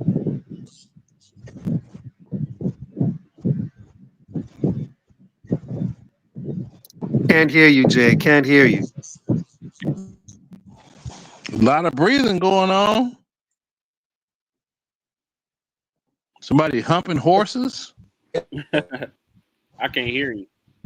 What's wrong with you? JA, you may want to go out and come back, bro, because we can't hear nothing you saying. You sound like you underwater. Yeah. I'm watching Roots. I'm waiting to the part whereas I'll come back. Whereas he learned his name is Toby. American Dream. So you telling me that it wasn't no 40 acres and a mule deal, no promises, none of this. So what did, if you know the history, what did Abraham? There was, but there was only it was only 400,000 acres, right? It was 400,000 acres. I think it was in Memphis. Dex, was it Memphis, Dex? I don't know. No, South Carolina. South Carolina. It was somewhere down south, but it was like 400,000 acres, which tells you that it wasn't, and it was only promised to certain people in that part of the country, right? To a certain number of people, because it was only a limited piece of land, and it was promised to them by an army general who never really had the authority to do that in the first place. You know, but my major contention is that it was a limited piece of land to certain people, and it was even given to them. You know what I'm saying? Those people that it was promised, it was given to them, and then it was taken away from them. So the main thing I'm saying is that 40 acres and a mule was not promised to every freed black person.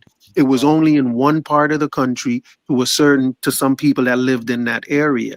And the reason I know that is because it was a limited piece of land. You know what I'm saying? It would only so now for black people today to say each one of us deserves 40 acres and a mule is ridiculous. You know what I'm saying? It just doesn't make any sense. So who can tell these black people that it's ridiculous? Like, who's gonna come and tell black people in America, like, yo, this is any it? court of law that they go. Remember, I told y'all reparations they've been trying to get reparations since 1865 when they were first freed. They were calling for reparations of land and this and that. But the problem is they don't have a legal case. So who's going to tell them that they can't ask for 40 acres and a mule? The court system. The Supreme Court is going to tell them that. But it won't even get to the Supreme Court. That's up to, because they don't have a legal case. They don't know. They need to do their research first, because most Black Americans think that that's for everybody in the first place. So they got to go and do the research. It's not for everybody. It's not. Exactly. Now I ain't got nothing against getting my nail polished, but it's not for everybody. Listen, I think that's why they're bringing in the fact that it's not just about slavery. That's why they're bringing in Jim Crow, and redlining, Oh because yeah, because I think they're realizing that the slavery argument on its own is weak, and it's been tried, and it's lost. You know what I'm saying? So they even bringing in drill music. I'm like, you all are reaching so far. Just polish. I'm like slopping on my knobbins, bitter.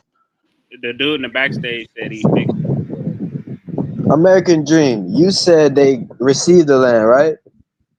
No. Yeah, yes, And they got it yes, taken away from them. yeah. So now, can you tell me briefly how they got it taken away, and can they do anything to that was the It was ordered president by that a came general. in after Lincoln. Abraham Lincoln, that little racist president? What's his name again? That was the Johnson, whatever his name is, after That little Lincoln. racist white boy. Ordered, the reason why it was taken because it was ordered by a military general, not by anybody in office. That's why it was taken away.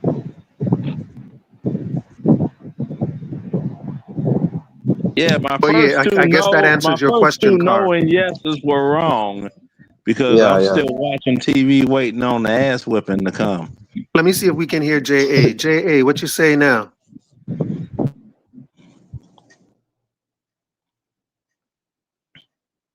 Good day, J. Brown. J.A., what you say? J.A., what you say? Nah, Jay, you don't got it fixed yet. Jay said in the back chat he got it fixed, but Jay, you ain't got it fixed yet, bro. He going through some technical difficulty, but you don't feel like that's funny. That's that Obama phone. I can hear him. I can hear him. But you the only one. Say, hey, speak again.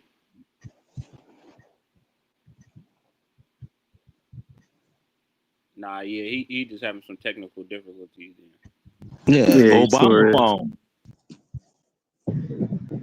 No disrespect, he must be in Africa or somewhere. I'm just playing.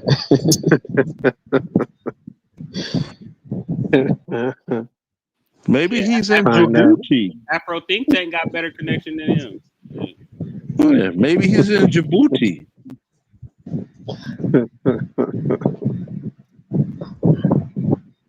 Word up. J.A., we still can't hear you, bro. Yeah, J.A. had to cut. Hey, so let me ask you a question, American Dream. Why do you believe that Charlie Kirk didn't deserve it? Because, bro, he's a husband and a father. And he the didn't. hell that got to do with it? And let me tell y'all, man, so far, the only thing that y'all have said about why he deserved it is because he was 10% off on his number of on his percentage of black single that's misinformation. households. That's misinformation. Because he's 10%. Nope. If you think that's worth this, no, hold on. No, you hold on, Leonard. Dex. There's no way you're gonna convince me that is worth this man being murdered. That is ridiculousness. His own words got him murdered. His own, because he was 10% off, bro. No, his own. Because because it's not 80%, it's 70%. How dare you? That's ridiculous, Dex. No. He said himself. That it is a necessary thing for people to die in order to keep our Second Amendment rights. This is what he said.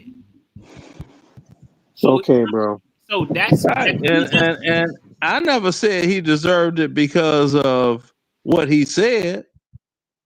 I'm just laughing at the shit because it's funny to me. But a dream. Funny to you. You think. Go ahead, Carl. Didn't that rapper that got killed in Chicago on Michigan Avenue, didn't he have kids too? And he was rich too. FBG Duck.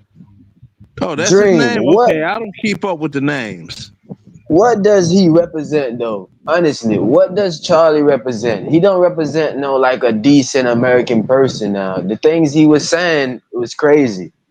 He just fueling the fire to make America divisive. What's your thoughts on that?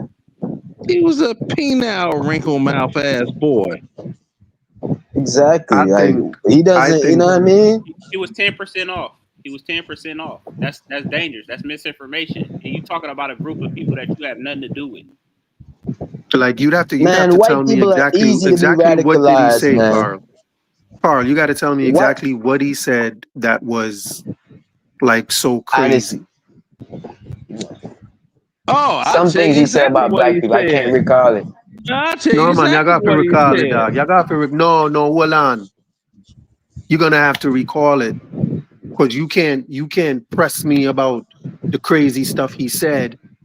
That's like when they asked Dex to go get the book. He was like, "I got the book." Then the homeboy said, "Go get the book," and he was like, "I can't find the book." Didn't shoot him. Yeah, you have a point. No, but I can tell J.A., you the what you He, said, he author. J.A.? Hold represent. on, He rep. J.A. is I can tell back. you Let's the see if we author. can get Blow J.A. a hole in I can his tell you the author. booty. I can tell you Hold the on, author. Leonard. I can tell J.A., you you the I'm there? holding. J.A. going once. Twice. Get him out of here. All Three times. right, Yo, go You ahead, can y'all. call J.A. 3 times. J.A., just butt in whenever you ready. Whenever you ready, just butt in. Whenever you can, I mean. But yeah, go ahead, y'all. But Obama, that Obama phone I is just saw some video a clips. bitch. hey, did y'all see the video of him getting I, skinny? Yes, I did. I saw worse nah, deaths, man. but that shit was funny to me. It was funny. Like, Leonard, you know Yo, you're that's a sick crazy. person, bro.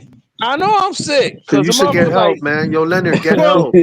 Hold on. Hey, Hey, American Dream. Leonard American as Dream. soon eccentric, as he yo. got I hit, he swear. was like, geek. Hey, American Dream. American Dream. Can I ask you a question? Let me ask you a question, American Dream. So Yeah. why is it that on Reddit you can post a black man being killed down in the worst way, and you could just see that and you could be desensitized to it, but you can't post a Charlie Kirk video right now on Reddit and it get looked at? You're asking me? Yeah. Yeah, he's I don't asking know. I you. don't know why that is. I don't know why that is. I don't know. Maybe it's because Charlie Kirk is seen as some type of, you know what I mean, like a really respectable few American. Maybe it's because of Okay, so hold maybe it's on. just the way certain people view Charlie. Maybe it's the president who's like, you better not put that shit on Reddit Dude, a No, dude head got if shot. what you're saying is Hold true. on, hold on. hold American on. Dream. That's like them American Dream. two black women. Let me get No. this out. A dude That's like head them just got two chopped black off women in on Reddit. Chicago. They got into a fight, and the chick up that thing and blasted her in her face. And that video was all over social media for days. With that one, the 31-year-old black woman that Yeah. was In yeah, Chicago. that video was on there for days. So why They were can trying their to snatch. videos be? So your question is why can their videos be on it, but Charlie Kirk's video can't be on it? For the same reason. Exactly. For the Death is same a death is reason. a death, Well, here's ain't the it? answer. Here's the answer. Because Charlie Kirk had they lowered the flag at the White House to That ain't half got shit mast to on do. behalf of Charlie Kirk. And They that's didn't some lower it bullshit for none of too. these people, for none of these other people And that that y'all that are and that talking about. that lower flag shit is some bullshit. He wasn't a military member or a doggone holder of a doggone voted in office. Charlie Kirk wasn't shit. And I don't even know if what y'all are saying is American true. Dream. I don't American even know if I what y'all are saying know. is true about it can't American be Dream. on Reddit because everybody's seen that American video. Dream. American Dream. So the problem is it's a I think the shooter could get off because he don't got no forensic evidence, and on top of that, he got a conflict of interest with these politicians. How's Trump the first one to announce his death? How is it that he's best friends with the FBI director? These are questions that need to be had.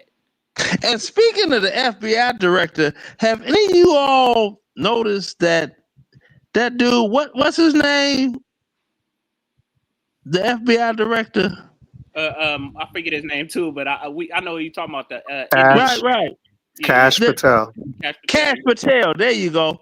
Anybody ever notice he always got an expression on his face like he got to take a shit? I mean, can we all agree that expression on his face is like, if I don't get to the toilet, I'm gonna mess myself. He always got that weird look. I don't trust him. American Dream, but how is this not a conflict of interest though? Like if he's like close to the president, almost best friends with the director of the FBI director, and just all these politics. How is this not a conflict of interest? What do you mean a conflict? He's a whoa, hold They're on. It's an ethics violation. He helped to get the president elected. He's a It's an right ethics wing violation. activist. He's a right wing activist. He presents himself as a Republican who works on behalf of Republican ideals to promote Republican stuff. Like, so what conflict of interest are you talking about if he's close to the hold on. The FBI director. He's close Trump friends with the appointed Cash. Trump appointed Cash Patel. So But what conflict of interest FBI are you is supposed talking to be about? neutral. The FBI is supposed to be neutral to the American citizen. Okay, so what's the conflict of interest? What's the conflict of interest?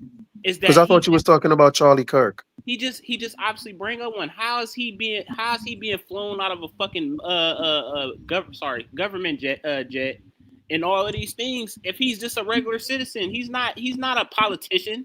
Who, Charlie Kirk? Charlie Kirk is a regular citizen. He's not a No, politician. he's not, boy. Are you crazy? He's not a He politician. is a regular citizen. Yo, let me tell you something, man. Let me tell y'all something. Charlie Kirk wasn't voted into shit. That man was shot with thousands of people came to listen to him speak. Mm-hmm. You think 3,000 people Malcolm go X to was listen too. to regular Dr. King people was speak? too. Dr. Listen King. to me. Listen to me. That's like Listen. the guy that was in Las Listen. Vegas. Can I say something to y'all? Can I say That's something like to the y'all, guy in man? Las Vegas that shut up that concert. Thank you. The man, hold on. He was 31, had That don't matter. millions of followers, Tupac millions was of people 25. following him. Like everywhere he went, thousands of people came to listen to him speak. And here y'all are talking about, oh, he was a regular dude. Hey, No, Leonard, we're Tupac regular was 25, people. wasn't he? Yeah, What? Tupac was 25.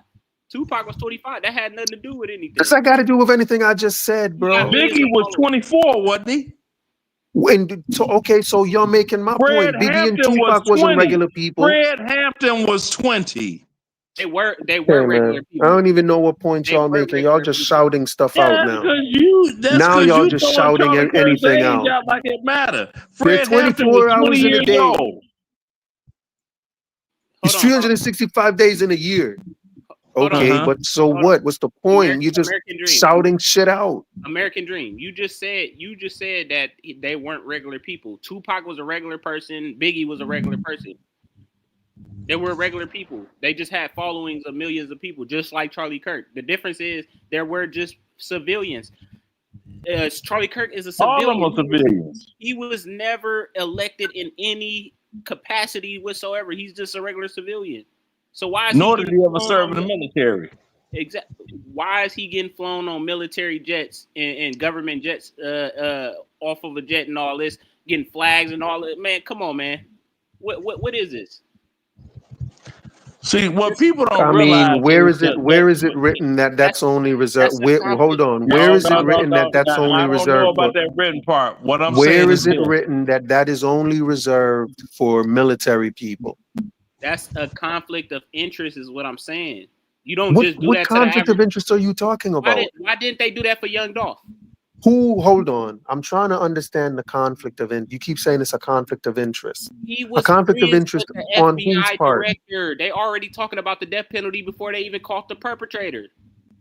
I don't know what the conflict. What conflict of interest are you talking about? The FBI director is supposed to be neutral. How are you friends? He with shouldn't the even FBI? be speaking. Exactly. What? How is he friends? Speaking. Wait, did you just say how is he friends with him? Like it's a conflict of interest for the guy to. Okay, let me explain something to you. Hold on. That's a conflict. No. Let me explain so the something FBI about director shouldn't have friends? Let me explain something to you about conflict of interest. When Jesse Smollett did that fake hate crime in Chicago, Kim Fox, the state prosecutor, recused herself from the case because she said that I have personal relationships with people that are too closely involved with this case. Conflict of interest. Thank you. But what case is this? Well, so where's the conflict of interest? Okay, maybe you can explain the conflict of interest. He rubbing elbows with the FBI dude. He rubbing elbows with the president of the United States. Him, in a sense, setting himself up to be the person that will run for president because he'll have the age once Trump's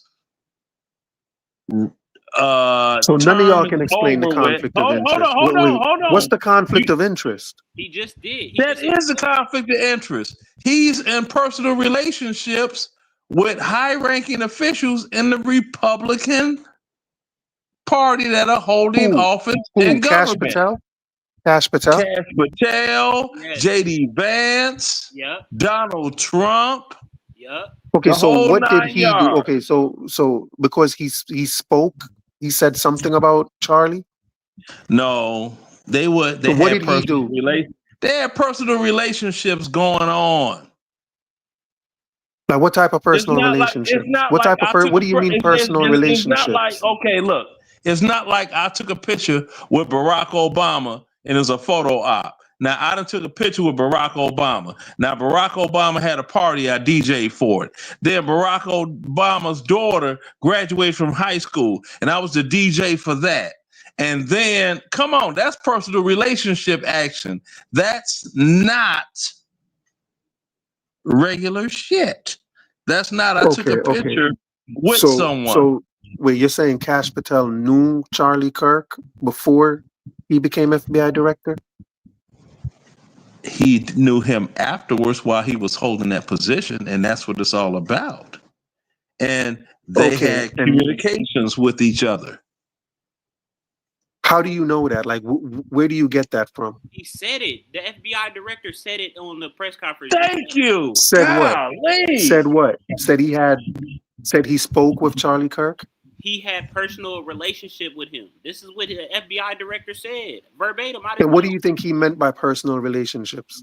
Personal relationship, which means a conflict of interest. Whatever. Duh. Wait. So the FBI director cannot have personal relationships No, with... you cannot, because it's an ethics with anyone? violation. Hold on. He can't have personal relationships with anyone? No, he can't have... Oh, my God. See, you're trying to spin Hold on. Wait. Hold on. I'm trying to understand what y'all are saying. Are y'all saying You're he not cannot going have... to. Hold on.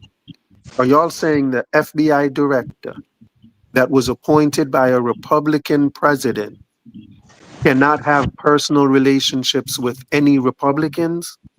No, that's not what we're saying. You're misrepresenting our thing. Okay, so what are y'all saying? He can't have personal relationships with who? Can I explain? Wait. So who can he not have personal? No, hold on, man, because I want my because I have questions in my head that I would like to get answered just for myself. But I want to know. Here's the question: who? Y'all keep cutting me on, make me forget my damn question. What was the question I was asking y'all? Right. Who is he not supposed to have personal relationships with? With the person case that he's dealing with. This is a federal case. This is not a local state case. This is a federal case. They have the FBI. But he's dead. Charlie Kirk is dead. It doesn't matter. It's still a conflict of interest. It's a conflict to have a relationship with a dead person? Yes. What? You can't do a judge. When you had a relationship with them previously, when you were alive, do you know that if that was a question raised to a juror, they would be dismissed from being a part of the jury for a trial for someone because they would appear to be partial? Let me give you this example. Let me give you an example. There right is no here. trial, but what? Wait. It would be biased. No. Don't use trial word. Don't do it. Don't go there. Don't further move the goalposts. Now, I didn't go there. Y'all went there. No. I just told you a word that's an example with a jury. Now, let me give you this scenario. Hold on with the scenario. 1 second, Leonard. Okay, go ahead. J.A., say something, J.A. Hey, buddy, J.A., can you say hear me? something. Can you hear me any better? Yes, sir. We can hear you now. All right, cool. Because What's I was on your about to mind, drop the. J.A.? Remember your Yeah. thought, Leonard. So this is what I'm gonna say because I wanted to say something. He wanted to say something. He wants to. He really And we're wants to say waiting. something. Yeah. And we're waiting. We can't hear anything you're saying, J.A. We still not able to hear you at all. But we're willing to wait. Go ahead, Leonard. You can finish up your. No. Okay. Because it's definitely a conflict of interest. I don't think you want to accept it though. I'm still trying to understand what the conflict of interest is. Like, I'm hold waiting on. on J.A. That's a conflict of interest right there. I'm waiting. If you have a Because y'all are relationship, saying it's a conflict of interest for him to have a relationship with Charlie Kirk. Let me go into this thing. American Dream. Right here. Let me give you an analogy, American Dream. So if Let Leonard go since he was about to go. Okay, go ahead. Okay, now there is a DJ that used to go to the White House all the time and play basketball with President Obama. That was giving a very large event in Chicago that would encompass 50,000 people with his promotional group. And he needed some stuff done faster than quicker. So he sent an email to the mayor of Chicago, a former underling of Obama. And he said, hey, this is, I'm not going to say his name, Obama's boy. Could you get the people at the Chicago Park District to move A, B, C, D, and E to expedite us getting set up for this event? What did this dude do? He waited over a year and got that email posted in the Chicago Tribune newspaper, and he, the DJ, got hit with an ethics violation for lobbying without a license, asking someone to do a favor for you without a license to lobby is lobbying. And he was facing a $500,000 fine. Now, if you do want to read it yourself, I will give you said name because his wife was an alderman. And they said, we're going to do you, then we're going to do your wife and end her career unless you play ball with us. Conflict of interest, lobbying. You can't even ask for a favor from an elected official because you have a relationship with another elected or previously elected official. It's a conflict of interest. It's an ethics violation. Just like the woman in Baltimore, or was it Boston, that hired her family members to work in city positions and all of that. And now she is going to prison.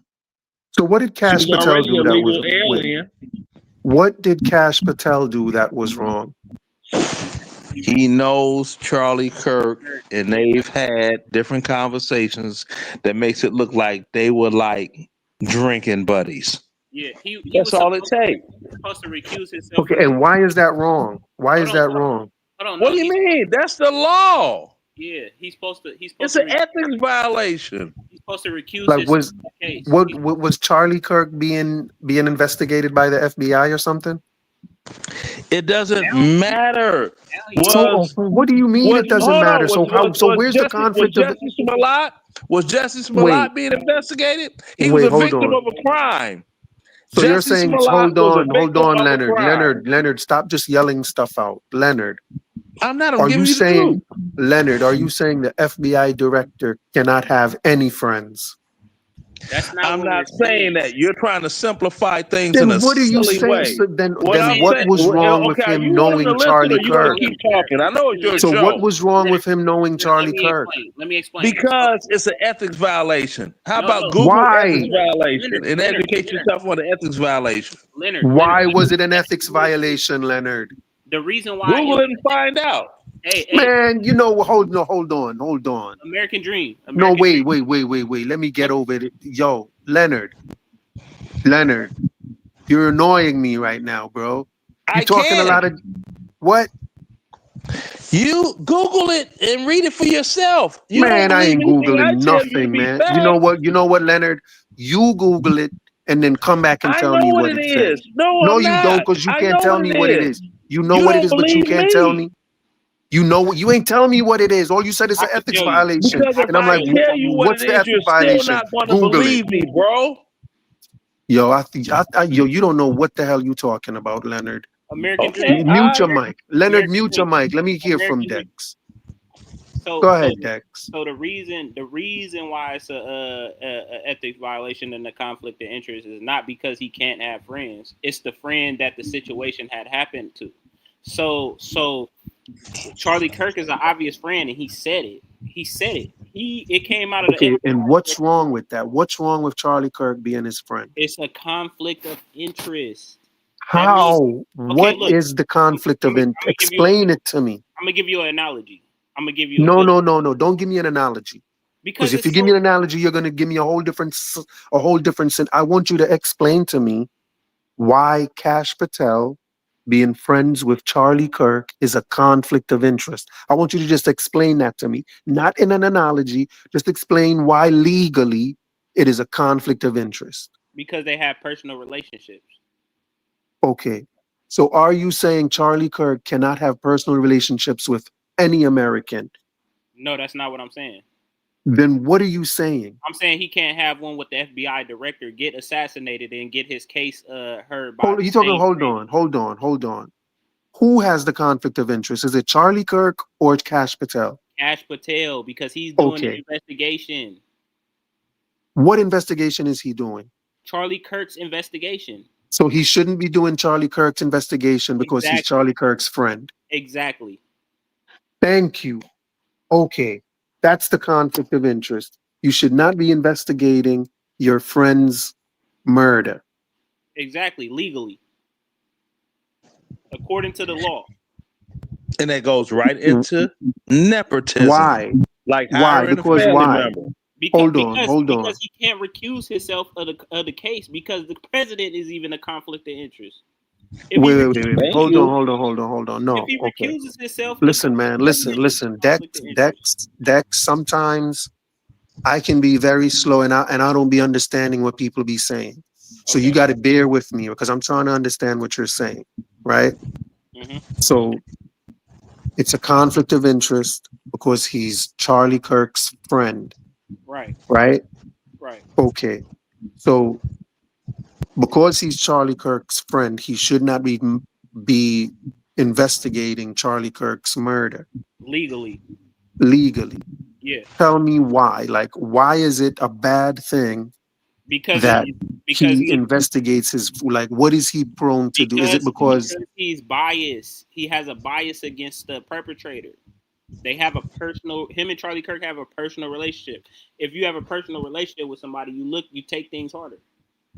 Okay, so he's gonna do what?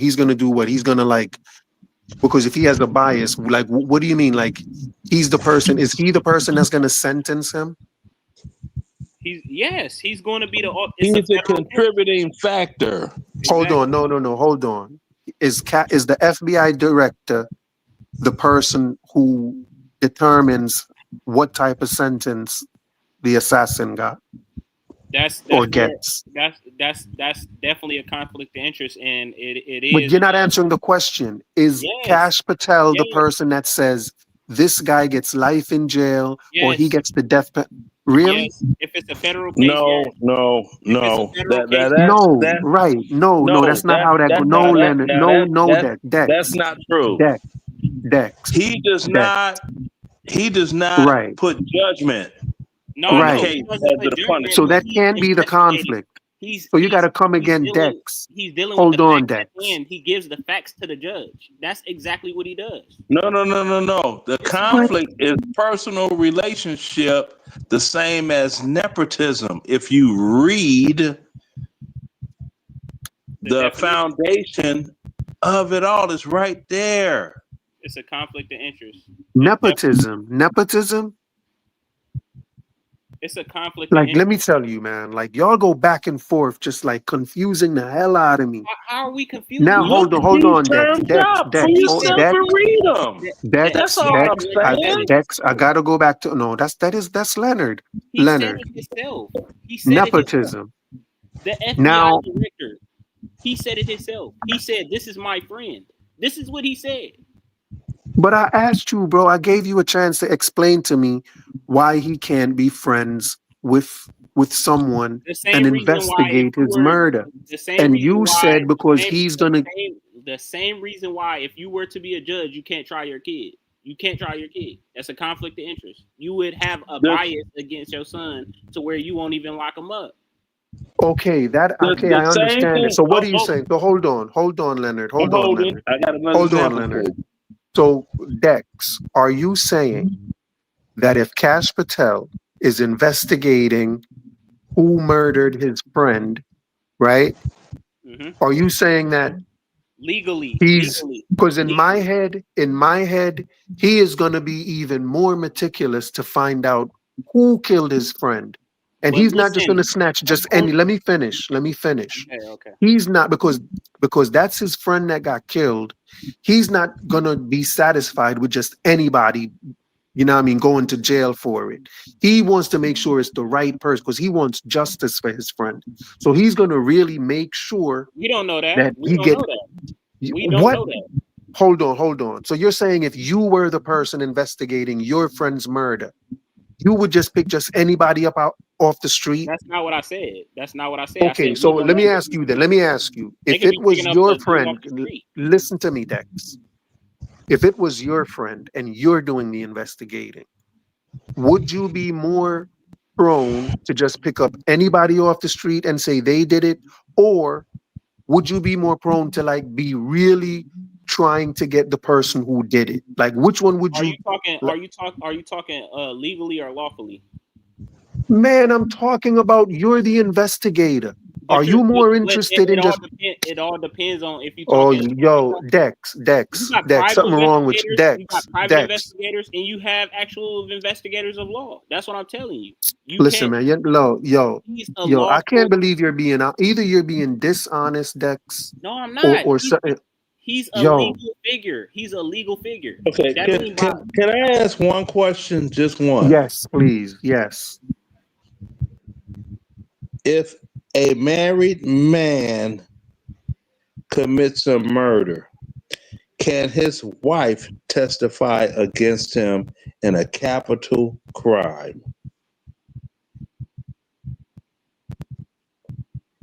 Can his wife testify against him? Yes. No. You can't. Yeah, that ain't. Nope. A wife cannot. A wife cannot testify against her husband in a capital crime. It's a conflict. That is the law. Yeah, that's the law for sure. What was that case not too long ago that they was trying to do that and that they couldn't do? What law is this, Leonard? Leonard, hold on. What law is this? Hold on. I'm gonna look it up right quick. Hold on. I'm gonna hit Google. I don't like what that white boy represent. That white boy don't represent none good. Against her husband in a capital crime. Yeah, you can't. That's a conflict of interest. She gonna be biased off the rip. See, you cannot. They cannot doggone testify against their doggone. That's the law. You lying, Leonard. Stop your goddamn lying, Leonard. No, that's real. Yo, turn your camera off. I don't want to look at you while you lying like that. Okay, all right. Turn the camera off. The definition of conflict of interest. Let's Yo, go there this too. guy. Yo, Okay, right you here. are 25 Let's characters. go. Let's You are go. 27 Let's characters. go. Let's go. A Just like conflict of interest. mismatched into one. A conflict of interest is a situation where individuals' personal interests, like financial gain, relationship, or other commitments, could improperly influence their professional judgment. Bam! Hey, Carl, can Bam! I ask you a question, It's Carl? right there. Bam! Look it up. Carl. Bam! Yeah, I'm listening. I don't like what that white boy represent. Yeah, I'm there, man. That Yeah, we white go boy to don't Carl. represent nothing good. You got it right here. You think he deserved to be killed because of what he represents, A Carl? situation where individuals' personal interests, like you said, he got kids.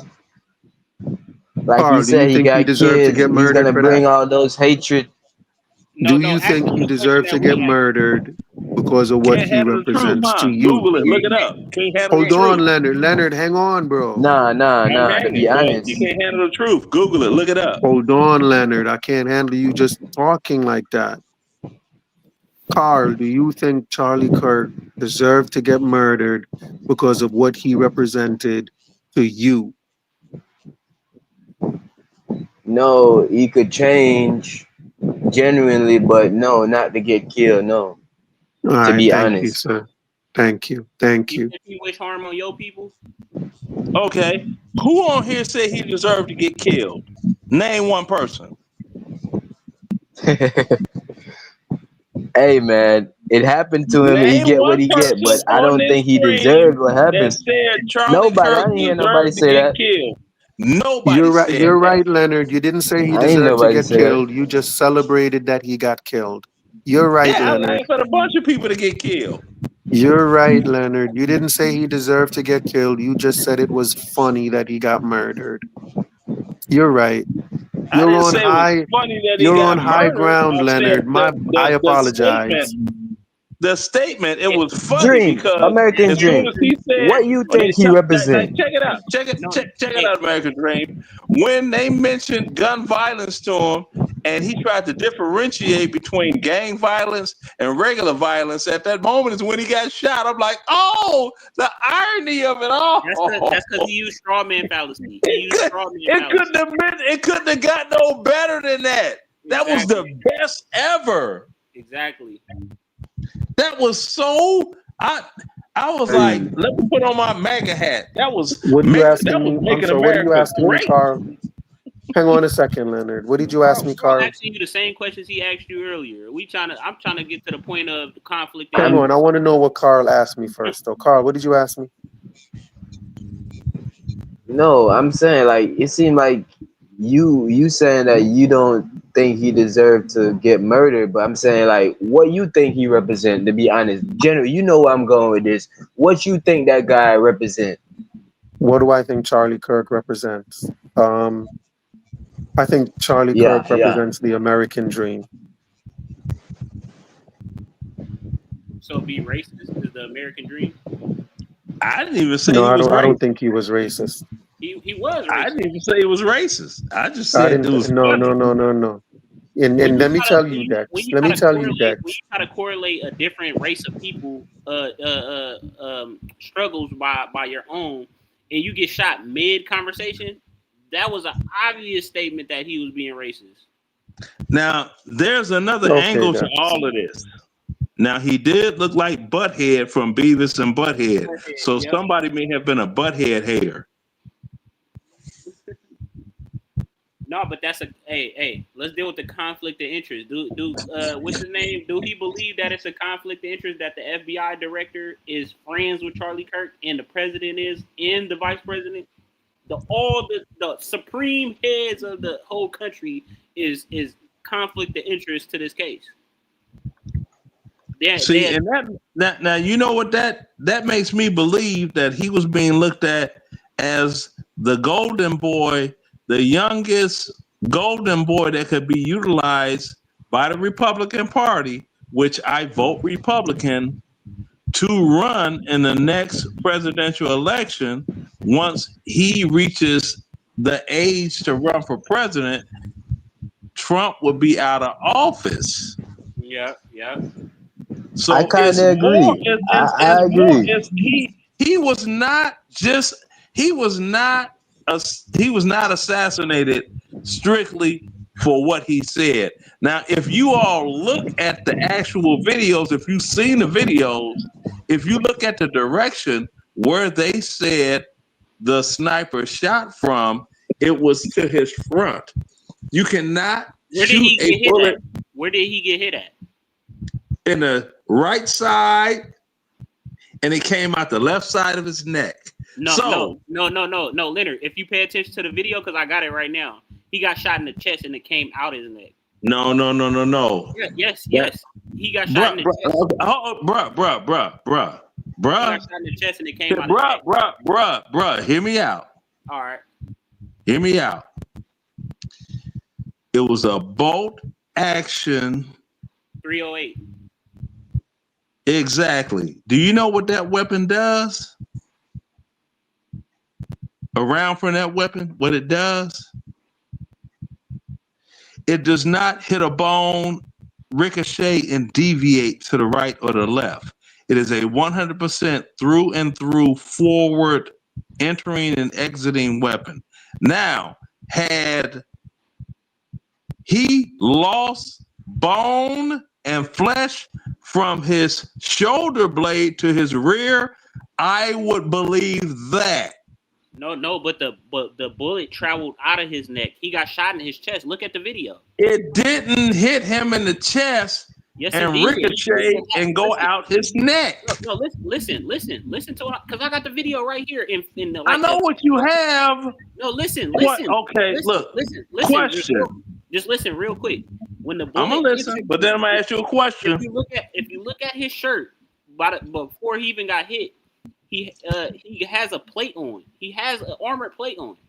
The armored plate. No, he didn't. Hold on, listen. When he got shot, it ricocheted off the top of the armored plate, went in his right under his collarbone, right there in his chest, and it came out his neck. And when the blood starts splatting out, it starts splatting out his neck first because the bullet came out of his neck first. It came out of his neck and it hit all the arteries. But when you could clearly see in front of his chest that it started leaking, the center of his chest started leaking at a smaller amount because that was the entrance wound. The entrance wound is a lot smaller than the exit wound when it came out his neck. The 308 after. Bruh, I have shot him. I don't even think it was a 308. I think it was a 30-06. That was a 30. Either it doesn't matter, bro. I have shot both of those bolt action weapons while being in the military, and I know what they do, bro. See, you're still talking.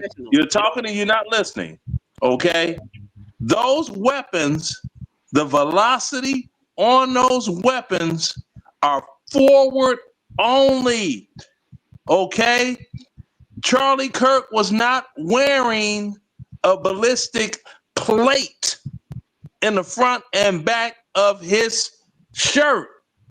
That is some horse poo-poo. I'm being PG-13. Look at his shirt. He showed crowds before. Hold on. He showed crowds his armor before he even got hit in debates. What are you talking about? He wore it every debate.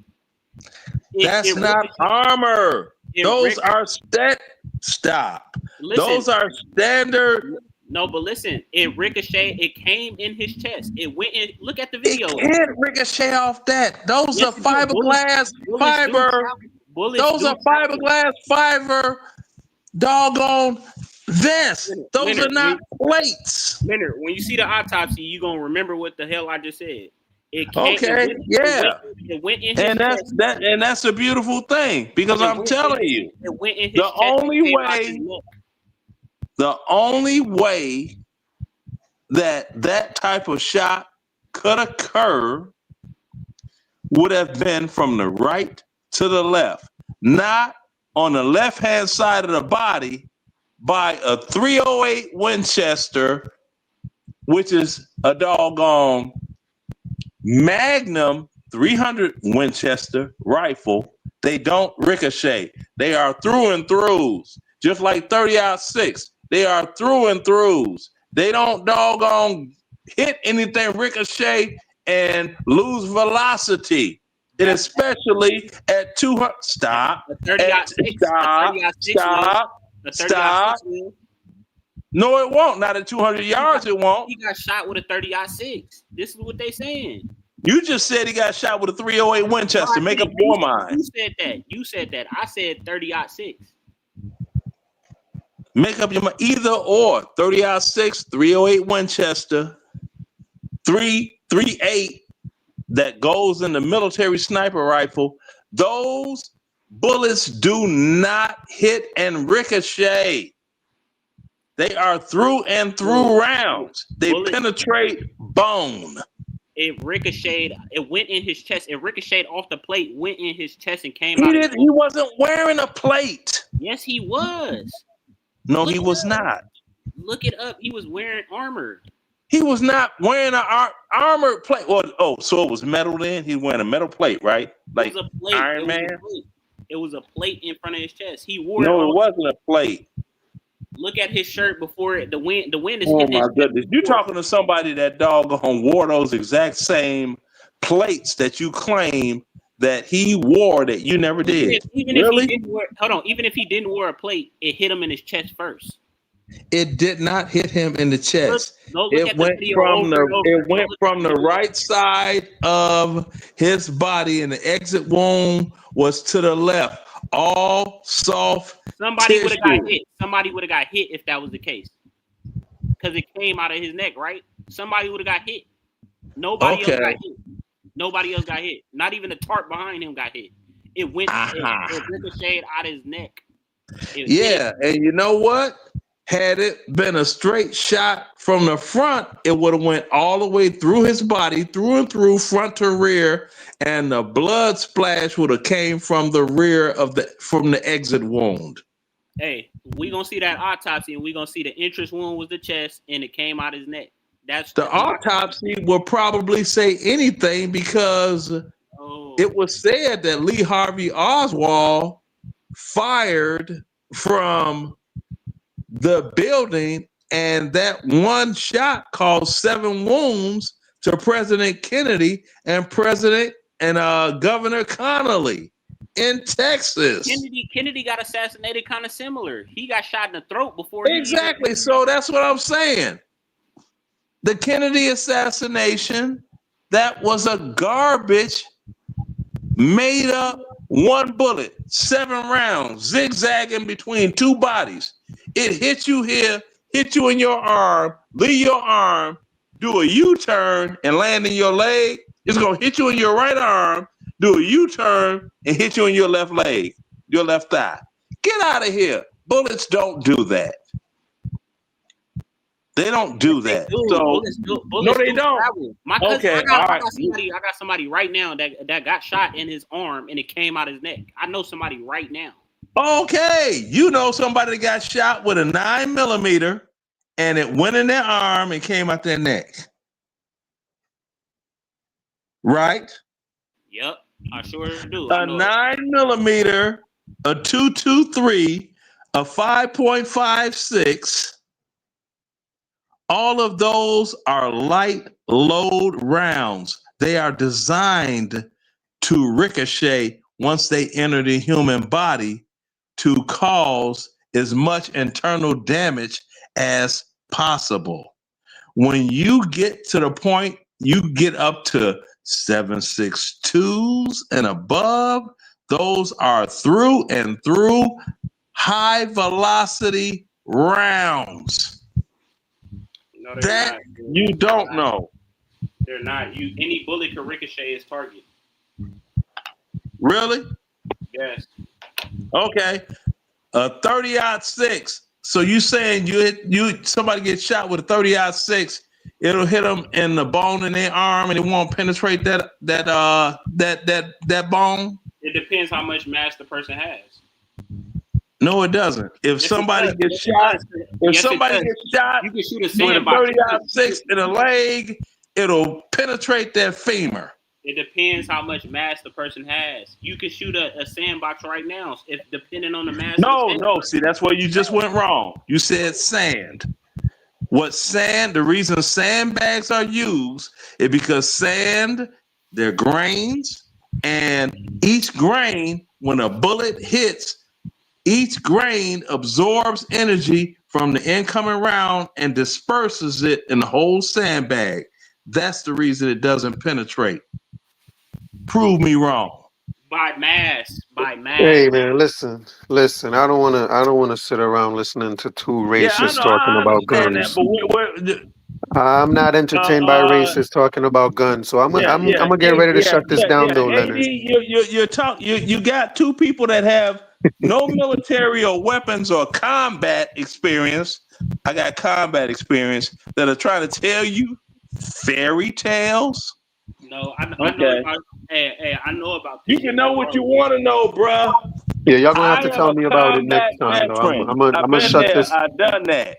I'm gonna listen, man. Listen, man. Yeah, listen. I'm gonna shut this thing down. So you're gonna have to. Thanks for stopping in, y'all. I appreciate y'all. Bless yourself, Carl. You got a final word you want to say to us, Carl? Nah, man. Good night, everybody. Yes, I bless up. Go ahead, Leonard. What's your final thought? Combat veteran, decorated, Iraq, Afghanistan. I know what I know. I don't make up stuff because blacks are not big on military enlistment anyway. That's the reason there's so few of us that are combat veterans. Hello. Yes, sir. Once again, thanks for your service. Dex, and I'm what a you say? You said what? And I'm a racist. Your final word, Dex. I said what I said in the thing. I think it's a conflict of interest and all that, and I just hope. I'm not praying on nothing or nothing, but I'm glad that it happened the way it happened, and his own words was the cause of his death, and hopefully people could learn from what he did. You know, so that's what yes, son. So yeah, man. Blessings to y'all for stopping in, man. Respect y'all. Y'all be easy. All right, folks. We out of here like last year.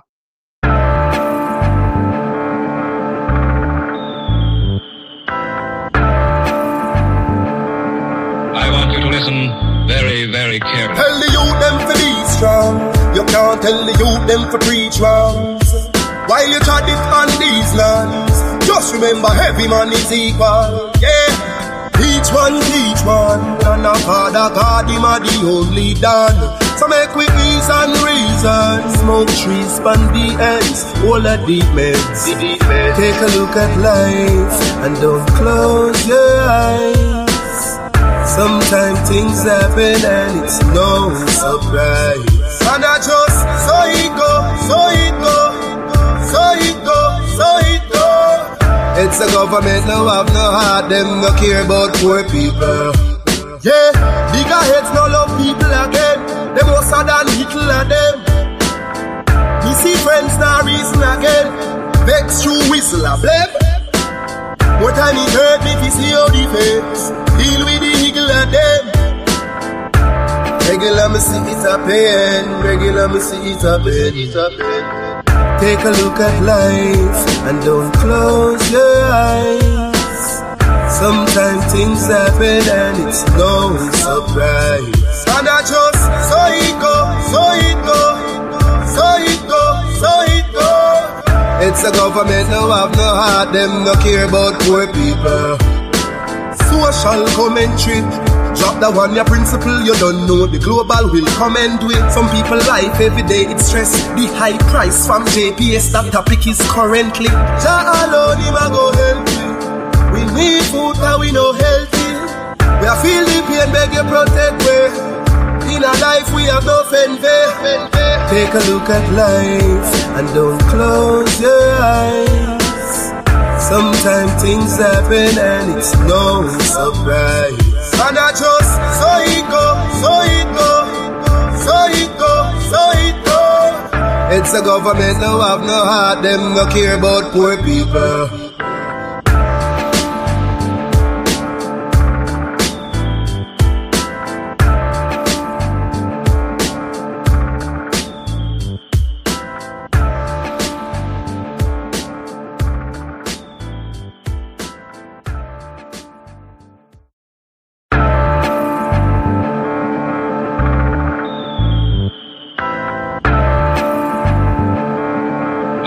Listen very, very carefully. Tell the youth.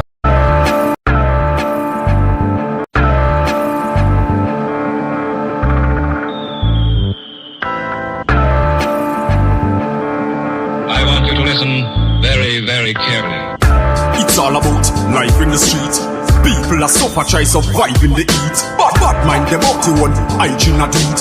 That's why enough of them, yeah, rifle a beat. Everybody want the guns and want to drive in a jeep. Every day I'm at the ball when she buy in a read. Not even 5 days, we can't find for the week. Me no see no changes, the same cycle repeat. Give thanks cause life it's a sweet. But keep an eye open every time you go sleep. Cause mankind jealous and them idle go late. Them never yet plant and not try figure it. Bigger heads where you fight for the seat. Now cater about the future nor the child where you creep. Them a pray the fat Kyle was submit. The system will slide where you fit. In the streets where we born and grow, only Jah know and nobody know. When we talk about ghetto life, talk about ghetto life, ghetto life. Everybody a priest say them want it though. That's why them a speed and they pan the go. Cause this a real ghetto life, ghetto life. This a real ghetto life, ghetto life. Yeah. Everybody just a pre-success. When me looking at the street, you me see enough stress. Them all a fight for who reach up next. Everybody want floss and a beat up chest. Juvenile in a them teen love sex. Them a breed the fast money, them no need subjects. And if you're unfortunate, please don't vex. I saw the thing said cause the streets don't rest. In the streets where we born and grow, only Jah know and nobody know. When we talk about ghetto life, talk about ghetto life, ghetto life. Everybody a priest say them want it though. That's why them a speed and they pan the go. Cause this a real ghetto life, ghetto life. This a real ghetto life, ghetto life. Yeah. It's all about life in the street. People are suffer, try survive in the heat. Bad mind them up to one hygiene a do it. That's why enough of them, yeah, rifle a beat. Everybody want the guns and want to drive in a jeep. Every day I'm at the ball when she buy in a read. Not even 5 wheels, we can't find for the week. Me no see no changes, the same cycle repeat. Give thanks cause life it's a sweet. But keep an eye open every time you go sleep. Cause mankind jealous and them idle go late. Them never yet plant and not try figure rape. Bigger heads where you fight for the seat. Now cater about the future nor the child where you creep. Them a pray the fat Kyle was submit. The system will slide where you fit. In the streets where we born and grow, only Jah know and nobody know. When we talk about ghetto life, talk about ghetto life, ghetto life. Everybody a priest say them want it though. That's why them a speed and they pan the go. Cause this a real ghetto life, ghetto life. This a real ghetto life, ghetto life. Yeah.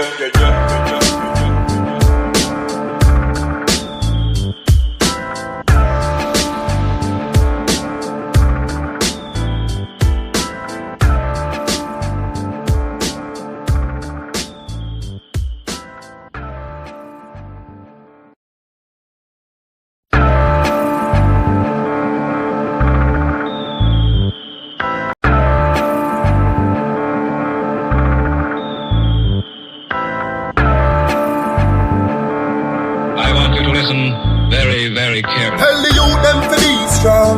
You can't